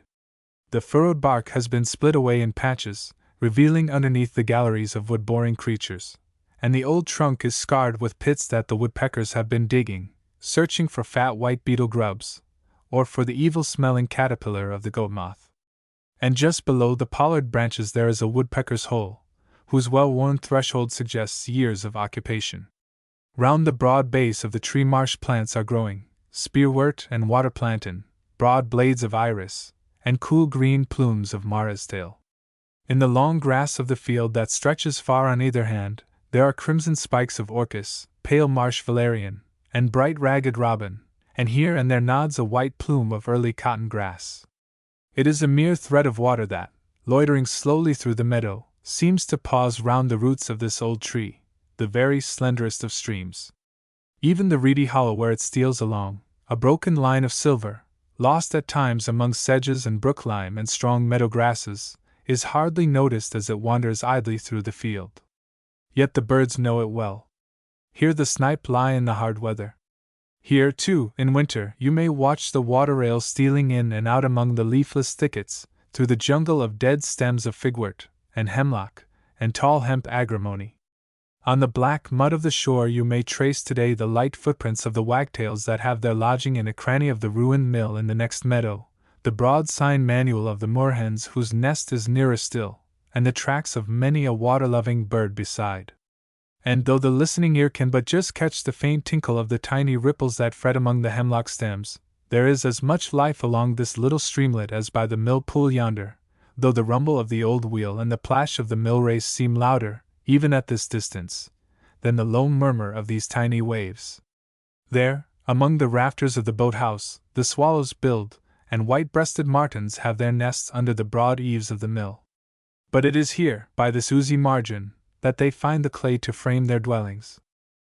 The moorhen rides in company with the little fleet of ducks upon the pool, though she draws hastily away when the miller lounges through the door to open the sluice, her nodding head keeping time to the quick beating of her paddles.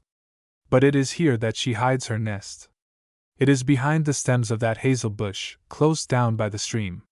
Last night, when the old bird went off with a splash like a water rat, there was just light enough to count the 7 eggs. But now, when you steal quietly up, there is no old bird on guard. No eggs are in the nest. It is filled to the very brim with something dark, like a black shadow. All at once, as you stand peering down at it from the farther shore, hardly a yard away, the shadow breaks into fragments that struggle over the edge and plunge down into the water, 7 fluffy little balls of sable down, each with a touch of scarlet for a beak, 7 bold young moorhens, making their first venture into the great world, Argonauts born, paddling along the diminutive reaches of their tiny river, and scrambling away into the green jungle on the shore with a skill and readiness. That is the heirloom of untold generations. The sedge warbler, too, loves the reedy fringe of the mill pond, and he never shows to more advantage than when he balances on one of those tall spears of bulrush. But his nest is here, in yonder bush, whose foliage the cows have cropped so close. A strange song is his, copied now from the skylark, and now from the swallow, and now again you might think that a party of house sparrows were having a real good gossip down by the water. Sparrow-like, too, is the note of a bird that sits motionless on the topmost twig of a maple tree that leans over the brook. His shape and his smart plumage, the flatness of his head, and the rich red-brown of his back, mark him for a shrike, a butcher bird. He, too, is fond of this quiet corner. Year after year his mate and he come back to the hawthorn bush below the maple, to repair the great nest in which so many families have been reared. On a broad flat stone that serves for a bridge over the meadow ditch near by are strewn some broken snail shells and a half-eaten cockchafer. But that was not his doing. If you look closely at the bush below his perch, the bush that shelters his well-hidden nest, you may discover the butcher bird's larder.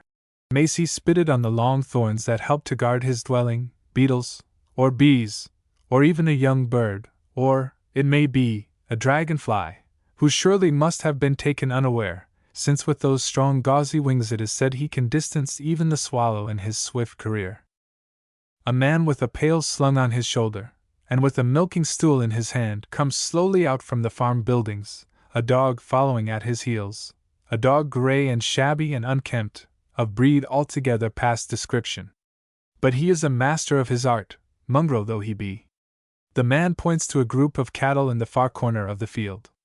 At once the dog goes off to bring them in, heading and turning, and then urging them gently homeward, with marvelous skill and patience, encouraged now and again by his master's strange and inarticulate shouts.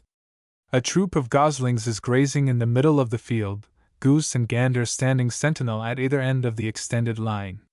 The old birds sound a challenge as the dog goes by, and lower their silly heads, and hiss and charge at him, while he, his mind set wholly on the business of the moment, canters past unmoved. An angry gander is by no means an antagonist to be despised. There is something particularly irritating, too, in the style of the attack. We can hardly wonder at the village urchin who, having been sorely harassed as to his unprotected legs by vicious digs of the old bird's beak, tried to soothe his wounded feelings by stoning at long range the unoffending goslings, blubbering out in mingled pain and rage to the indignant farmer who presently seized on him red-handed. What for they goschicks faith or bite I then? Round the old farm yonder, whose weather-stained roofs and walls half ruinous just show among its clustering trees, there is a picture of quiet autumn life. In the spacious stackyard a party of laborers, whose sunburnt faces glow against the green background of the trees like so many round red autumn suns, are standing about a great wagon, tossing hay to men at work on the fast-growing ricks of new, sweet-smelling aftermath. It is an ancient homestead. 1,000 summers, it may be, has hay been cleared from these broad meadows. 1,000 times, at the season of mists and mellow fruitfulness, have the sheaves been piled in this old stackyard. The hamlet of 3 houses is little changed, either in name or character, since the days of Edward the Confessor, when Brictric held it, paying geld for 1 hide of land, when 2 villains, with as many boors and serfs, made up all its scanty population. A pleasant place, this warm autumn afternoon, is the hollow at the back of the farm, a broad space of level grass land, once an orchard, and with a few forlorn old apple trees still standing in it, bordered on one side by a green lane, and on the other by a broken line of hedgerow, through whose wide gaps the thistles and brakefern are marching down like caterans from the hills, bent on reconquering the pasture land and turning it once more into a wilderness. All round it rise the hills, robbing it of some hours of sunshine indeed, yet sheltering it from every wind that blows. Just showing over a steep brow above are the white houses of a hillside village, once in the heart of a great mining field, the very place Macaulay had in view when he described how the mines have long been deserted. But here and there among the villages you still may happen on some son of the soil, some time-worn and bent and wrinkled patriarch, who in his young days dug for ore among these hills, who remembers the time when a miner, working here for his own hand, could earn a sovereign a day.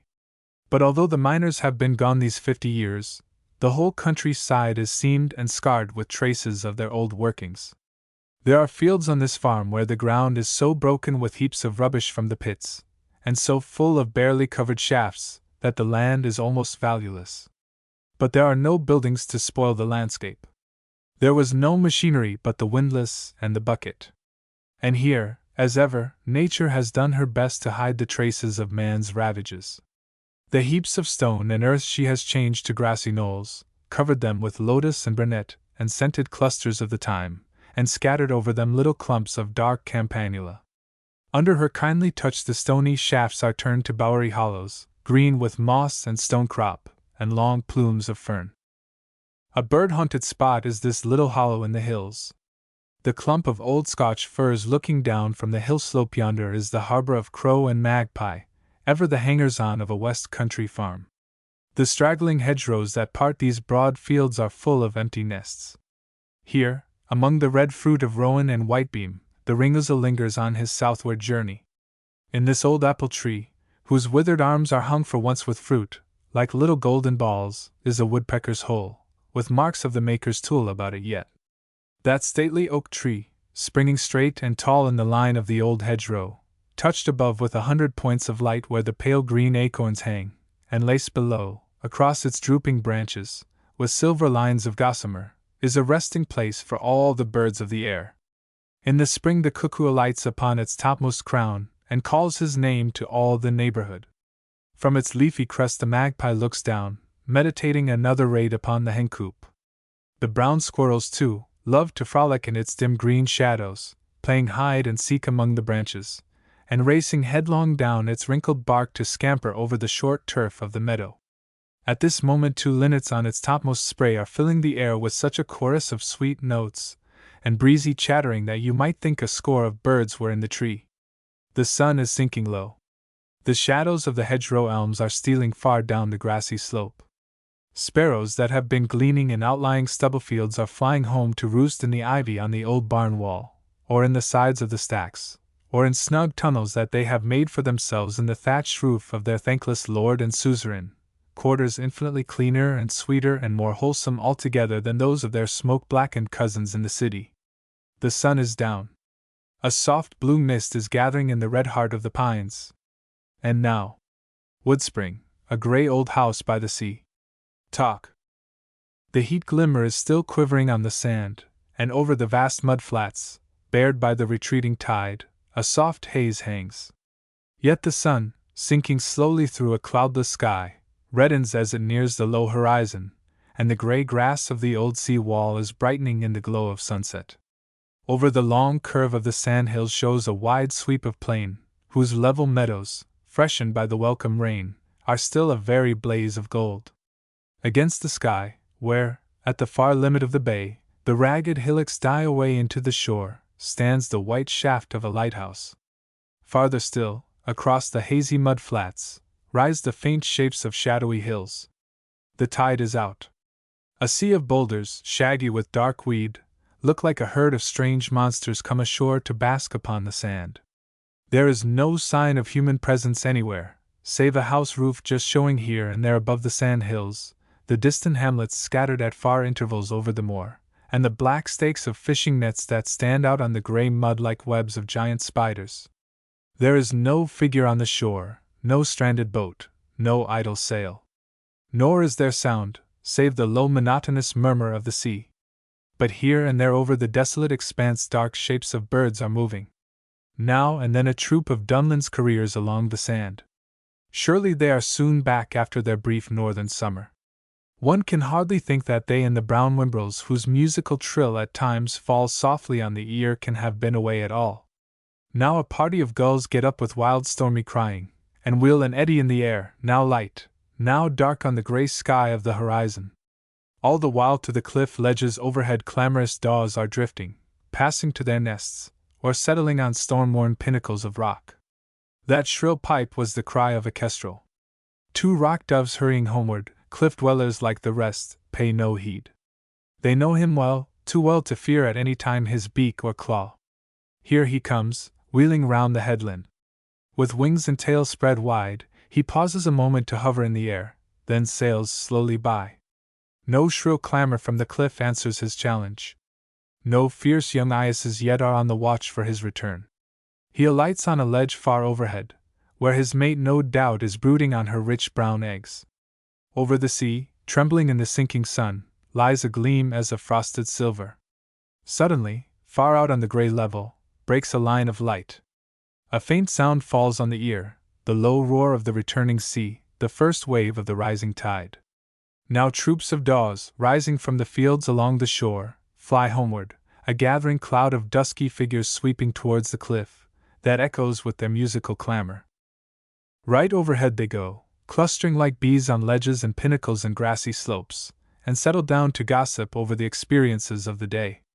Again they rise into the air, and wheel over the sea, and again turn homeward, darkening the cliff as with innumerable points of shadow. Once more they rise in eddying crowd. The troop divides. With sharp chorus of farewell one party flies straight over the hill. Their resting place is farther on. They are not dwellers in the cliff.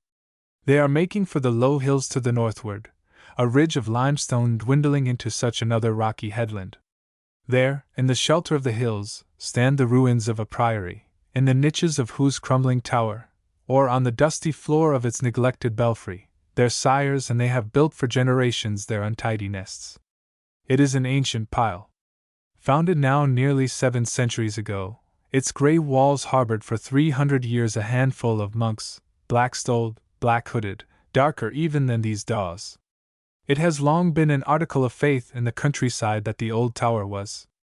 But in the original letter, still to be read in the Cottonian Library, in which William de Courtenay, grandson of Tracy, made known to the bishop of the diocese his intention of founding a monastic house of the order of monks of St. Augustine, there is no hint at all of expiation.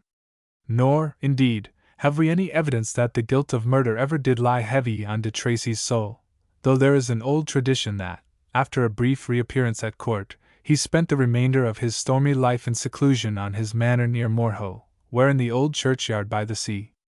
The founder of the priory seems to have had no other object in view than the welfare of the soul of Robert de Courtenay, my father, and of my mother and myself, also of my wife, my ancestors and descendants.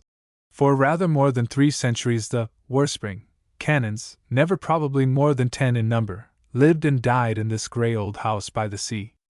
We know little of their story, but the document is still in existence to which the last of their priors set his name in acknowledgment that the Pope was a usurper, and that King Henry alone was true head of the Church. 2 years later all the minor monasteries were forfeited to the crown. Forasmuch as manifest sin, vicious, carnal, and abominable living is daily used and committed amongst the Lytel abbeys and priories. This was one of the Lytel priories. Its revenues from all sources, whether from rents that were reckoned in horseshoes, or from arable at 4d, or from woad and waste at jd, the acre, amounted to rather under 100 a year.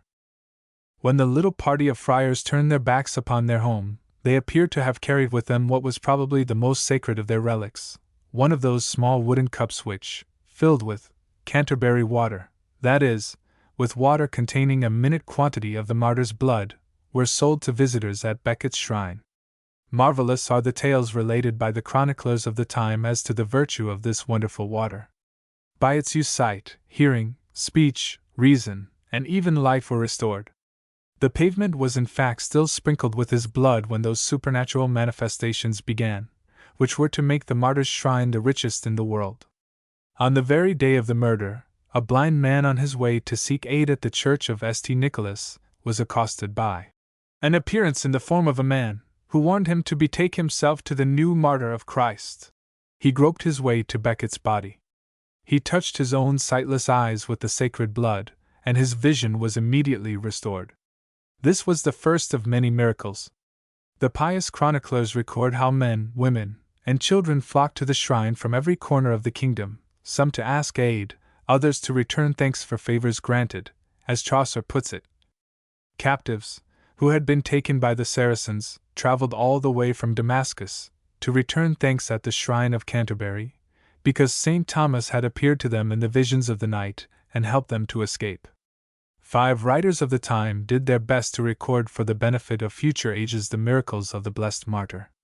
These were Benedict, sometime prior of Christchurch, Canterbury, and afterwards abbot of Peterborough, William of Canterbury, who, perhaps, held office at the shrine after Benedict, Alan, abbot of Tewkesbury, John of Salisbury, who witnessed the murder, and whom de Tracy thought was the man he had wounded, and Grimm of Cambridge, not a monk, in all probability, nor really connected in any way with Becket, but his great admirer. It was Grimm, it will be remembered, who was wounded in the vain attempt to save the Archbishop. The minutest particulars are given in these chronicles. The names and professions, the counties, the native towns of many of the pilgrims are recorded. There are exceptions. In the case of a man who came from the province of Surrey, Benedict says, "The barbarous name of the town has not stuck in my memory." The miracles were of every imaginable description. A sick monk, near Sedan, too ill to leave his cell, was touched with a mere list of the saint's achievements, and in a short time he was able to resume his duties. A monk of Byland was dying. He had already received the viaticum, when the abbot, having made the sign of the cross in water upon a piece of Becket's hair shirt, caused the dying man's mouth to be opened, and the water administered. Instantly, we are told, the sick man recovered speech and appetite. It was a common thing to promise a candle to the saint. There were men who were too ill to go in person to Canterbury, and who dated their recovery from the instant that the candle was lighted for them at the shrine. There is a description of 5 widows who tried in vain to restore life to a child who had been 3 hours under water. They held him up by the feet. They repeated 9 paternosters over him in the name of the blessed St. Thomas, but all with no effect. Then one of them said to the child's mother, "Run and fetch a piece of string and measure the child, and promise to the martyr a candle of the same length." It was done, and the boy at once recovered. The smallest offerings were not disdained. A Flemish bird-catcher, having tried in vain for some days to trap a certain falcon, cried out, "O blessed Thomas, glorious martyr, I will give thee a penny if thou wilt give me the falcon."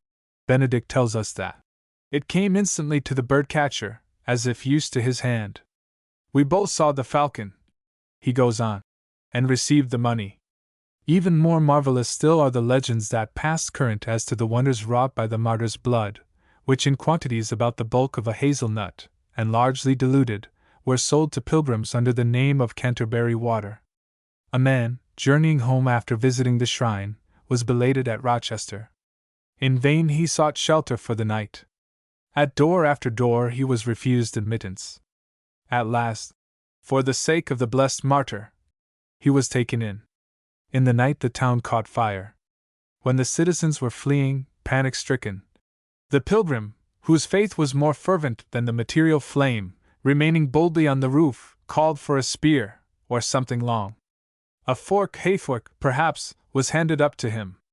Then, taking the reliquary, containing Canterbury water, from his neck, he fastened it to the fork, held it out towards the fire, and thus kept the flames at bay.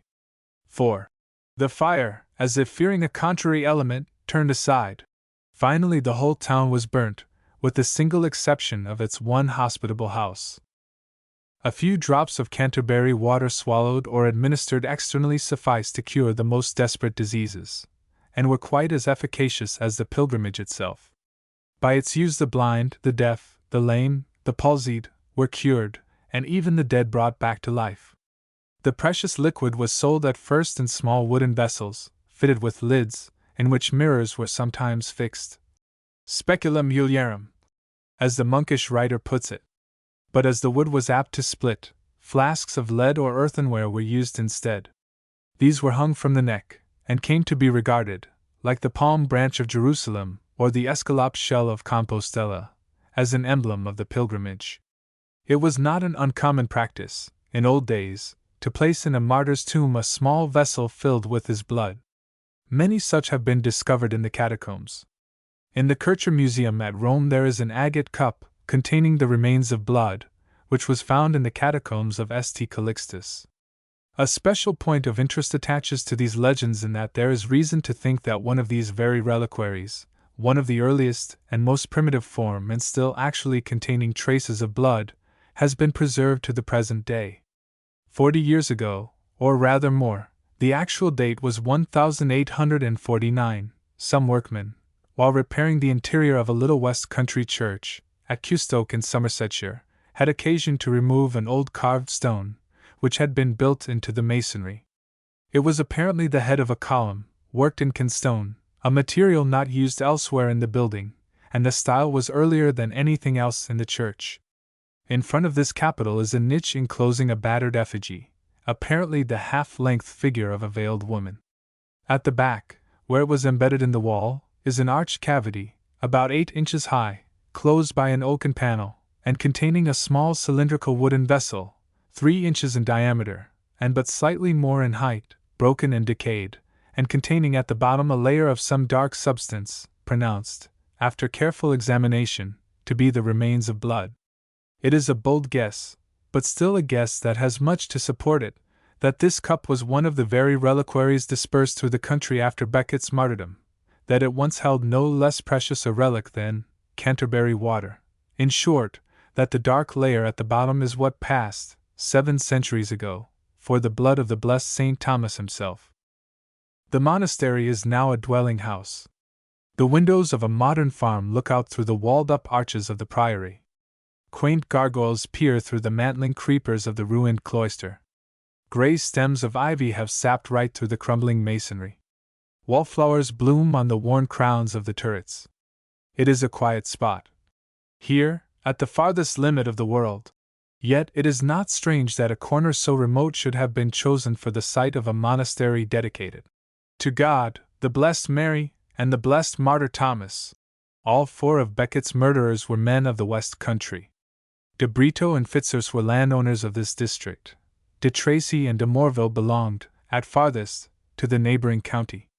This crumbling relic is to us but an item on the shelf of a museum. The great churchman himself is to most of us nothing but a name, a mere figure in a page of history. And although poet and player, past and present masters of their art, have done their best to bring him again before the world, although his counterfeit presentment stands today before us as full of fire, of valor, of resolute determination as on that fatal Tuesday more than 7 centuries ago, yet the Becket of the players is but a fable, a phantom, a show. When the curtain falls upon that last sad scene, we are conscious of no sinking of heart at the remembrance of an awful figure lying white and still upon the blood-stained pavement. The curtain down, our Becket is alive again. The actor lives, the martyr is forgotten. There is another figure in the play whose memory lingers in this far-off spot.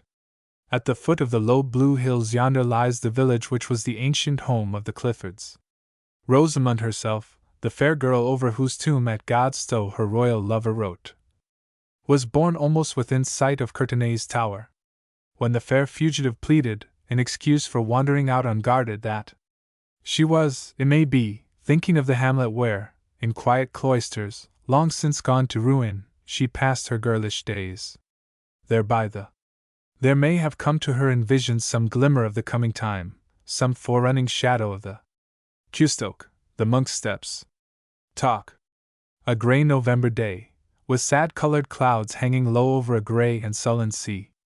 At intervals there rose across the water the dull boom of distant fog guns, echoing like thunder under the heavy veil of mist.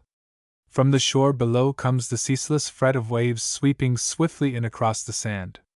Along the edge of the tide and over the wide mud flats are scattered the white figures of gulls, and at times there comes faintly up the low musical call of a whimbrel, or the plaintive wail of a curlew.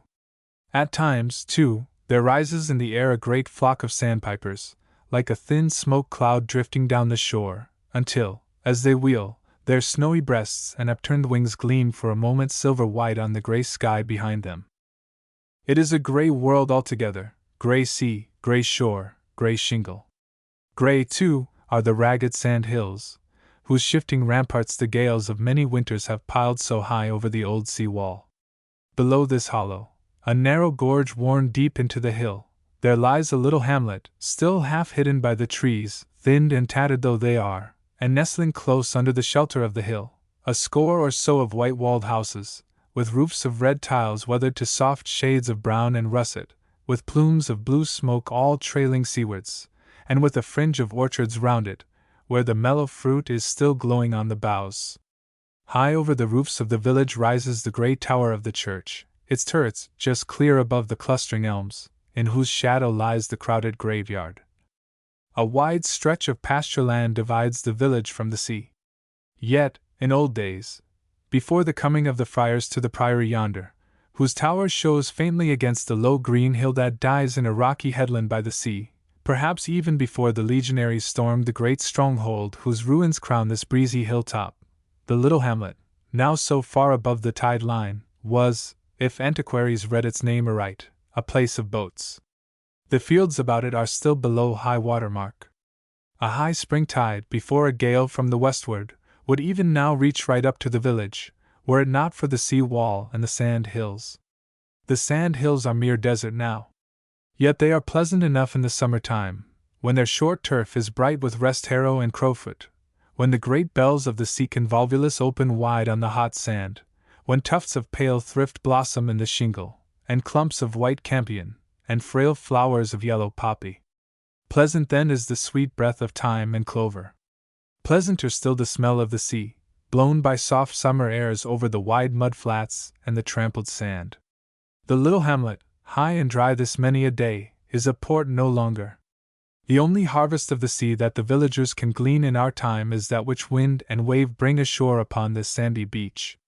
In the broken spars, the splintered timbers, the nameless waifs and strays of wreckage which the storm brings to their doors, the dwellers in the cottages that seem to crouch for shelter behind the old sea wall, find all their winter fuel.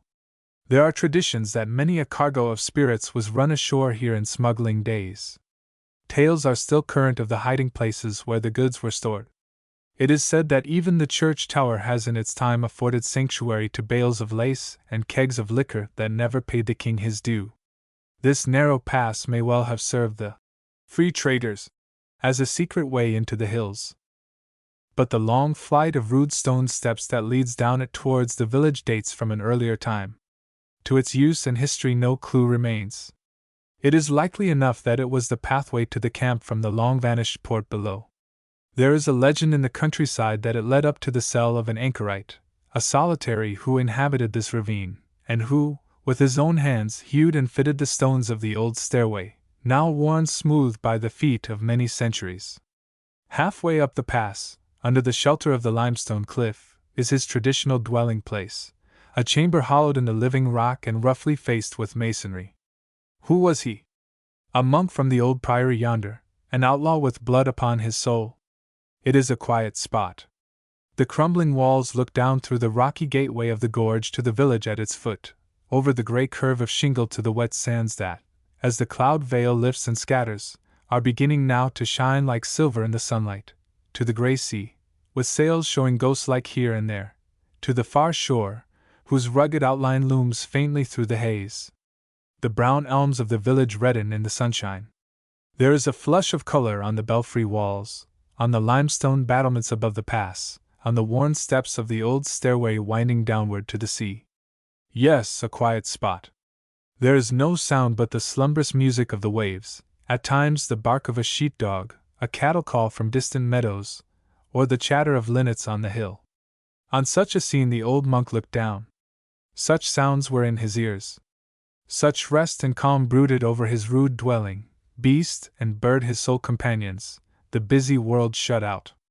Was he the father of the village, summoned from his cell to shrieve the dying, bless the dead? Was he a surly recluse, fond of solitude and silence?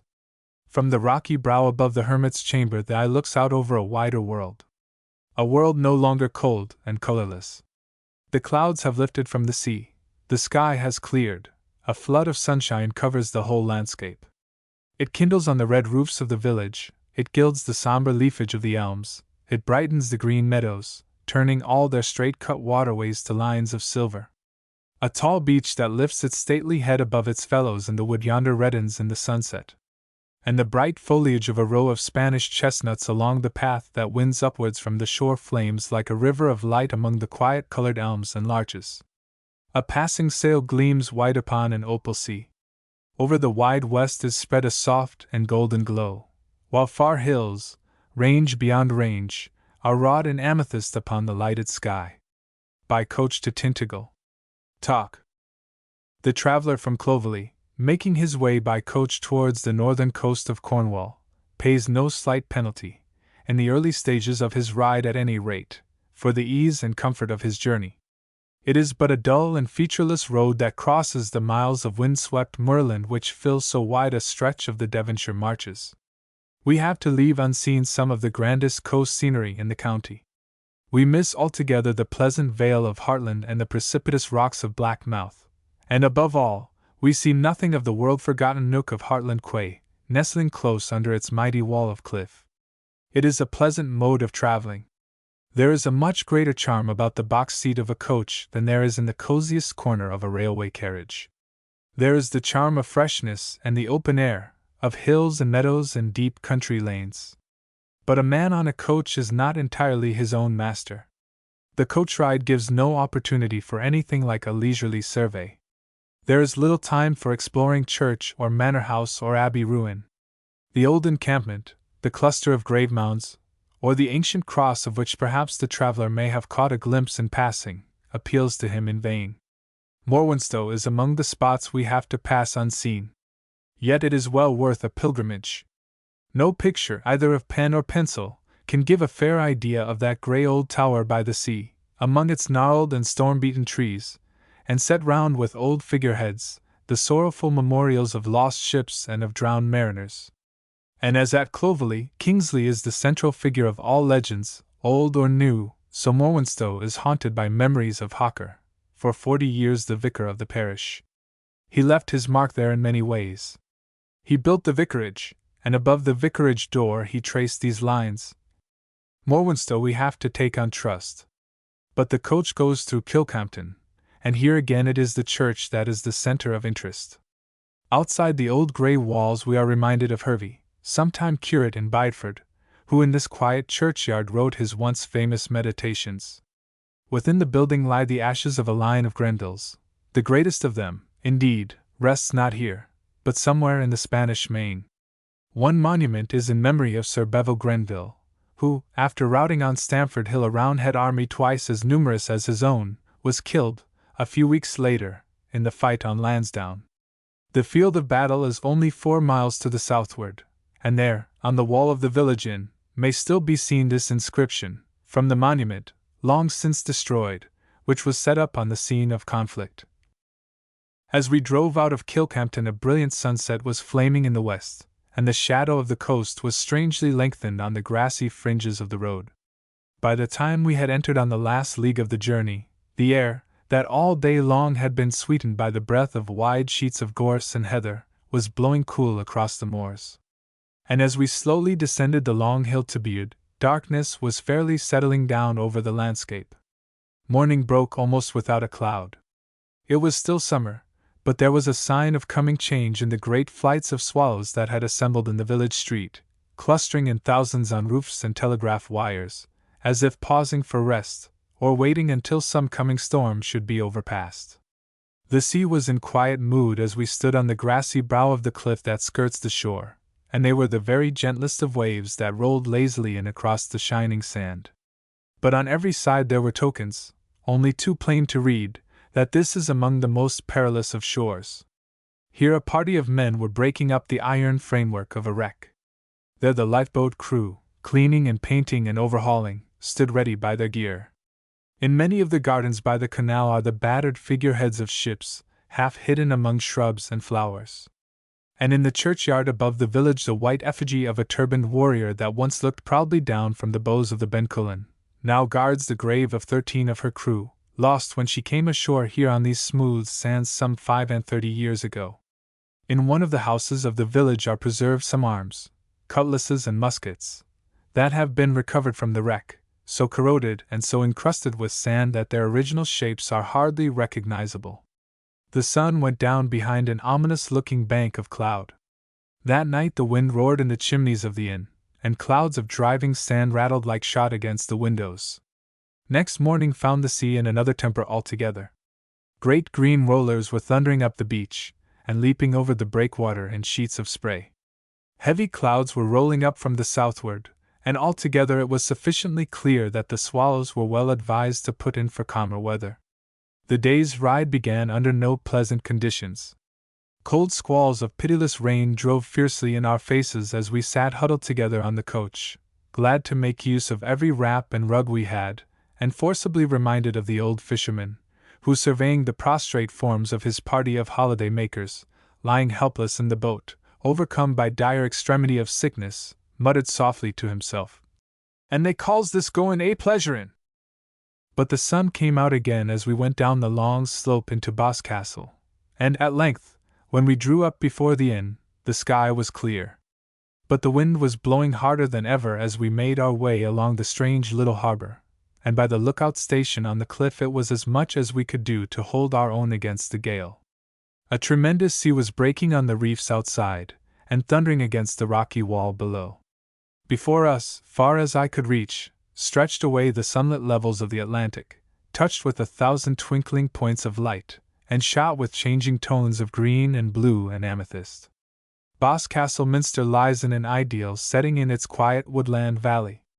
But some travelers, at any rate, will look with less interest on its massive walls, on the decorated timbers of its noble roof, or on the time-blackened carvings of its beautiful bench ends, than on the other church of Boscastle, at Forbury, a mile or so to the westward.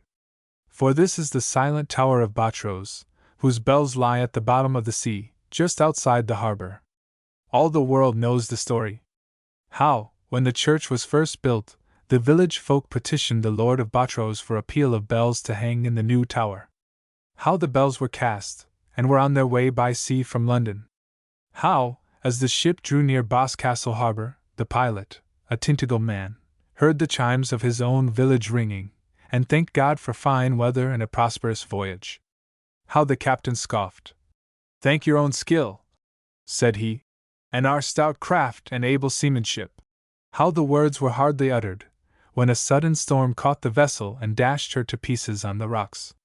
How only the pilot reached land alive. And how, on wild nights of winter, when a storm is coming up from the Atlantic, the fisherman on the shore still hears the muffled tones of the long-lost Botros bells, as the unquiet surges swing them in their ocean rest. But the glory of the whole coast is Tintagel, the birthplace of Arthur, the palace of King Mark of Cornwall. Though the village of Tintagel is half a mile or more inland, the ruins of the ancient stronghold stand partly on the brink of a cliff that overhangs the sea, but mainly on a bold headland almost surrounded by the waves.